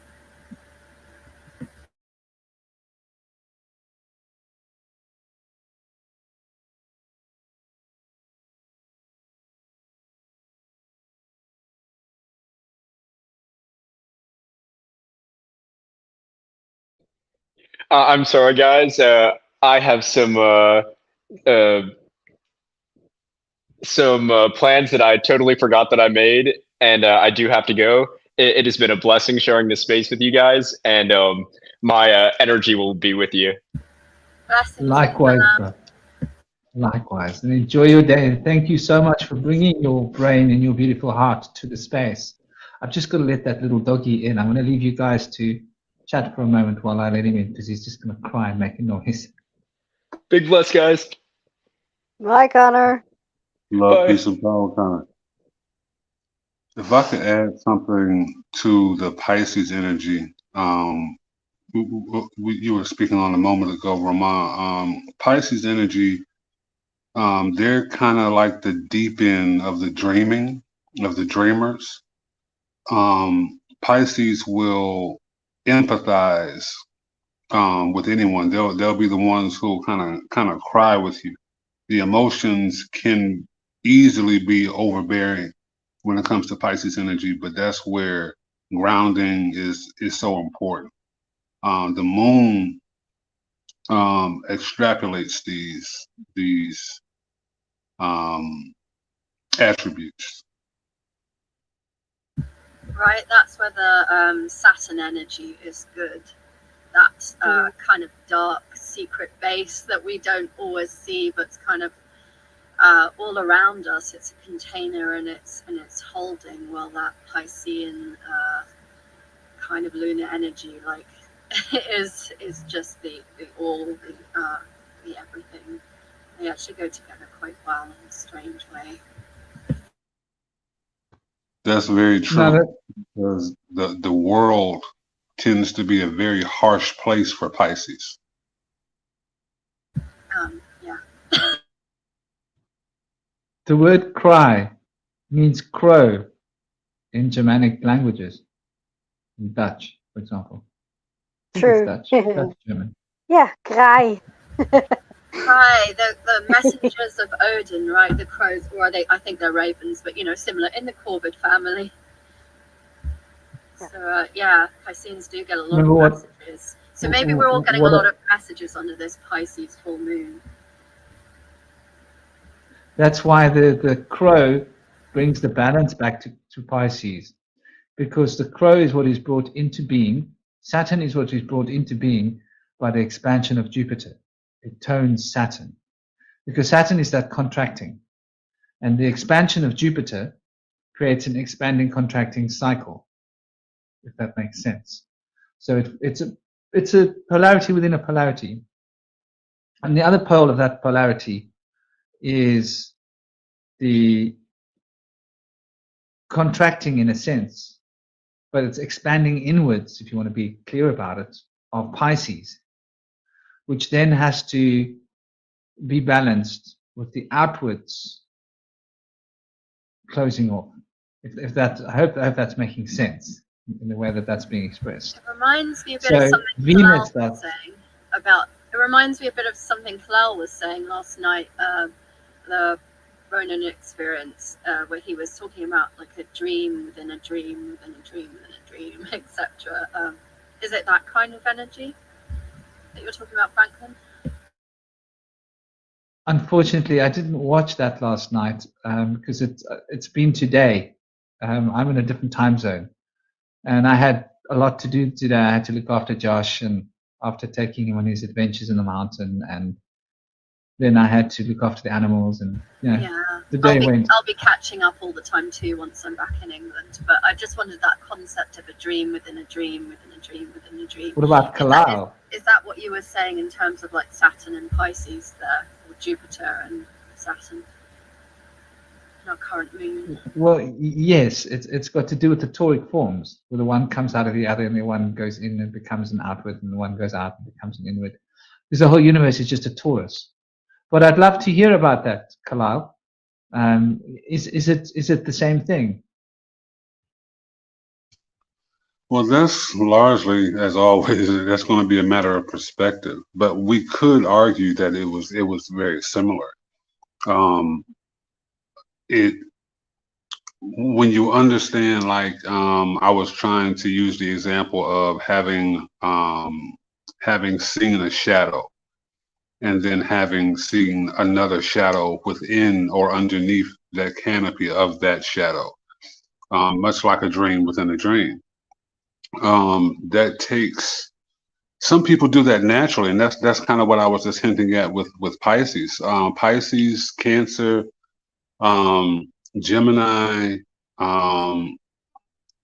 Scorpios, the water signs specifically, they tend to dream very deeply.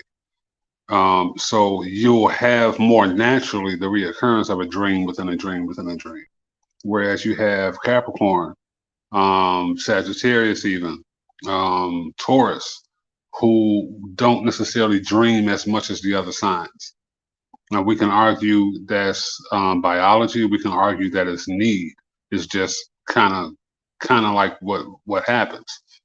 So getting to these higher levels, your natural view, your natural perspective is automatically going to shift.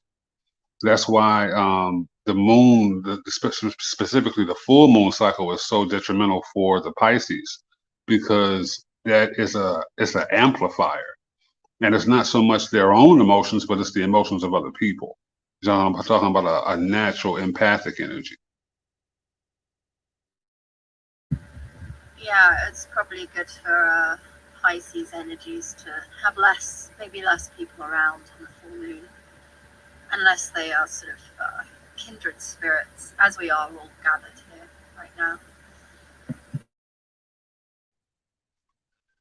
One thing I've noticed that has changed recently is people have kind of gotten back to life as normal, so to speak. And as far as like concerts or public outings, when I did security, I remember long before I was into the deep end of this knowledge, I would be amazed because every night you would have essentially the same kind of gathering based on a different frequency. And when I look at it now, I don't understand how people do it. because you're essentially going outside, going to a large gathering with a blindfold, because you're in this incredible mix that will probably never occur again. At the same time, on the flip side of that, there's a lot of power there. So you can kind of understand the draw. But so many people don't even go for that aspect. They're going to see who's on stage. Some people are going to network. Some people are going to make money. So perspective is always going to be imperative. Right, you don't quite know what you're going to get, and I'm basically a teetotaler right now. I don't drink or get high or anything anymore. But when I was younger, when I would go out, I felt like I almost had to drink or get high, because it was just, you know, that Pisces energy. There's so many auras, so many spirits. I couldn't handle all the different energies in the room. It was like overwhelming to me. So and it would make me anxious. So I would just drink and get high. But when I think about it now, I was like, what was I doing? I thought I was sort of finding a way to handle all those energies all around. But actually, when you're like getting really drunk and getting really high, you're opening yourself to spirits and entities and all sorts of things, as well as all these auras, these souls that were overwhelming. So I wonder how that was for people in this Pisces full moon. I mean, that might have been interesting. I can't really imagine going out to a rock club these days or something like that. Like I couldn't do it, but because I don't cover up with, you know, alcohol and drugs anymore. But like, just imagining, yeah, what that's like, all those different energies, like people that might have gone out over the full moon, the different energies of the people around them. But yes, those entities, good and bad, right? Like it can go either way, but protective and destructive. That's kind of interesting. We're probably a lot more open to that on the Pisces full moon. Good and bad. Like I say, it's a mixed thing, and like Kalel was saying, it's a mixed thing. You don't know what you're going to get. Could be powerful or it could be depleting. Could go either way. Could be a mix of both. Look at the word NTT, entity. So N and a T and a T. Makes so me N, think of a rude word for breasts, which makes me think, what energy is he drinking? Actually, that's quite interesting. That there's a reason for that. But N, if you look at the letter N, so you're going one direction, you're switching. So you're going the same direction, but it's parallel. It's like so we're talking about parallel worlds.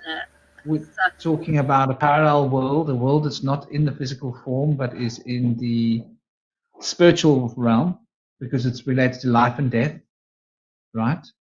And Nun, if you want to get right down to it, is the letter N, where it comes from, which relates to Scorpio. So we're talking about occult intelligences. We're talking about life and death and transformation. So N, and then T is the cross of Saturn. So you've got this N with a T and a T, two crosses. So when you got the two crosses of Saturn, they're crossing each other out, so that you're bringing the N across. Does that make sense? So you're actually, the word entity is about crossing the bridge of life and death, which is the domain of the moon. So entities are experienced through the sphere of the moon because of the activities of Scorpio and Saturn. Right, and that was encouraged a lot the last few years. It was sort of like you were expected to stay at home, but you could still go and buy as much alcohol as you wanted. But you couldn't go to a library, for example, and read a good book. But you could get booze, you could get alcohol, you could take on as many entities as you liked. And then the idea of the titi, right? Because yeah, exactly. What are you drinking there? This is Are you you feeding? become like a little child again with Mama's titi. See? And so this thing wants to become your parent. Do you see that? Like tell you what to do. Yeah, like a parent would.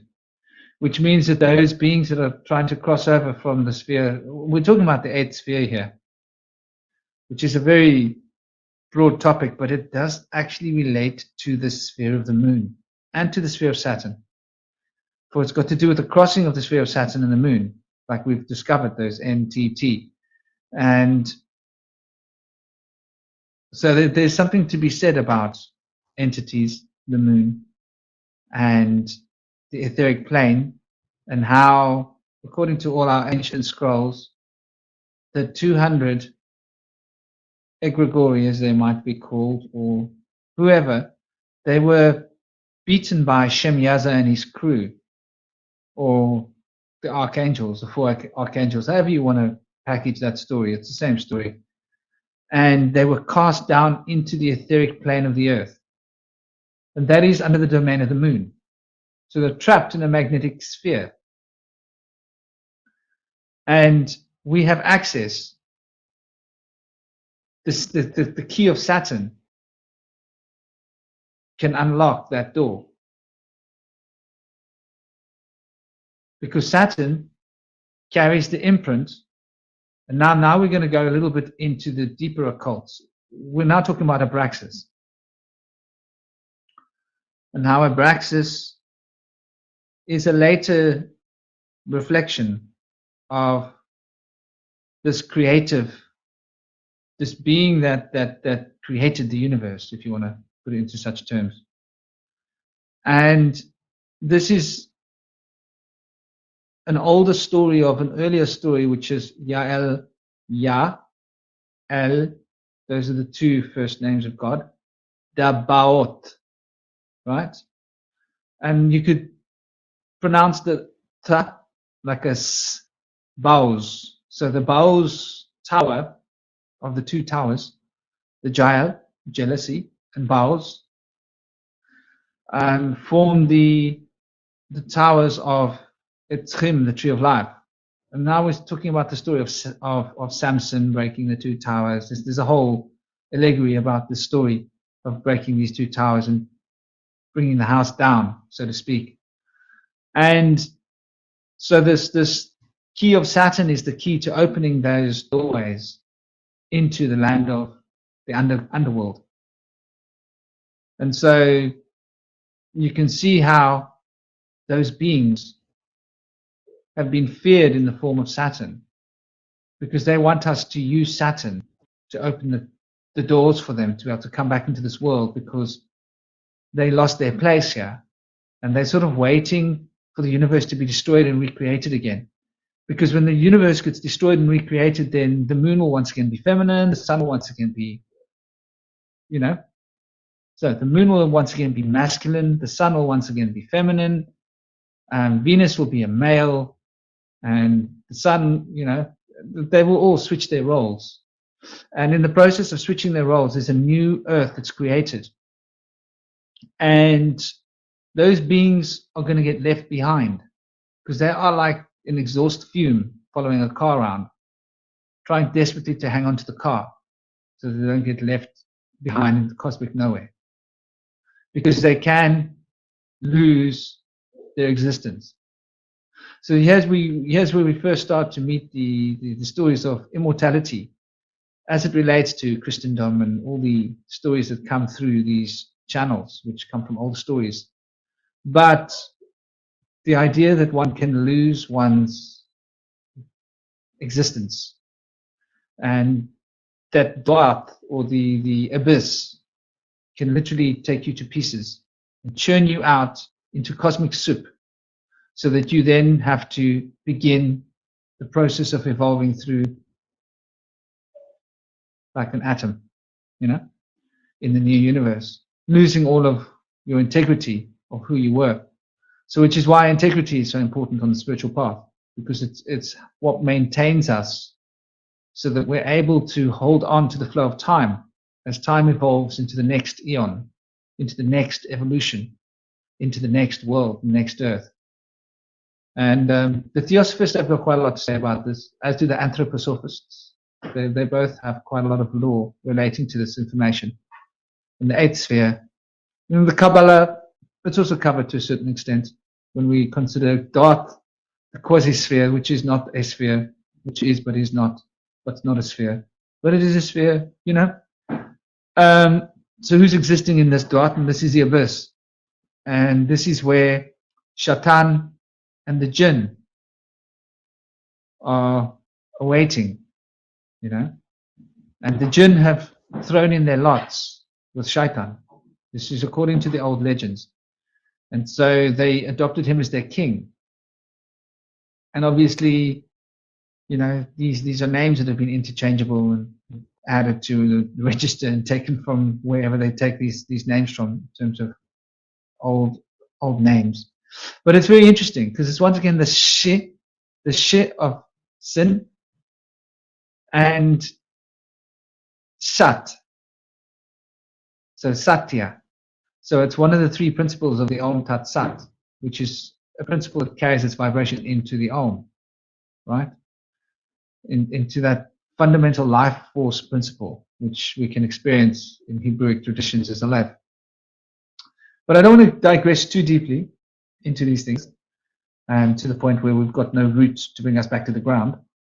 Though it's worth understanding this eighth sphere and the presence of evil, because it was Quintavious that was bringing this up for us. Hold on, somebody's just reappeared.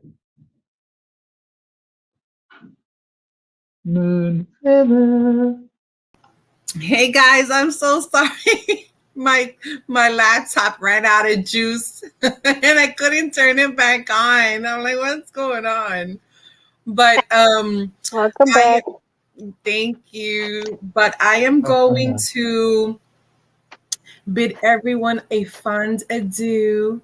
I am going to spend some time with the kids, and hopefully my butt won't get kicked so badly playing Monopoly this time.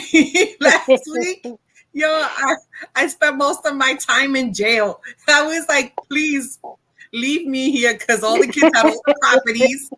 All the kids had all the properties. I had like maybe two, and every time I got out, I had to pay. So it was a lot of fun.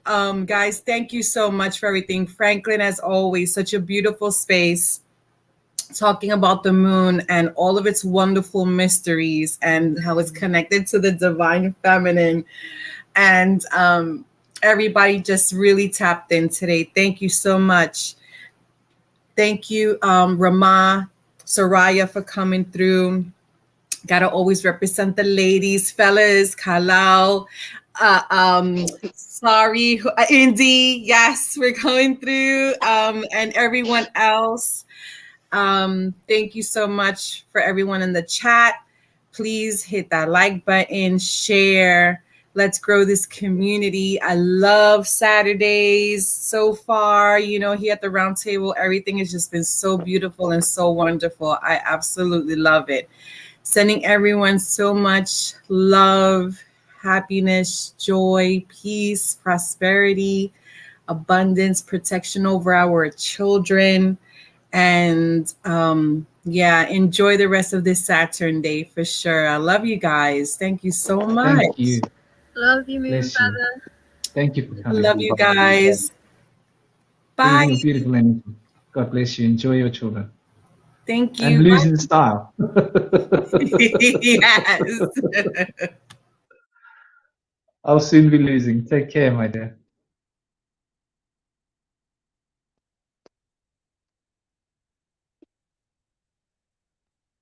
Indy, I think you're muted. Yeah, no, I was saying it's good to have Moonfeather on the show, especially for this moon show. Love it. But I actually, it's funny that she said she was sent to jail the whole time in Monopoly last time. I was actually brought to jail this morning, and I was lucky to get out. That's why I was a little bit late. But Mystic Crypto Ronin was saying, Indy keeps getting in trouble all the time. I'm actually not the one that's getting in trouble. I was locked up before for it took me 26 days to remember my father's phone number to be able to get out. but I was wrongfully accused of armed robbery at the time. And they found the guy. I could sue the state for $10,000. I probably should. This time, I was a victim. Yeah, do it, Indy. So unfair. get back up there. But this time, I was a victim of a crime. I was attacked, and they trespassed me on the business of one of his family members or something, and I failed to appear for that. I'm actually not the criminal in this situation, but I happened to miss my. So you were arrested after being attacked? Yeah, they said that I assaulted her because I touched her That's so shoulder. insane.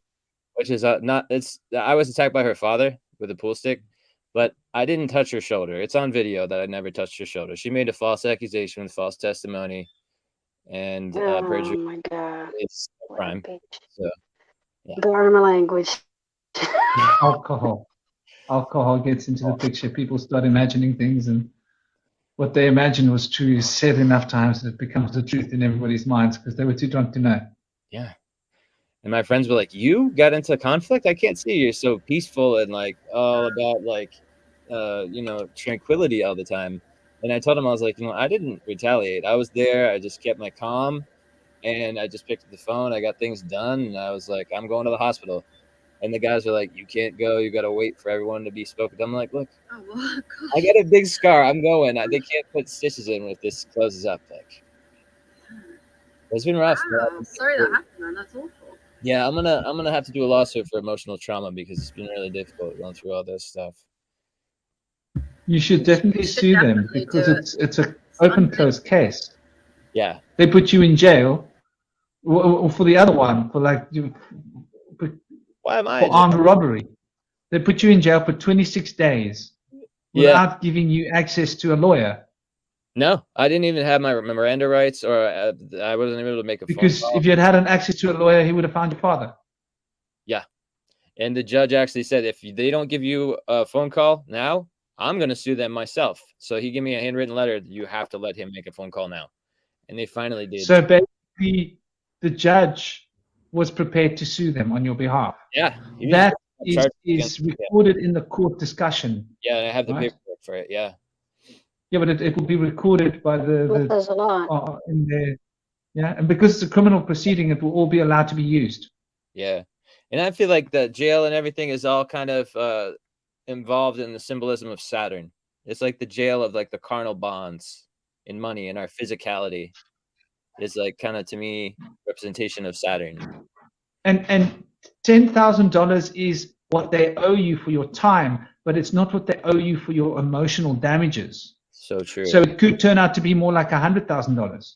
Yeah. Because you could claim that you're going to need 5 years of therapy for this, and you're not going to be able to be as productive financially as you would be for 5 years or for a couple of years. And so they must pay you their salary for the time that you're not going to be able to be as productive financially as you would to be because of the trauma that this has caused for you. Absolutely. And if you can get a psychologist to verify that, you can get more money. And I would take them out to the cleaners because they deserve it. And I need to be right to it. For other people in that situation, some of which should not have found justice. But for those who have, need to, have somebody that can show them that it's worth taking a stand for this kind of thing.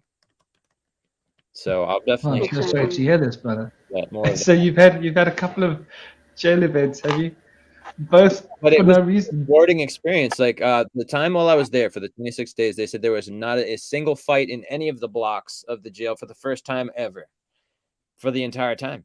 And while I was there, I was practicing deep meditation. I was training people how to do shadow work, and I was helping people learn how to find self-mastery, find their inner turmoil, stop projecting their hatred and their anger and violence towards others. And it was a very profound experience. I took lead from Timothy Leary, who actually took time to write books, work as a psychologist, and was a good friend of the warden at the end of his stay. And I chose to use that time for research to find a good channel for the ability for me to find the focus that I needed to meditate for long hours on end and to go into deep astral projection. And it was a very profound time. I was able to start dreaming again while being away from cannabis and started writing short stories about my dreams. I had a good Bible study book on my desk, which I thought everyone had, but I was the only one, apparently. It was just a gift. And so I started to read the stories of Job and Isaiah, and I still tell those stories. I paraphrase those stories to people when I meet them a lot of times. It was a profound experience. No cannabis in jails. What kind of a world are we living in? I know it. That's amazing, brother. So much love and respect for how you handled that. Sounds like you brought the Pisces in with you too, and your Scorpio energies there. Yes, Transmuting, transcending. Absolutely. Yeah, it's been the higher aspect of the lunar energies, you know. It's been very shocking to me. When I was younger, I did not have this composure, the ability to have such discipline in states of adversity and hardship like this. But having built good self-mastery and working on my trauma and my triggers, I've been able to be in these difficult situations and see the good side of it. And I always tell people about stories of blessings in disguise. You can always find them if you seek them. There's always a silver lining in that cloud if you look for it. And it's helped me get through situations. Oh, good on you, brother. Good say, on you. It's the only way you can get through it. Yeah, they say you break yourself into this situation with these angry girls that you like. I like a little bit of crazy in my girls, but the last few had Ramon, that's my history with crazy girls. I don't know, like it's my type. It's not really my choice. It's a subconscious thing. My mother's a Scorpio. I was attracted to, angry women. It's like the electric complex in action. Yeah, we will have that. We will attract our unresolved energies, don't we? It's both my parents in my case. And yes, I can attest to what Franklin was saying. He does like crazy women. When a crazy woman has an orgasm, it's next level. Yes. So he's Scorpio in him. Can't say no to that. And my Rahu, my North Node being in Scorpio, can't say no to that. It's like why I'm celibate.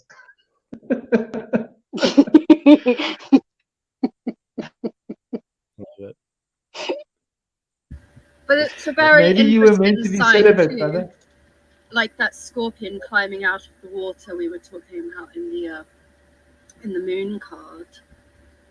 There's a lot of layers and veils to those mysteries that are so intriguing. On the one hand, they can be very nurturing, and on the other hand, they can be absolute Maya, absolute illusion and confusion, and you can get lost in there.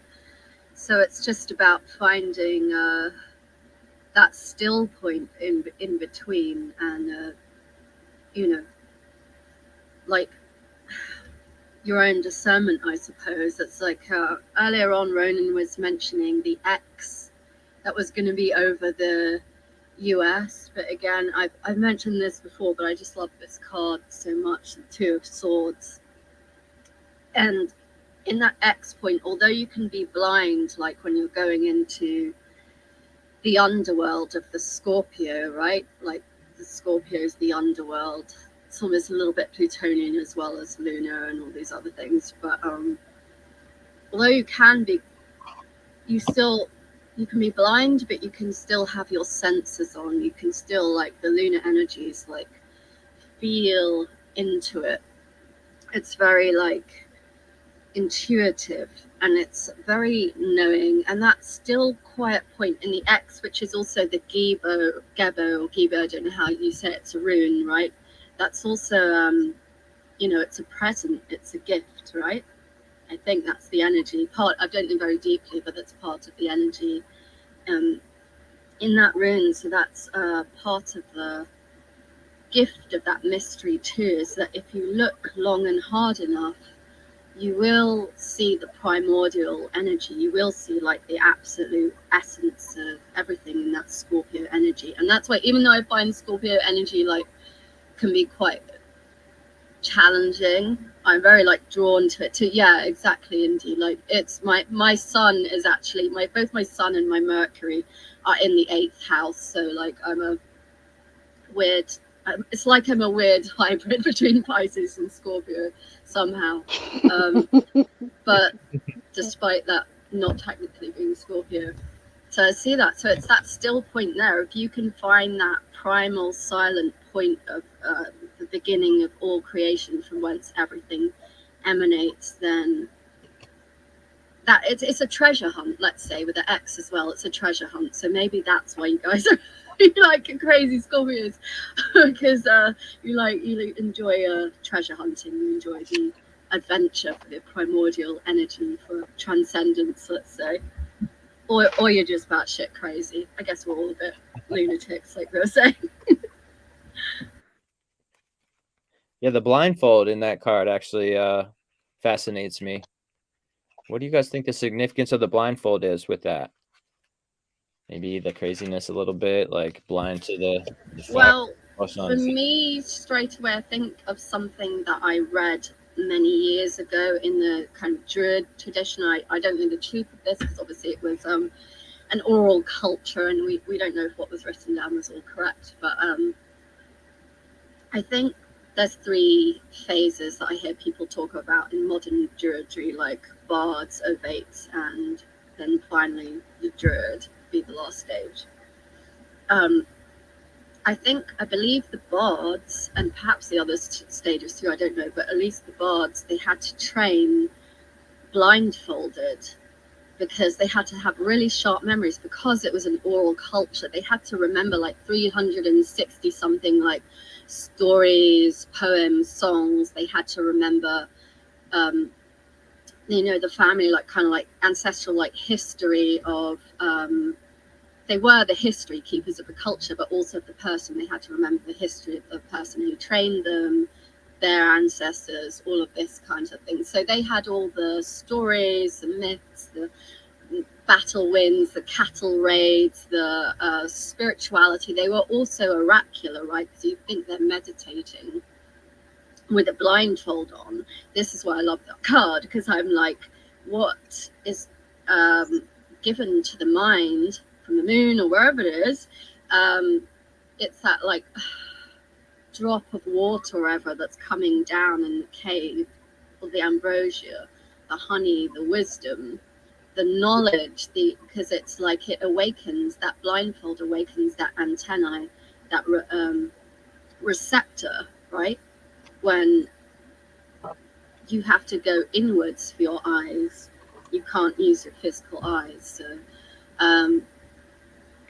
yeah, because of reading that about that bardic training like years ago, I've always found that card actually makes me look very calm when I look at it. Like a lot of people think, oh, indecision it's a crossroad, you could go one way or the other, and it kind of is that, but then they forget that point where the swords cross, that central point of the X there.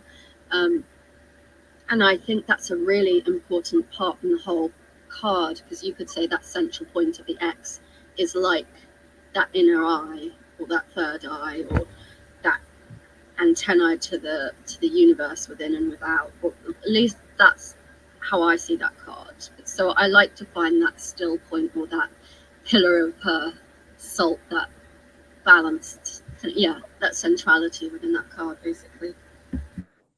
Another thing is, and Soraya will obviously pick up on this, a bly is a page.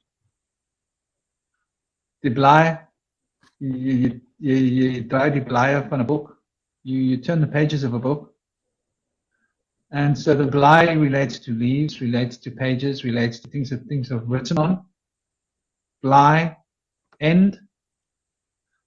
To find the end of the page. You mean bly? Bly. Like happy.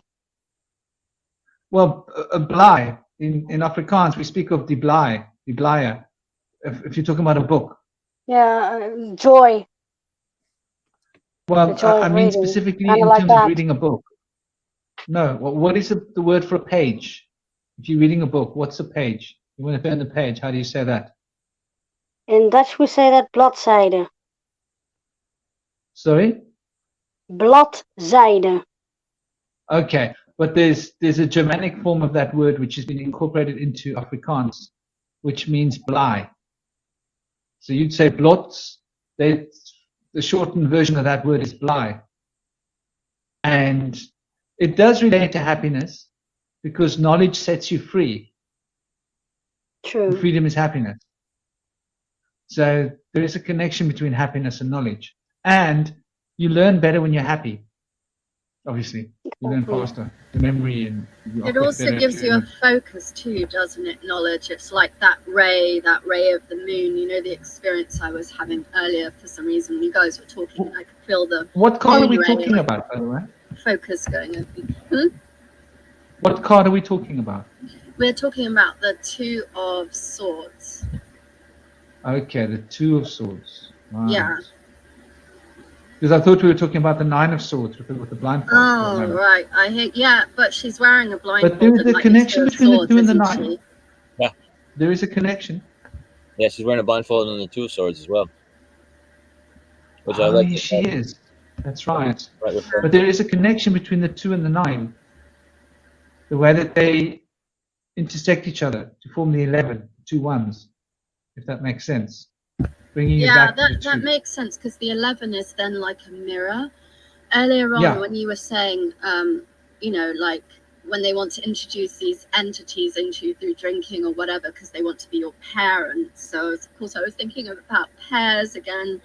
And I was thinking about mirrors and how it changes what's mirrored back to you when you're looking in the mirror, like what you become. So those 2 1s of the 11, they're sort of like a gateway or a portal. I think someone was talking about portals earlier. It may have been Ronan. So yeah, that 11 is a very interesting number when it comes to the moon, the reflective element. And the drawing in, because I guess some people don't realize that if you look in a mirror sometimes long enough, you can begin to draw other things in other than your own reflection too. So mirrors are interesting in this lunar conversation, I think. And sublimation is imation. Subli, right? Subli and imation. So imation is to imagine. So subli, imagine, is the imagination that works beneath the currents of the ocean's edge, as opposed to the objective imagination that we know. So it's the treasure house of images. Yeah, it's where all the images are. It's what's around us the most that we don't even realize, kind of powering everything, really. Exactly. Who wants to symbology wrap this up and say more before we? I feel like Kalal was about to say something a couple of times. Sorry, Kalal. Yes. I was just trying to say there's a lot there when you look at the symbology of the blindfold. The blindfold is telling you to remove the ego, but it's also giving you the closest correspondence to unconditional love, which is usually reflective of the mother. It's easy to make a connection to Lady Justice, which is Ma'at in the Kemetic or the Egyptian pantheon, but there's again, it's going to boil down to perspective. That's interesting that you say that, because it's very on point, because it brings to mind the Gnostic ideas of forethought and how forethought became the instrument of evil, demise. And forethought is when you're like going to plan and see what it is you want and what you can get out of this. And so when you blindfold yourself, in a sense, there is no opportunity for forethought. So you just got to be flowing with what you've got in that moment. You don't have time to plan and rig the game in your favor, if that makes sense. So you're breaking your power of forethought towards gaining a spiritual vigor rather than a material vigor.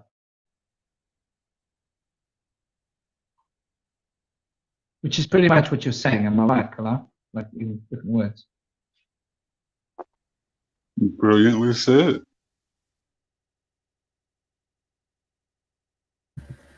Yeah, I feel like that justice element, it makes a lot of sense. It's a bit like that reflective, that, you know, the scales are a bit like that reflective element of the mirror, and also the 2 ones, the portal of the 11 that we were just talking about. It does actually seem like quite a lunar energy, and also the conscious and the subconscious. It's either 2 ones or a 2, right? Like, I think those numbers are coming up a lot with the lunar energy. And There's a feel lot like to do with fire making was- decisions, doesn't it? The scale. Yeah, exactly. In its deeper Discernment. capacity. All the conscious and subconscious and the thought and the feeling. And oh, Soraya says 11 is her life path number. That's interesting. Yeah, because lamed or lambda from the Greek relates to this.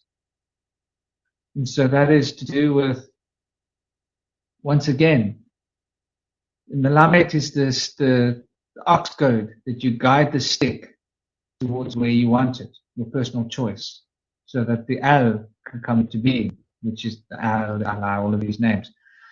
But in the lambda, it's a throwing stick. And so the throwing stick is also about sort of where the stick's going to land. It makes me think of the I Ching, you know, throwing the sticks to see where they land, to know what's the right decision to make. The bones Yeah, the bones. in the turtle shell.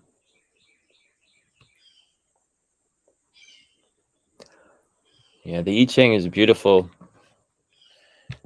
And the creation of Bagua by the Green Emperor Fu Ci, beginning of mathematics and language in China.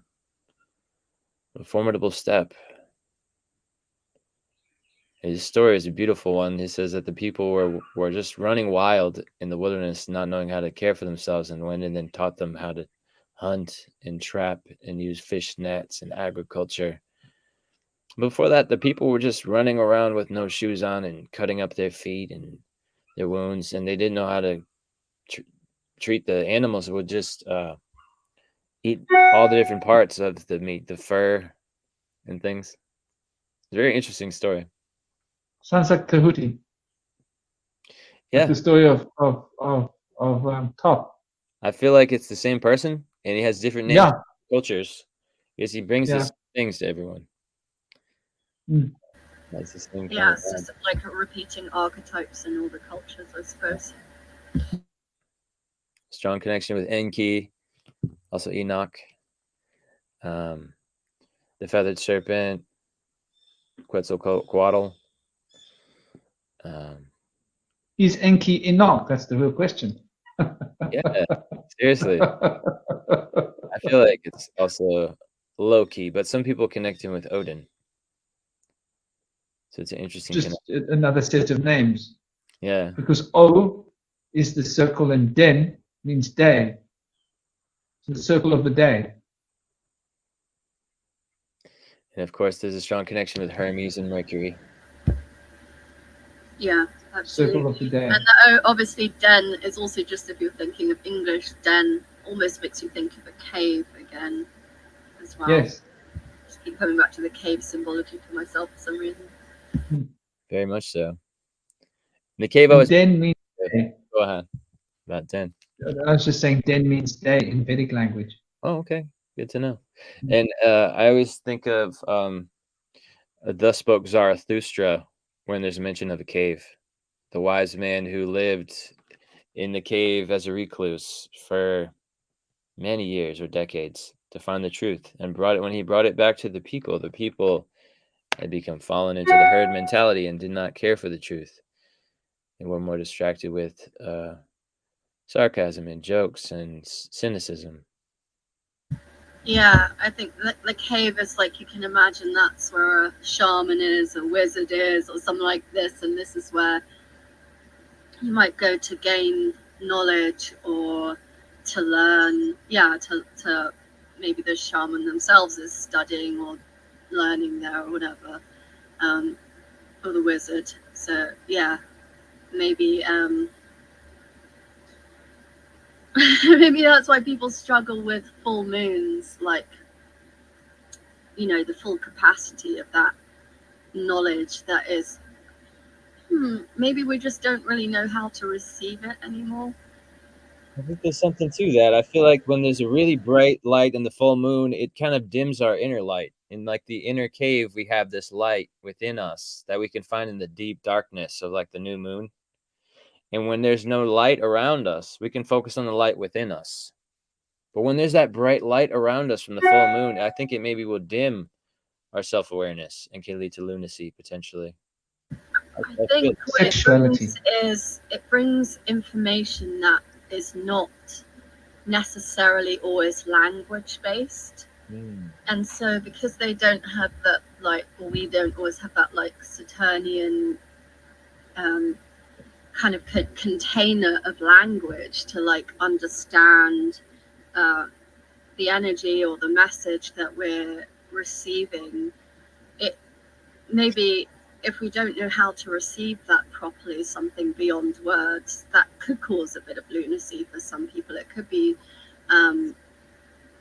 quite intense because we're not receiving within the normal capacity that we have potentially. But perhaps if we're able to sit there and know that we're receiving something without human language, but use our other senses for it, we can become a bit more comfortable or accustomed to it. But you know, that can be a struggle sometimes, for sure.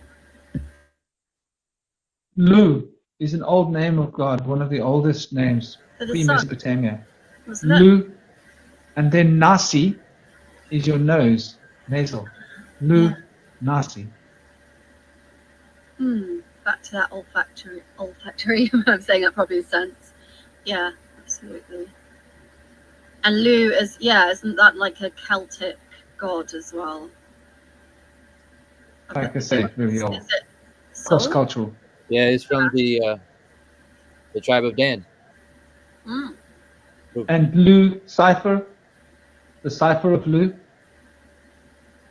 What's that? Sword or staff? The Lu. Oh, cipher. Right. I get it now. Sorry. The cipher of Lu. That makes a lot of sense. Yeah.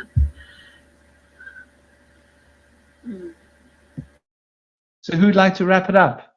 Who'd like to say our last few words? Because I see the time is just ticking. Like we've cranked out 5 hours, and we've been talking for more than 5 hours. We have, haven't we?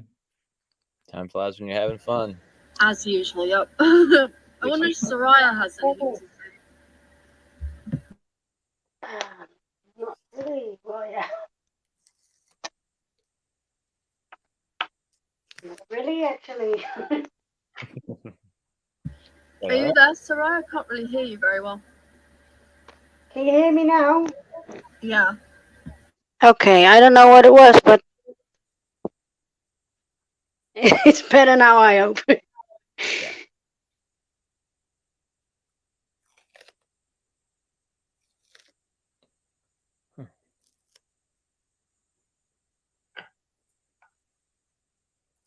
Anything you wanted to say to wrap things up, Soraya?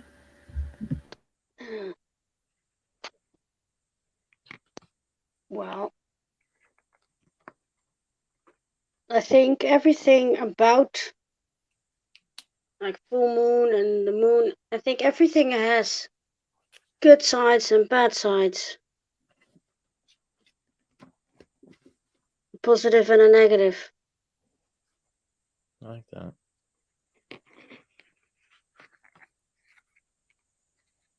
So the moon, we could say, to bring what you're saying into play, the sun represents polarity. Yeah. Right? The fourth principle of Hermes. And it sits in the center of the hexagram. But this polarity then needs to go through the process of rhythm that brings causality into play so that the generative functions of the moon can be reflected. So the moon represents generation, which generates bodies, generates living things. And so it represents masculine and feminine. So when we think of the moon, we're actually talking about polarity, but on the physical plane, as opposed to the concept of polarity, which is the sun.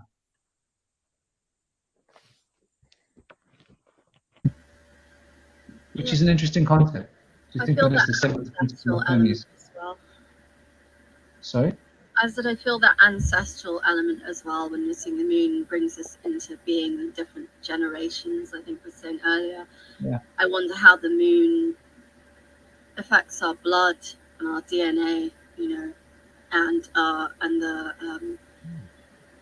the memory and, you know, all of that kind of thing. The knowledge basically that's passed down through the genes and all that kind of thing, how that could be programmed and informed with lunar energies, whether that, you know, in whatever way that is, it could be positive or challenging, but yeah, just how that affects the souls through time as well.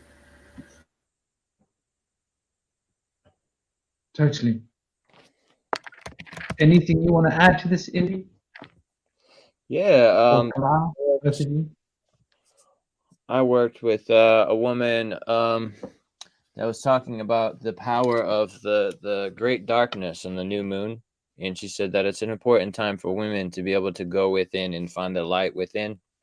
And she said there was a lost ancient practice that was destroyed by the annihilation of the witches, where women were able to impregnate themselves by taking the energy from their womb, in moving energy from their heart space into the womb to procreate on their own.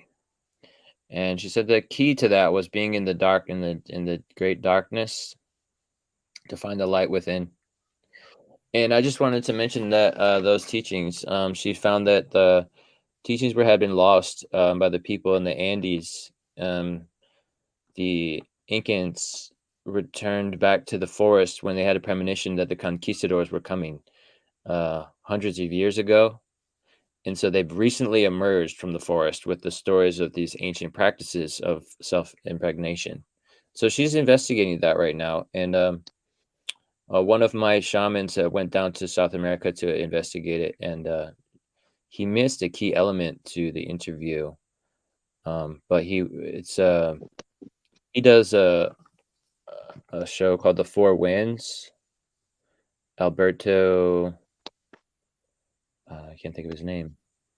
But there's a lot of fascinating things coming from these people in the Andes, the Incans, and I've done some ceremonies with some Peruvian shamans, and I hope to do some more of them. The ancient Greeks spoke about it. I mean, it's the Eleusinian. You know, yeah. Fascinating times. Is that energy of the darkness, is that a masculine energy though that they're sitting in that impregnates them? Is that something Saturnian or otherwise, like dark and masculine kind of energy? Like how would that work energetically, I wonder? Good question. What they're saying is that they don't actually need men at all. And so the men were just kind of servants in a sense, but also but not in terms of biologically, but in terms of just like energetically, I mean.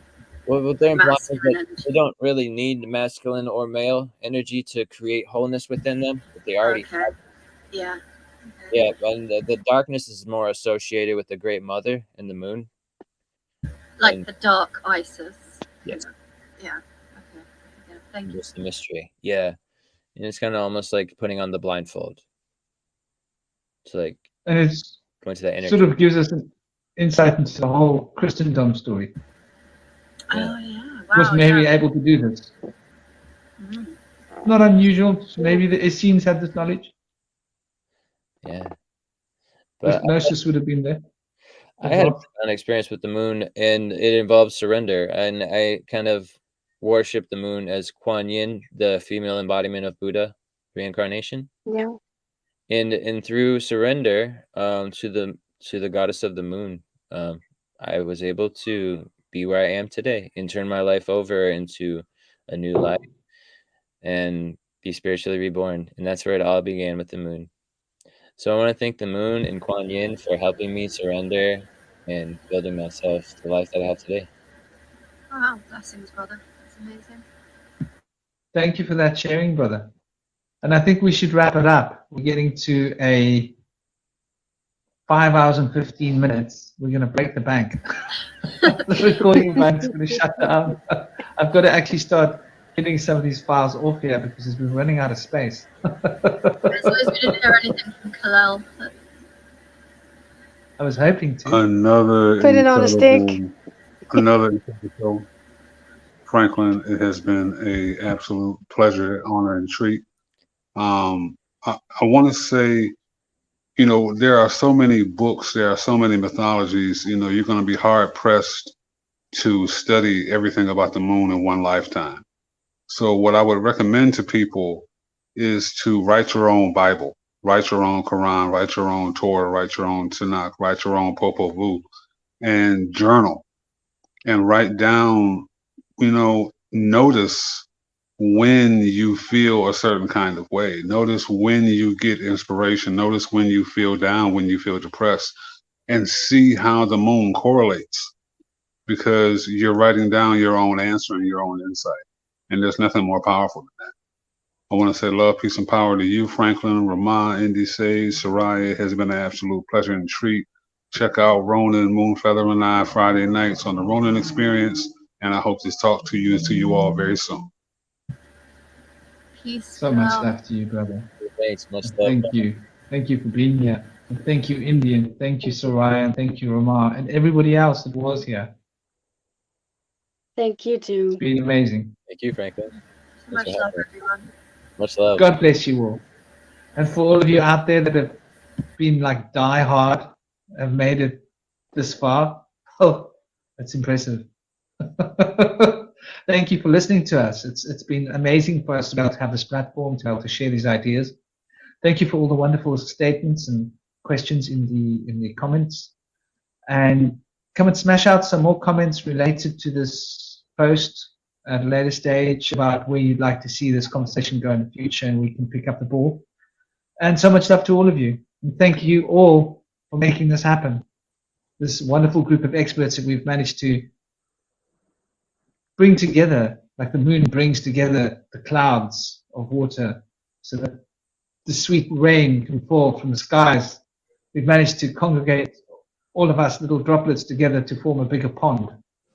And so I hope you enjoyed our pond.